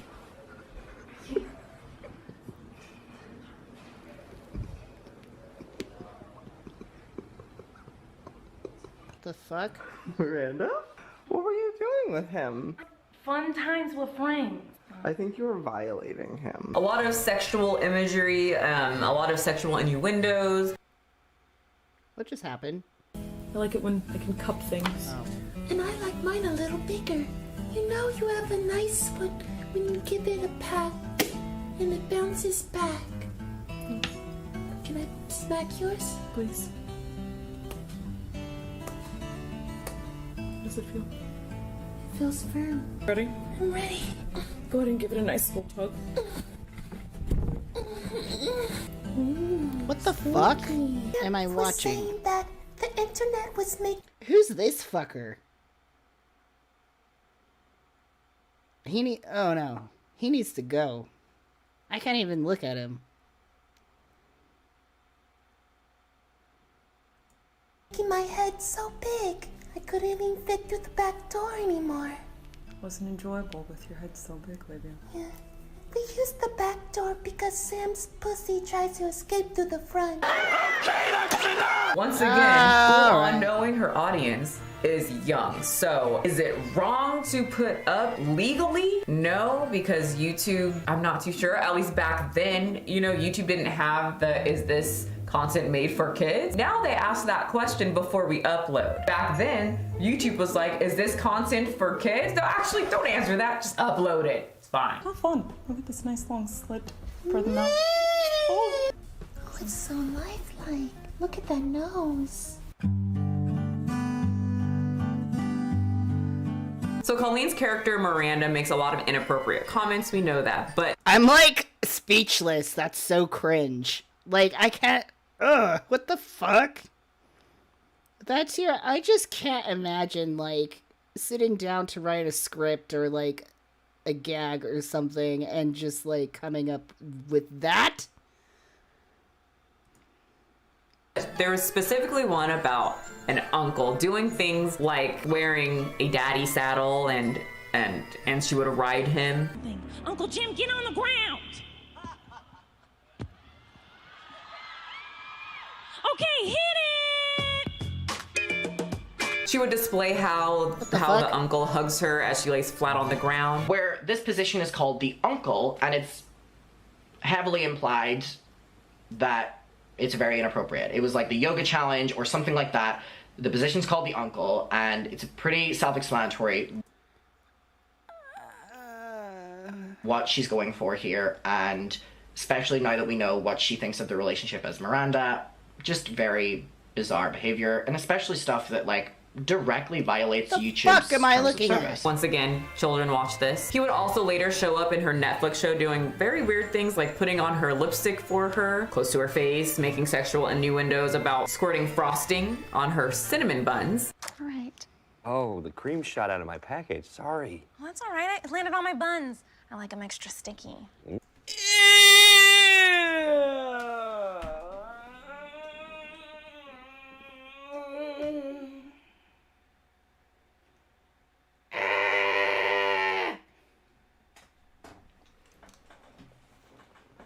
Oh, this is painful.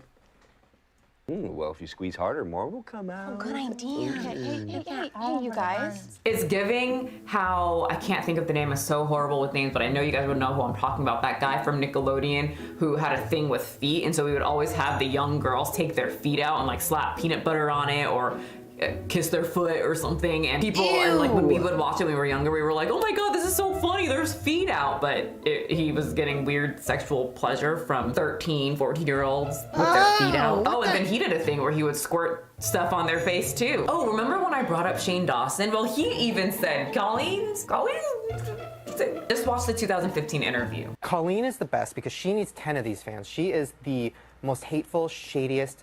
I love her. Like, whenever we hang out, literally the first words out of her mouth are, okay, like, what do you got? Who do you hate? Who's next? Like, just going in on everybody. I love it. So good at being nice to, like, she'll do collabs with every YouTuber, and they think, like, I'm like Colleen's best friend, and then we get together, and I do the same thing, but then we'll get together, and oh, man, they only knew. Oh, and then I found these weird thumbnails. Like, what is that? Why do you need that? How to write a child, which she now changed to babysitting after the backlash. Someone tell Miranda, Colleen, and her people that it's still in the description. The comments are pretty cool, though. Lucky kid, thanks for showing us. But this is her character. She's always super edgy. Let's see what's on Colleen's normal profile. Edible underwear challenge with my sister. Girl on girl action with a kid in the thumbnail and sexy pole dance. Once again, kid in the thumbnail, so there's that. I don't think the little kids should be seeing that, right? We know, like, if you're in that position, you probably shouldn't be posting that because you're not an OnlyFans model. Then there's the live show. Her comment skit for her Colleen live show where her alter ego Miranda performs, from what I've seen, it's mostly children and teens going. I don't know what adult would enjoy this. But you know, like I said, maybe just not my type of humor, but at the show, Miranda asks for children, come up on stage, participate with me. It's not a one-woman show, it's a one-woman show with a child type show. And that's probably a kid's dream, to be on stage with the lipstick lady from YouTube. But so, one of her little bits, her stick, so she would pull the kid up on stage and they would go on a date together. That's normal, right? To pretend you're on a date with a little kid. Definitely mentally stable person there. So she would take this kid into the woods, but they needed a snack. The snack is in her pants and the kid has to reach into her pants to get it. That's the whole joke. And it's fine because it's a joke. To hide our snack from the bears, we have to hide it in our clothes. So for example, what? There we go. And so now, watch this. We're on the date, James. It's really romantic. Oh, we're getting close and personal. Oh, but I'm so hungry, James. Hold on, I got a snack. Was this in your self-help book? Was this in my self-help book? Was it? Because I brought self-help with me and I was just wondering. Well, shouldn't you know if you've read it? I'm just kidding, James. I'm just kidding. I love you. I'm just kidding. Do you want a cheese ball? I'd love one. I can't believe I'm reaching in there right now. Huh? I have to tell you guys a really quick story really quick. So at the farmer's market, because my boyfriend and his mom had like a bakery, cookie bakery. That's how he got me to stay with them, because those cookies. But they had a cookie bakery and they would go to farmer's markets, and this old guy rolled up and purchased the cookie, and the mom said, oh, that'll be $5. And he goes, I got $5 in my front pocket, go ahead and reach for it.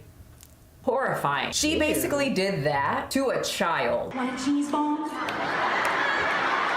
Come on, Brady. Girl, why? Why is that funny to you? So there's another one where she calls a teenage girl this time on stage and she spreads her legs open for the kids in the audience and the dads and moms that brought their kids to see. Well, these kids are now growing up and they started to realize, wait a minute, that was weird. That was a weird thing to do. Hi, okay, my name is Becky. I'm the girl in this video, and this video has over 1 million views, and that is a lot of people to be seeing this story without hearing it from me. Now, as soon as I stood up from the audience, I saw Colleen's eyes widen because she realized I was not wearing pants.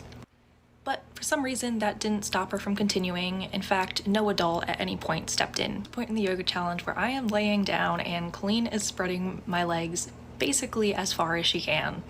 She spreads them so far that you can see the spandex I was wearing under my romper, which thank God I was wearing. Now, the original video posted by Xandar, I'm sorry if I pronounced her name wrong, is only a screenshot, but there is a whole video of this.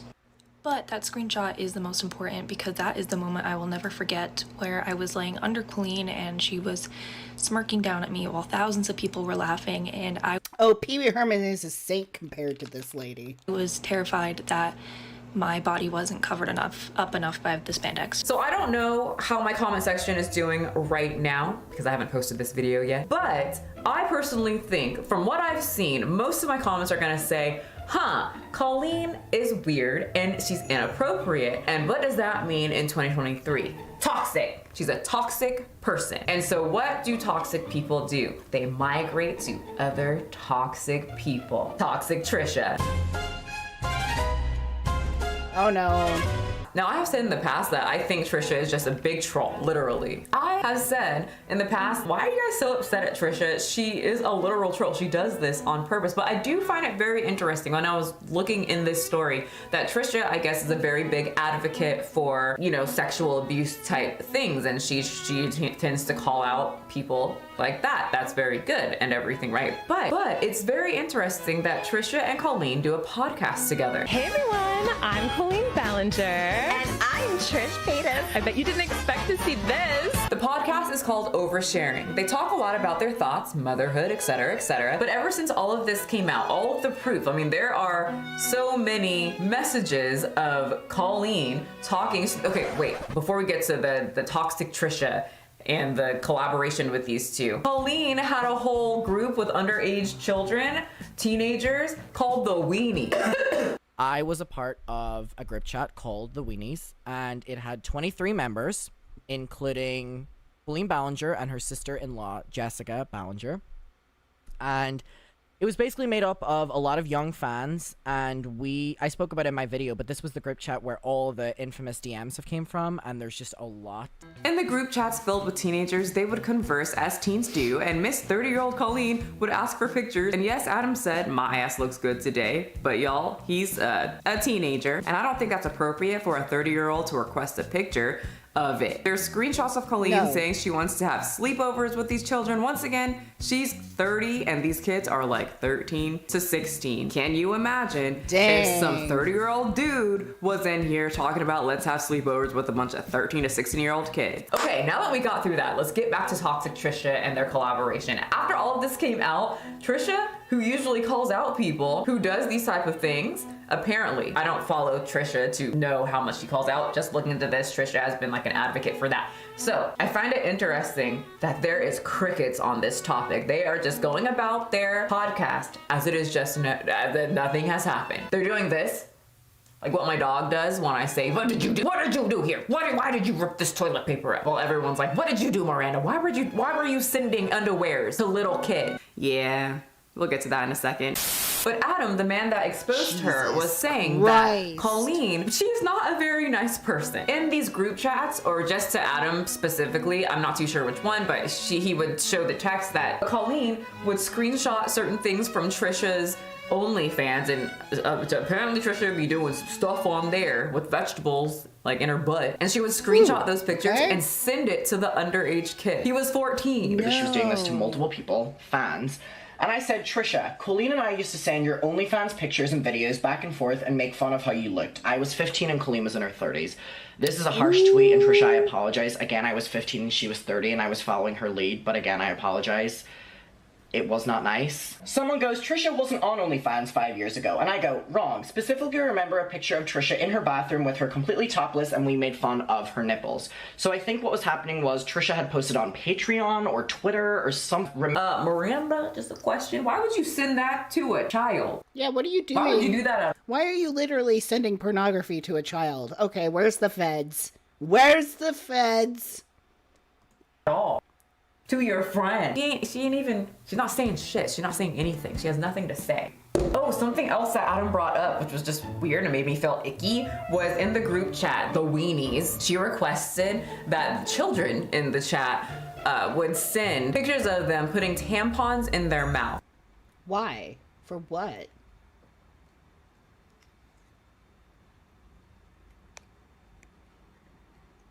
I swear I'm not high. She ended up messaging me on Snapchat and said, hey Adam, you weren't at the meet and greet. She was like, would you be able to go out and buy a tampon and take a picture so you're included in the picture that I think it was like Ella was making? Yeah, so we can Photoshop you in. So yeah, she asked me to do it. With the tampon in our mouths, because that was the inside joke. Yeah, she asked me to go out and buy tampons, and I was like 14 or 15. She asked me to go out and buy tampons to put one in my mouth. Yeah, and then we have the photo. Yeah, and I obviously didn't want to go out and buy them, so I remember I got a Q-tip and wrapped toilet roll around it, and that was me doing the photo because I didn't want to. If that ain't the stupidest shit if that ain't the most predatory shit I ever heard, I don't know what is. When Adam first started talking to Colleen, Adam thought that she was the coolest 30-year-old ever. Girl, congrats. 14-year-old thought you were cool. But he thought in his 14-year-old head that this was fine, this was normal. And he's 14. A lot of 14-year-olds would think that if their YouTube idol was talking to them, it would be the best thing ever. But she would talk about role-playing, you know, things that she would do with her husband. She would talk about her divorce, ask for divorce, you know, relationship advice from a 14-year-old. What does a 14-year-old know about a divorce? The same as Jess Pearly thing. Yeah, we covered her. Link below. Well, anyway. Colleen has some serious shadow, like, left in her childhood. It's almost like her shadow, like, is just a child like that, but it's like she's too old for that now. Like, she needs to do something about that. Okay, so Colleen found something special in Adam. She thought that he was funny, he knew her humor, he knew everything about her, and she decided to hire him free of charge to just control, you know, help her with her bits, help her with her Twitter and everything like that. She even rewarded him with some panties. All right, back to this. That's him, y'all, from years ago, from that time period. He's a baby. If that's him, like, back then, like, he still looks like a baby, but, like, that's, like, oh my god. Can you imagine sending a kid like that, I mean any kid, but look how young he looks, underwear? Now some folks online are saying, well, he asked her to do it. Y'all, I don't care what 14-year-old or anybody asked me for panties or to be my friend. I'm telling your mother. It's weird to be friends with a 14-year-old already, and then you move that to being friends online, it makes it even more suspicious. And then you're so comfortable with it, you're sending your unmentionables. She apologized and everything. She said, you know, it's just a joke. Sorry about that. You know, it's a joke. And I've always given out weird random things in live streams. I've given out a taco costume. I've given out old bobby pins. A taco costume and a bobby pin is quite different than underwear. And I think a 30-year-old would know that. This is where the double standard hits when it comes to men versus women. Can y'all imagine if a 30-something-year-old old-ass man decided to send his little whitey tighties to a 15, 14-year-old girl fan? Creepy, right? Oh, yeah. They agree. I don't even have to look at the comments. Weird. Soon enough, he entered a deal that spiraled. He was told to take over her whole Twitter account with the promise of her going over whatever he decided to tweet. Eventually, she said that it will turn into a job. He had access to her Twitter for about 24 to 48 hours, and things went south fast. In 2020, when Colleen Ballinger turned on me because of a tweet that I posted with approval about Meghan Trainor. Why are you enlisting your followers to do direct work for you? I mean, it's one thing if, like, your followers, like, do their own fan accounts and stuff, but, like, why are you making them work directly for you? And Colleen Ballinger, Miranda Singh's character, with Miranda Singh coming out as a Meghan Trainor fan, Colleen Ballinger quickly turned to blame it on me. So pretty much Adam constructed a tweet that said, guys, I'm gonna come out, something like that. And she came out as a Meghan Trainor fan. People got really mad at that. And I'm not sure why it got so much backlash. And why didn't the constant grape ones jokes didn't? I'm guessing her humor has always been on the edge, but okay. This was crossing the line, but Miranda decided to blame everything on 14-year-old Adam. And she said, you know what, Adam? It's not funny. How could you do this to me? And he was, you know, 14-year-old Adam said, you approved it. So shortly after that, Adam was banished from Twitter, banished from the account, banished from her friendship, which very weird because she was saying how queer baiting, you know, wasn't funny. Adam, you don't know, even though I approved it and I said it was funny, but she made a video about coming out to her parents that she was straight. I'm gonna talk about my coming out story. Yes, it's true, I am dating a boy and I'm straight. Isn't that queer baiting, technically, when someone says I'm coming out, I usually think you're coming out of the closet. Pretty much she was making it seem that a 14-year-old, you know, did this whole thing. For weeks now, Adam has been exposing all the receipts, text messages, emails, etc., etc., and more people are coming out about Colleen and her odd love for younger people. In one of the videos I saw, Adam really wanted to be one of the boys that got pulled up on stage, and Colleen goes, no, no, no, you're too old for that. He's 14. She likes them young. Gross. Anyway, there's a lot of stuff, but I just wanted to make sure to get on here and spread it all out for people to see. More people to see, because more people, right? If this was a guy, we'd be up, we would be, you got me stuttering. We would be doing a lot. Women can be predators too, and people need to know. And also, I wanted to make sure to say that this wasn't the first time that Adam came out showing, hello, this lady weird. But the first time he came out, a lot of people were like, psh, you clout chaser, you just want attention. You're trying to bring a woman down. 3 years later, he's not shutting up, and people are actually, you know, a lot of her fan base have grown up, and now they're like, wait a minute, I'm sorry.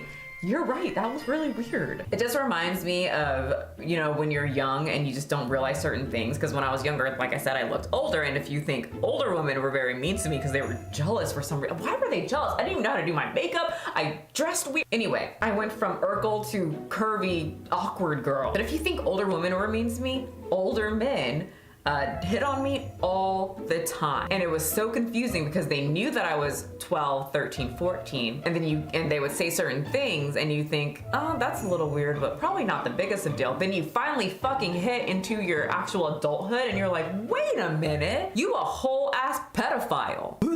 But that is the story of the creepiest YouTuber of 2023. Does the label fit? Does she get the award?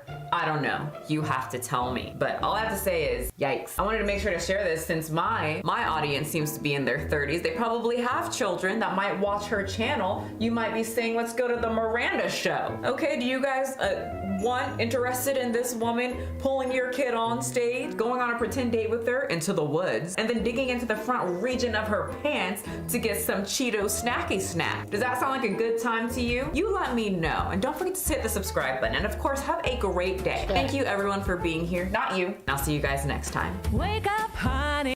Anyway, so recently all this shit has been coming out about Colleen, and she was radio silent about it for a while, and then she just recently released this 2 days ago, her official apology, and it is the worst apology in the entire fucking world. And I don't know if I want to watch it straight. I've already seen it straight, or if I want to watch it through Cat Black because it'll be more digestible.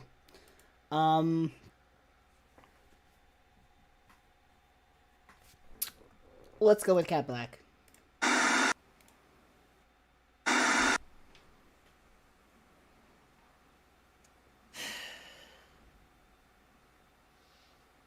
Oh, we got a ukulele. I know that's perfect for an apology video. It doesn't matter that these things aren't true.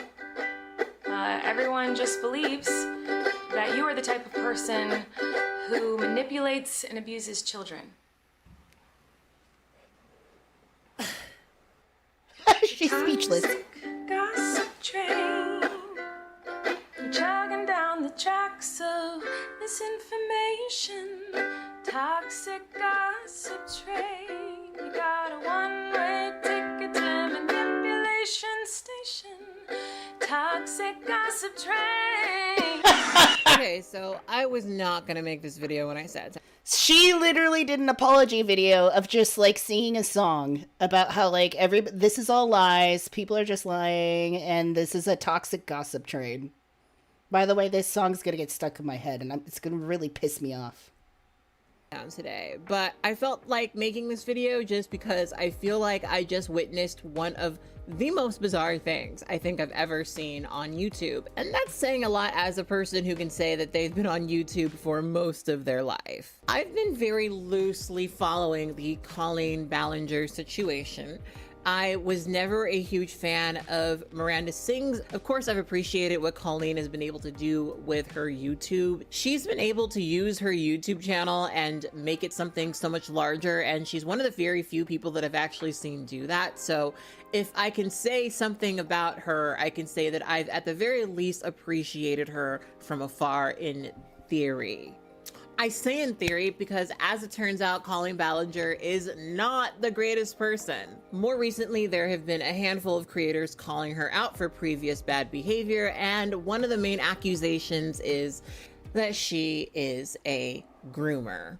And you know, I've looked at some of this stuff and I'm just gonna say this. Colleen Ballinger is an OG YouTuber, and as somebody who has been on YouTube as long as she's been on YouTube, I will just say that there have not really been very clear rules about how we do this whole YouTube thing. These days, it's really popular for people to be a YouTuber, and being a YouTuber is a job. But back then, when we started making content, not a lot of people were really seriously considering becoming famous in the way that a YouTuber would become famous. Maybe famous in the way that a reality TV star would become famous back in the day, but not in the way that a YouTuber would become famous. In a way where you're encouraged to have constant social interaction with your audience. And so to some degree, as a creator, I can understand her not always knowing how to navigate that. But the part I don't understand, and this is something I haven't really understood about her in general, is there's no part of me that would feel comfortable having sexual conversations with people who are underage. Colleen Ballinger, even within the context of her own work, which is often created and presented as for kids, has said and done a lot of very sexually inappropriate things. Oh, the cream shot out of my package. Sorry. Well, that's all right. It landed on my buns. I like them extra sticky. Well, if you squeeze harder, more will come out. Oh, good idea. And I get where that's coming from, but it just gave me the ick, so I just was never fully interested. Adam McIntyre made a series of videos because he had gone through some stuff with her directly, and I'm not going to talk a lot about that. I'm gonna put his videos in the comment box below, so you guys, if you want to, you can look into that for yourself. But long story short, he experienced some of this behavior firsthand and made a series of videos about it. And over the years, she has indirectly, vaguely responded to him. But more recently, people have been talking about it all over again, and she decided to upload what I have to say is probably one of the most bizarre apology videos I think I have ever seen. And I wanted to show it to you guys and talk a little bit about manipulation and some of the things that come to my mind when I was watching this video for the first time. I've only watched it once. We're gonna watch it for the second time together. You'll see what I mean if you haven't seen this. It is a disturbing and bizarre video. So let's get into it. Okay, so this video is titled Hi, and it is on her side channel, and it currently has 1.8 million views. You're gonna see what bothered me about this when I start pressing play.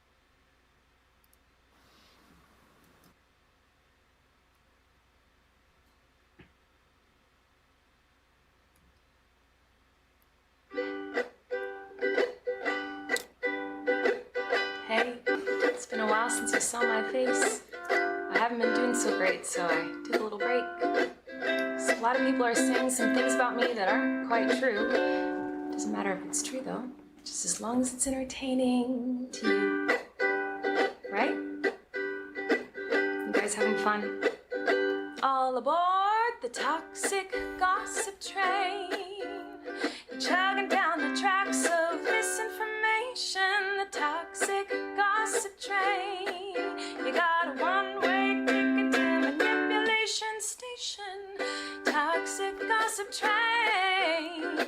Tie me to the tracks and harass me for my This is past awful. rumors look like facts. If you don't mind the gaps, I won't survive in the crash. But hey, at least you're having fun. Hi everyone. I gotta stop it. I gotta stop it. Okay. I don't feel like I need to play the rest of it. When I went to go watch it again, I actually realized that I didn't make it all the way through. I only made it 8 minutes in, which is far. And as somebody who's seen at least 6 more minutes of this video, I'm just gonna tell you what's what. This is some incredibly weird shit, right? So I've been dogpiled. I've been misrepresented on the internet. I've had rumors spread about me. I've had people outright lie about things that I've said and done, especially when it comes to stuff like this, right? I have 100% had certain bloggers lie about things that I've said and done in order to insinuate things that just did not happen at all. So I can understand being frustrated by this. These accusations really suck. They are very serious and they are not to be taken lightly. And obviously, because people are going to be vigilant, they're going to really aggressively come after you. So I definitely get, at bare minimum, being stressed out about this, right? Here's what I don't get.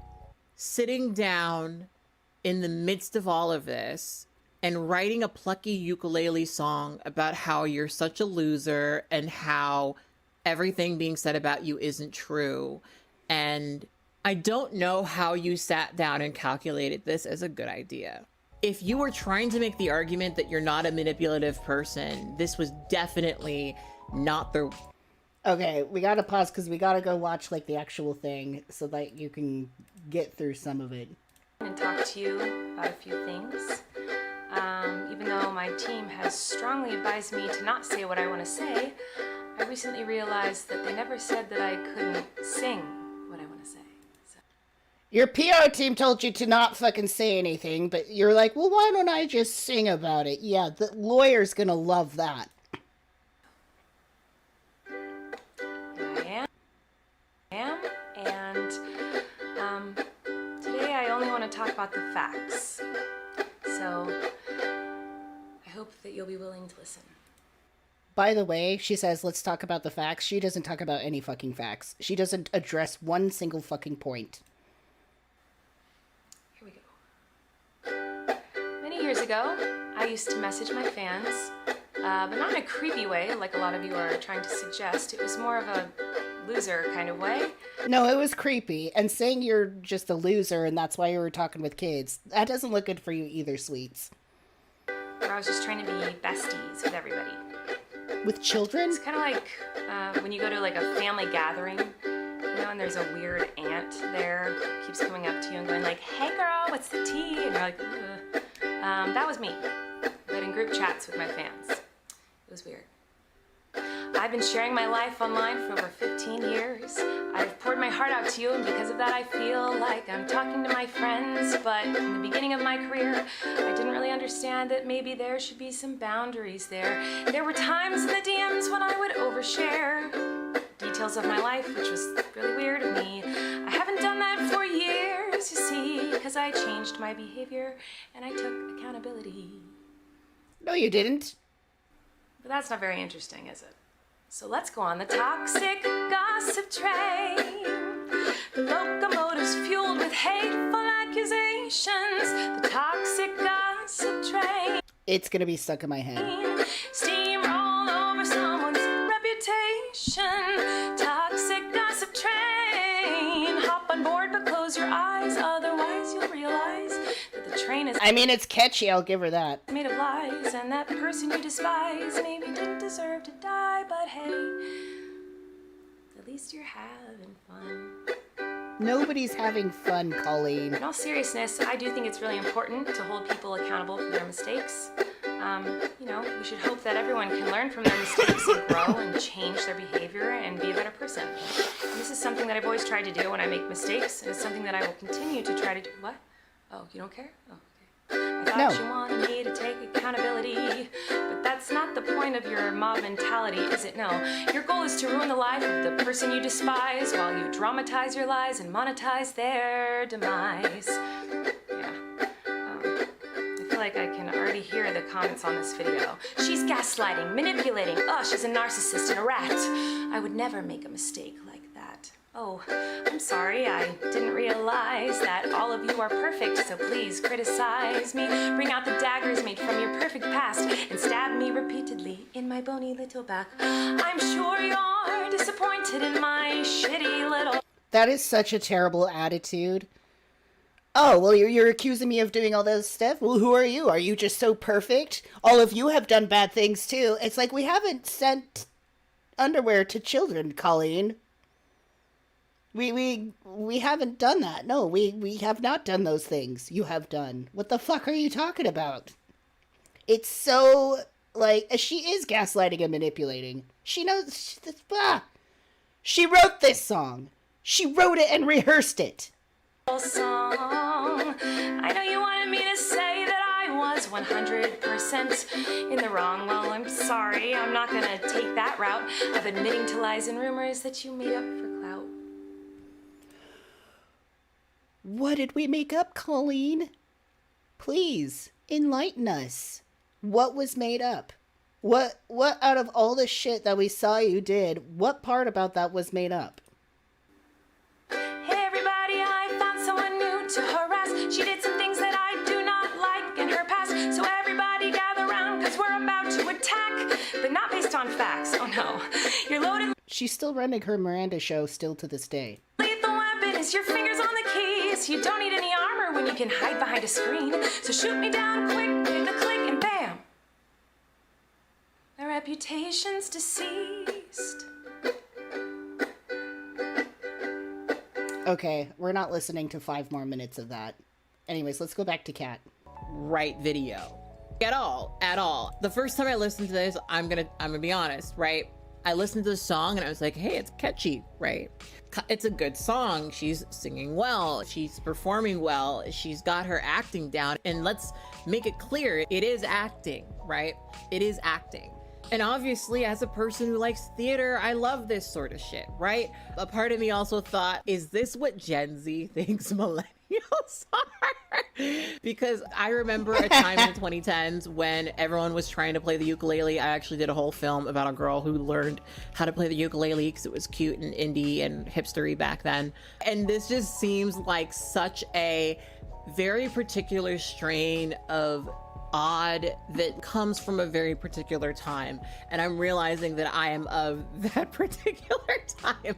It's very odd watching something like this, right? Because obviously you're supposed to watch this and see a sympathetic, sad character, right? You're supposed to look at this and watch a person who is beaten up, you're a loser, but she's talented. Through all of the bullshit, she is talented, right? That's the conclusion you're supposed to. All is forgiven the moment the ukulele comes onto screen. Whatever you have done. Like, honestly, like, serial killers should just, like, sit on stand with a ukulele and the judge should be like, beautiful, gorgeous. And they'll just talk about, like fucking Jeffrey Dahmer, like, I was just a loser. I didn't mean to kill them. All of this is rumors. Even though I hate them. Like, walk away with. And once again, the context of this apology is that she apparently groomed somebody, right? For that to be the case, for this to be the response, it's genuinely some of the weirdest shit I've ever seen. A plucky ukulele solo to talk about your accusations of being a child predator. Whoa. And throughout this, she has references to her lawyers telling her not to say something. And she makes a very witty joke about how they said that she can't talk about it, but they never said that she can't sing about it. It has that Glee Club energy where the person is down and trodden and they're just a loser who doesn't get it. And the audience is rooting for the underdog. It has every trapping of that. And the conversation we're having here is child grooming. Now, here's my thought process, right? I don't know if she is that. I'm not going to say that she is that. I'm not going to confidently argue that she is. That's not what this— I mean, the evidence I've seen is pretty fucking compelling. I'd go as far as to say that. This video is about, right? It's just that this seems like a very odd choice, like a very odd choice. Whether it's grooming or not grooming, Colleen at the bare minimum said some really uncomfortable shit to kids, right? What's your favorite sex position? Stuff that I have a very hard time seeing as a funny joke. There's no context where I feel like I would ask somebody underage what their favorite sex position was, where it would be a funny joke. I don't get it. It just wouldn't come up in my mind. And the furthest thing in my mind would be a ukulele apology in response to that accusation. I've seen a lot of YouTuber apologies over the years. We have reviewed and criticized quite a few of them over the years, right? But I've never seen something like this. I've never seen something where you've got a person who is very obviously attempting to make the best of an accusation like this. I'm sure Colleen's gonna say she is a person who is incredibly sensitive and music is the way that she copes with all of the harassment. But I would have appreciated it a lot more if she just made a video talking about it. If she said all the things she said in this video, I was a loser, I said certain inappropriate things, that maybe that would shift the needle for me a bit. But the fact that it's a plucky ukulele number that she sat down, wrote, and performed with complete acting. Oof. It is that, for me, is one of the most transparently manipulative apology videos I've ever seen. Is. So I was really curious what you guys thought about this. This is so bizarre, and I saw it and I felt like I had to make a video about it. I'm not even gonna make the video I was gonna make tonight. I wanna put this out there because I'm super curious how y'all feel about it, because for me, it's one of, again, the strangest things I've ever seen. Question: what is your favorite YouTube apology? For me personally, I think iDubbbz is my current favorite YouTuber apology. I did a full review and reaction to his apology for his previous racism over here on my YouTube channel. And so yeah, let me know what your favorite. Yeah, that's like a whole separate issue. But I mean, for me, I think Colleen's got some serious issues. I think that whole thing that she did with the ukulele was really fucked up. That was definitely the wrong choice. I'm not comfortable with the fact that she obviously wrote that and rehearsed it and then like did some acting with it, and obviously it was all timed out like really well. That seemed just very disingenuous. And it was very deflective even in the narrative of what she was singing. It's just like, oh, this is all gossip and these are all rumors and we got to get the facts down. But she doesn't actually address anything in particular. It's just very blanket stated like I was just a loser. I guess I should have known better, but I didn't. It's just very like, I'm the victim. I'm the underdog. I'm just like a sad little girl who just wants to sing a song. And you all just need to like remember that and keep that image in your head. And I don't think people are going to buy it. Obviously, canceling is not a thing. Canceling only happens when you decide to give up. You know, people go through shit all the time and not just are accused of horrible things, but actually do horrible things. And then the drama happens, the drama washes over, and they go on to create. You know, it happens. It's only when you step away from the screen and shut everything down, that's the true cancellation. The true cancellation is when you cancel yourself. But yeah, this Colleen Ballinger, no good. Very weird. I wanted to bring this up because I'm like, this really is like the weirdest fucking YouTube apology video I've ever seen in my goddamn life. And I've seen some pretty cringy ones, but to pull a ukulele out on a situation that's extremely serious, that was bad taste. Anyways. My God.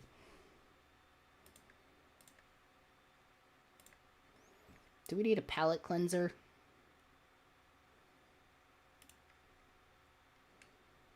What can we watch?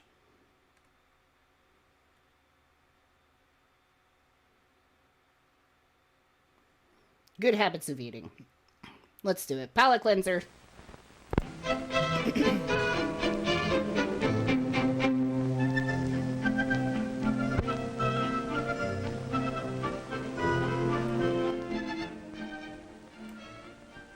It's fun to eat supper with your family. Especially if you're eating other people. Especially when there is good food on the table. Strong, healthy bodies. Look at all that good, colorful, nourishing food. I can totally make out what they're eating. They are good foods to eat. Father is certainly enjoying his supper. Supper. So is Carol. So is Mother. Just look at that plate. Aren't you feeling well, Bill? Aren't you hungry? No, this tastes like shit. what can be the matter? After supper, it's fun to play a while before bed. But there's still something wrong, isn't there, Bill? In a moment, you'll know what it is. Yes, Bill, you're getting a stomachache. You have a stomachache, it isn't any fun to play.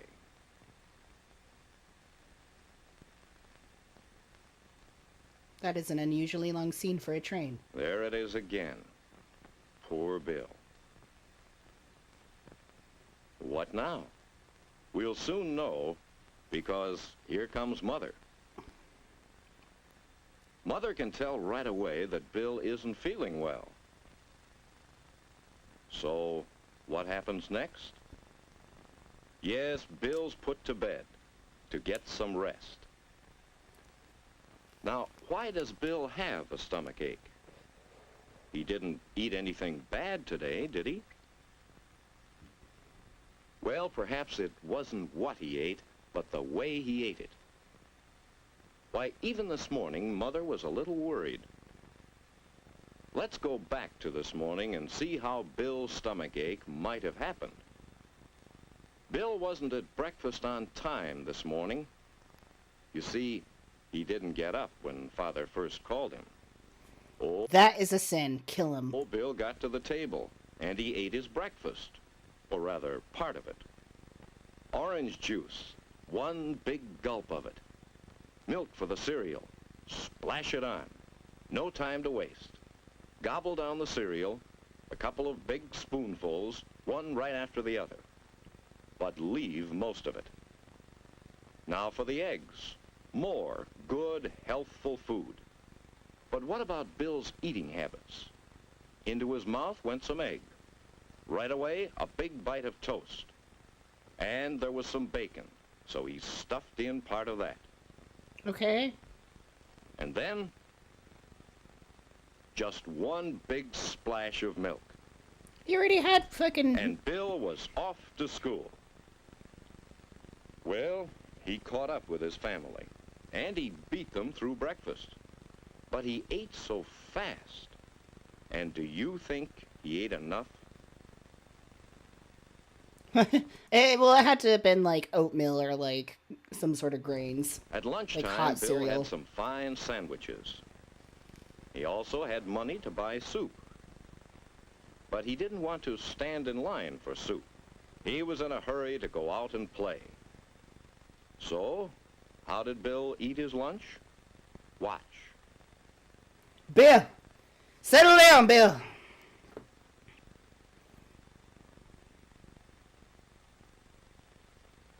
What about your lunchbox, dude? After school, of course, Bill was hungry. He was hungry, and he had some money. So, but did Bill leave his pop and candy only half-eaten? No, sir. He emptied that pop bottle as fast as he could. He gobbled down all his candy. What the fuck candy is that? And, as if that wasn't enough, he ate some cookies, too. What kind of cookie? Then Bill didn't feel hungry anymore. No, sir. For once, he had eaten too much. At supper time, Bill still felt full. Oh, smoke a damn bowl, Bill. So he didn't hurry with his supper. He just poked at it. He was tired. And he just didn't have any appetite. Bill didn't know it, but he was already beginning to be sick. Well, Bill, now you know what might have caused your stomachache. Why Good job, you feel Bill. so bad. You fucked up. Why you'll have to stay in bed until you feel better. We're gonna put you in the basement and have you see, eat fish heads. You hurried so all day long. You rushed through your meals and didn't eat enough good food. And then, in the afternoon, all those sweets. Sounds like a pretty typical day to me. I don't see what the big deal is. They filled your stomach and didn't leave room for any of the foods you need.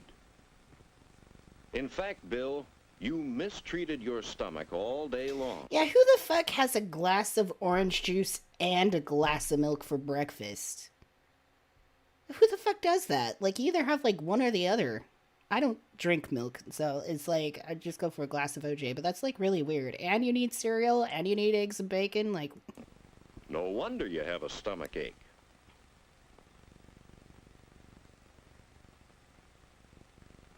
How is it this morning, Bill? Feel better? Think you know now about good eating habits? No, he'll never learn. I never learn. I've never learned. Downstairs and Has any of us ever learned? Give yourself time to eat a good breakfast. Let's see how well you can eat.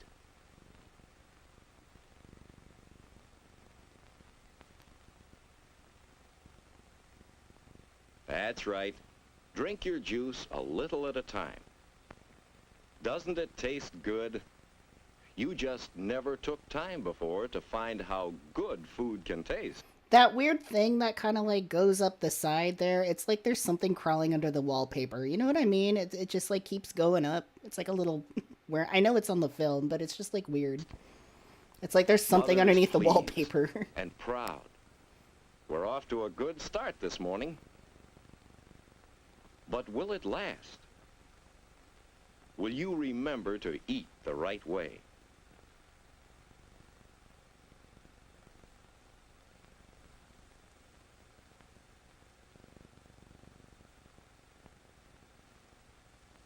You gotta chew the... Uh-oh. Almost washed your food down. Before you take a drink, chew your food well and swallow it. Mind your business. Now you're eating pretty well. Will you do as well with the bacon and eggs and toast? Chew your toast thoroughly. That's No, I'm not gonna chew my toast thoroughly. I'm just gonna ball it up and cram it down my gullet. This guy makes me want to, like, rebel. the way. Chew and chew. Doesn't it taste extra good that way? What about that bacon? What about the bacon? Well, maybe there are better ways to cut it. Oh no, just pick it up with your hands. But when you eat it in small bits, you can chew it better. No, that's tedious. It tastes so good, you want to eat every bite. Breakfast is more fun this way, isn't it? No, actually. I'm extremely stressed about this. It's so tedious.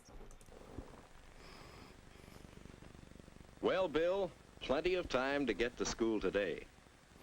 And in class, studying seems easier.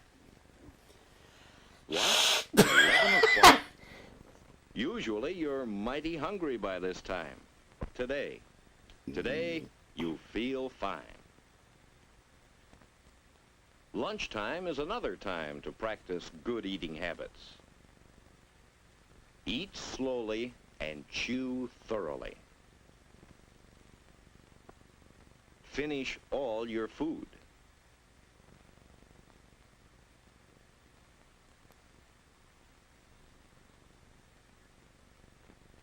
Later on, drink lots of water. After school, that's the idea, Bill. A good snack of crackers and milk at home.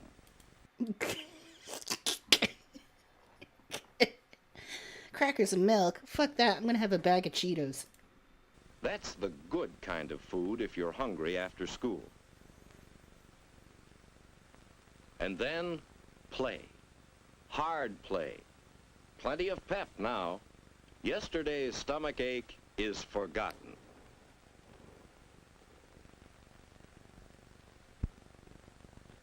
At supper time, you're hungry again. Everything tastes good, and you're eating Does well. it? Does it? I don't know.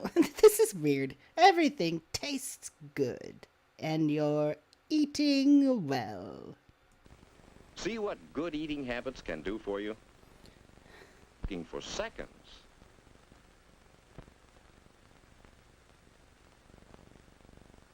After supper, you feel fine. No stomach ache, not too tired, not hungry. Just feeling fine. And that... I like the way that ended, and that... Alright. Well, let's call it a night. What an interesting day. We talked about the crazy shenanigans of Sheehan, and Colleen Ballinger is just... that is a choice. Very interesting night. Next week, on Friday, no live stream. Just for next week. The week after that, everything will be back to normal. I'm going on holiday and for a week, and yeah, so I'll be pretty busy, but things will be back to normal soon enough. So everybody take care. Enjoy the next 2 weeks. And then we'll see you soon in the middle of July. I hope everybody will have a good holiday. I hope your pets will be safe and from stress-free from all the horrible explosions and things like that. Yeah, so thank you so much for coming. And thank you to our moderators, Mark, Cassie, and Elise. I really appreciate you coming in and helping out. It's good to see everybody. Very interesting night. I think after watching this, I'm going to make dinner now. Thank you, Elise. It's going to be a lot of fun. Yes. Good night, everybody. Good night and take care. So long.